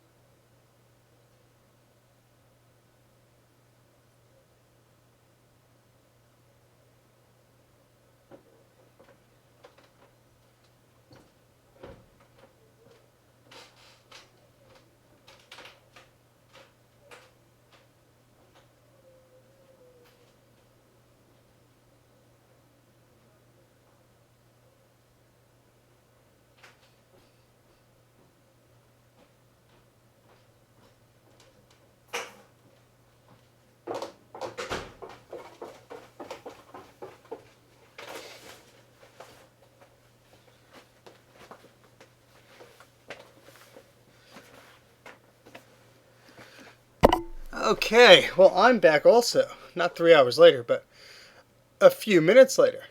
So, okay, so,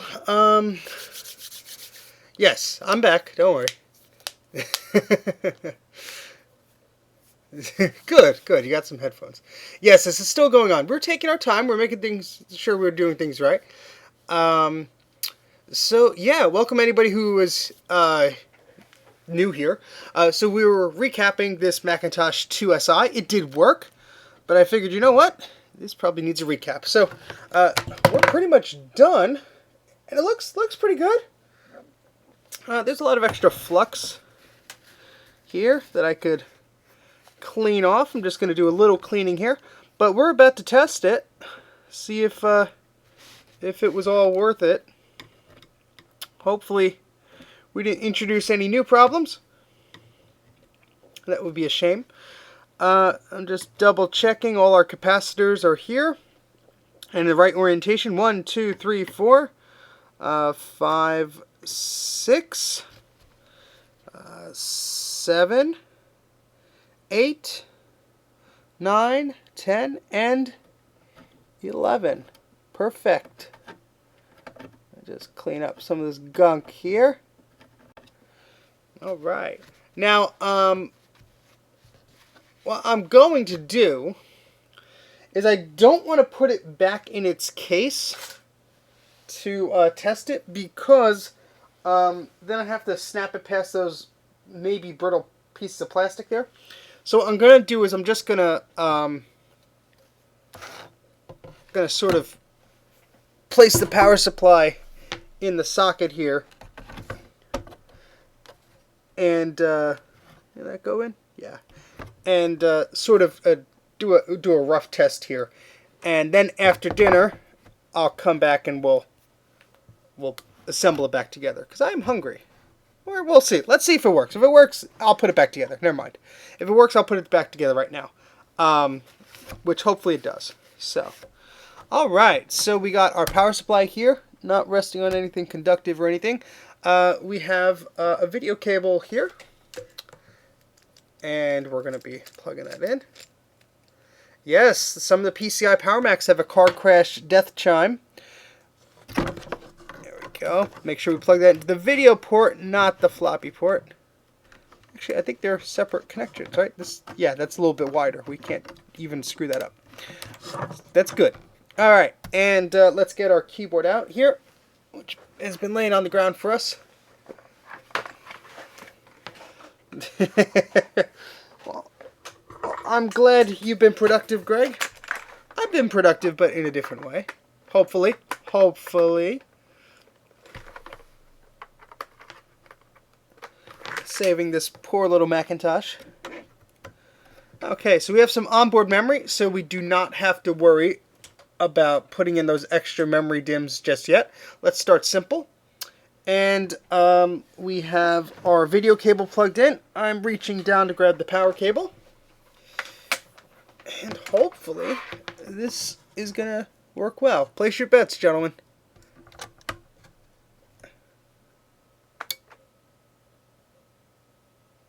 There's no fan and no speaker plugged in, so you won't hear a chime. But we have video, which is great. Awesome. All right, so it appears to be happy. I'm going to see if this power button works. I think it's still doing what it was doing before. It's just restarting. There may be something wrong with the power switch. The power supply is clicking. Maybe there's something wrong with the power supply where it's not shutting off. Bruce may have some experience in that area because he's recapped some of the power supplies. That is something I will be doing next. I will recap the power supply because I want to prevent it from going bad or anything. But it does still work, which is great. So I'm going to unplug this. Next thing I want to do is put the memory in. Okay, so Bruce is saying that could be the power supply. Okay, well that's good to know. I'm going to put the memory modules back in. Now I only have 2 memory modules out of 4 here. Hopefully that doesn't make a difference. I know some of the other Macs you had to install them in pairs. But let's see. Oh, I put that in the wrong way, so I need to I need to put them in this way. There's still some extra flux on the board I got to clean up and such, but yes, PSU recap time. All right, let's plug this back in. But I need to order the caps for that. Now we won't hear any sad chimes if the memory modules are funky or if they're not compatible or whatever, which it seems like, yeah. Yes, I am running High Sierra on the Mac I am streaming. Yeah, so I think something is either wrong with those RAM modules, or maybe we are not meeting the requirement to have them all full. I might have stolen 2 memory modules out of this machine at one point. Very possible that I forgot to put them back in. Very possible that this Mac needs all of them full, or maybe it doesn't. Maybe I'm making things up. Or maybe just the memory modules are bad. Who knows? Yes, I have to watch that one, Bruce. Then I'll know exactly what to get. All right, let's try this one more time.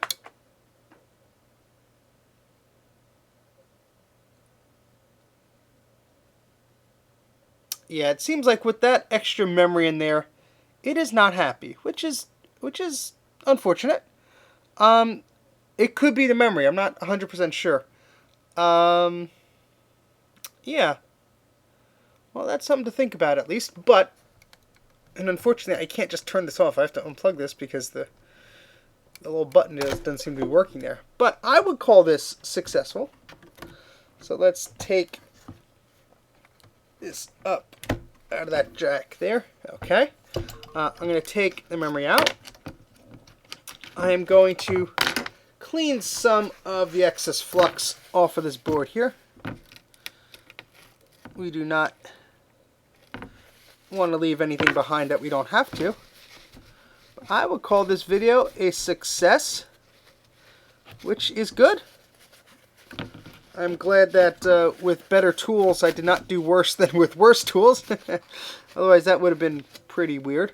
We want to move forwards, not backwards. Let me just scoop up some of this that's there. It's a good amount of flux on here. Which is okay, it's not going to hurt anything. See it, Taj? You need to fill all the RAM slots. Ah, okay. Alright, well that explains it. That, at least I know there's not other problems with the board. Thank you for confirming that, Bruce. I know that's the case, I think, at least with the Macintosh 2. So it wouldn't surprise me. Or maybe it isn't, I don't know. But with another Macintosh 2 series. So yeah, it doesn't surprise me that that is required. So that is very good to know. For now, I will leave it with just the onboard memory. And I'll have to find some memory that will fit with this machine. But yeah, that is great.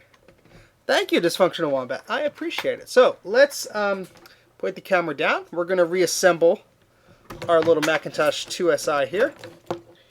And then I guess that'll be it. But let's put this beautiful machine back together here. Now I don't have enough memory to run the latest Mac OS on here, but I do have enough memory to run like probably an earlier version. I can't remember off the top of my head. I'm just cleaning a little bit on here. I can't remember off the top of my head what the earliest OS that this supports is. If you guys want to Google that, check out Every Mac or Mac Tracker while I just clean this gunk off here. It'd be good. Oh, unfortunately, only 1 megabyte of onboard memory. Oh, jeez. That is pretty bad. Wow. That is pretty bad. That's a very... wow. That is pretty bad. Yeah, 6.07. That's pretty much what I could do. Okay. Now the case of this. Let's dust this out here.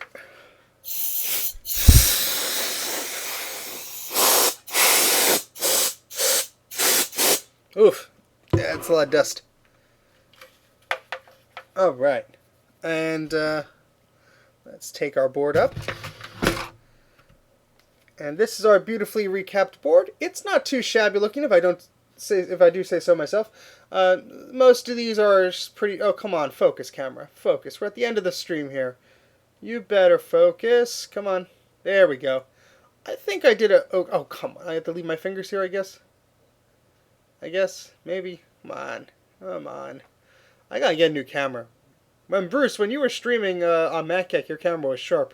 Is that the built-in eyesight, or what? I have to get whatever your camera's using, because it's much better than this. Oh, come on. You lousy Logitech. Maybe there's no dust on there or anything, but... Yeah, so... Come on. Focus. Thank you. There we go. Oh, focus for a second, and then I was like, nope.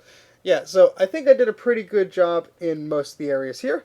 I still see some extra flux in some of these spots that I just want to clean up here. But yeah, I think it looks pretty good for first time there. And yeah, so I'm going to slide this in here. C922. Okay, I think mine's the C920, so we'll have to compare notes. Alright, so we're going to slide this board back in. Maybe, hopefully. Okay. Oh, you know what? Maybe this power button is... There we go. Adjusted that. Okay, now we're going to put our fan back in. Right, wait, the fan go... Yeah, the fan could go back in, I guess.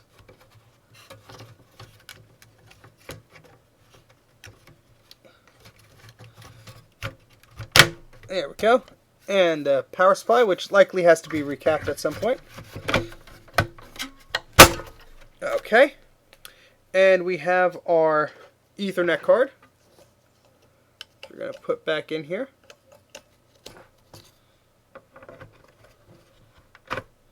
Okay. We will be putting our floppy drive back in. I am not going to put the hard drive back in because I want to use a SCSI to SD adapter. And I also suspect that hard drive is dead. So it's not going to do us any good if we put that hard drive back in right now. But I will put the floppy drive back in, which goes neatly into place. And yeah, let's get that little SCSI cable here. And it's going to yell at us that our operating system is too new. But at least we know the system is working. Ah!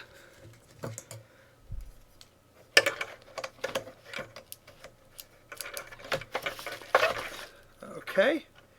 And we need our little power connector here. Which, it didn't get melted, but the edge got a little crispy. The plug still fits in, so that's good. Alright. So we're going to move this over here. Alright, and we're going to plug in our video. Plug in our power. And plug in our... Where'd our ADB go? There. Oh, it fell on the floor. Ah, boy.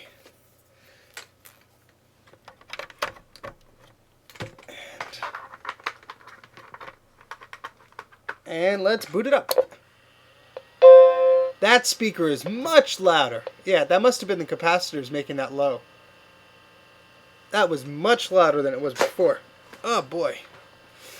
Okay, so actually, let me see if I have a floppy here with the System 6 on it. I made a bunch for a Macintosh Plus, which probably won't be compatible with this. But let me just check if I have one handy. I'm not going to go crazy.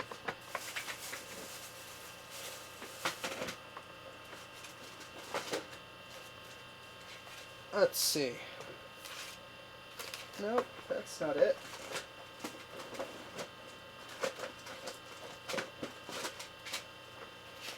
also have a bin of discs I'm just stealing things from.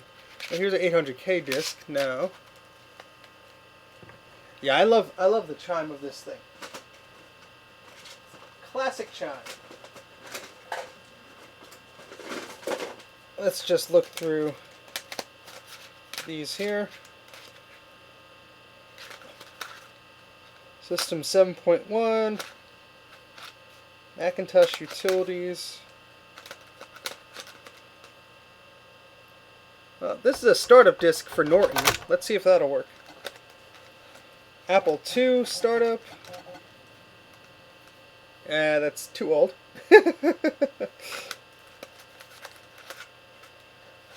We have Apple II System 6. Let's see.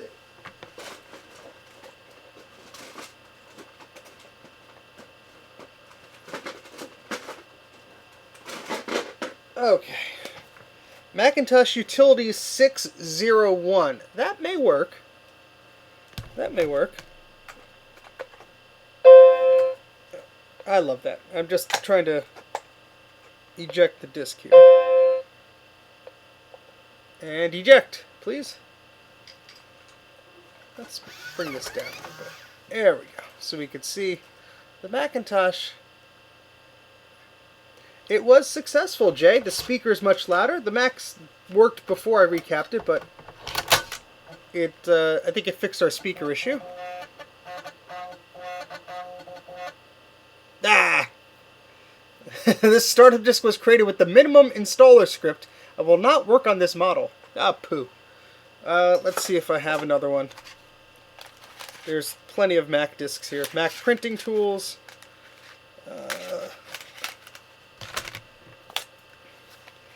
Apple Macintosh Utilities. Macintosh Plus System Tools. Probably won't work, but we could try.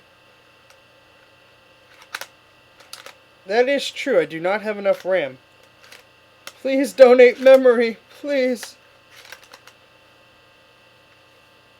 This is an older one. 6.0. That's cool. Yeah, I'll probably just have to make a startup disk. Oh, a cleaner floppy. That's good. Macintosh Plus Guided Tour. Mac Terminal. Yeah, I don't think that's going to help us here. I'll try this disk. It probably won't do it, but in case it does. If not, I'll probably do a restoration video with installing the OS on this. Yeah, I didn't like that OS. Well, the death chimes are even nice and loud. So don't put a Macintosh Plus disc in there. It'll make the death chimes. Oh boy. All right. Well, we're at 4 hours and 34 minutes. I'll call this a success. I do need to get more memory for this, so maybe when I get some more memory, we'll do a nice video with this, one of the scripted videos probably, with the portrait display and see what this thing could do. So, yeah, I appreciate everybody hanging out here. I have to go eat dinner, but I'm going to find more memory for this thing. I want to definitely test that Ethernet card that I have for this beautiful machine, and we're going to get a SD card with System 6 on here or something. But thank you guys. I greatly appreciate you hanging out with me the entire time. And I know this recap took a while, but this was successful, so I was happy. I'm not as surprised as I was last time because the machine worked, and I don't think I butchered it too badly. So I think we did a good job. But again, thanks to Bruce, thanks to Jay. Go check out their channels if you have not. For all the advice of everybody else as well. Thank you for your advice and your help, and for keeping me company, because this would have been a boring 4.5 hours if I did it by myself.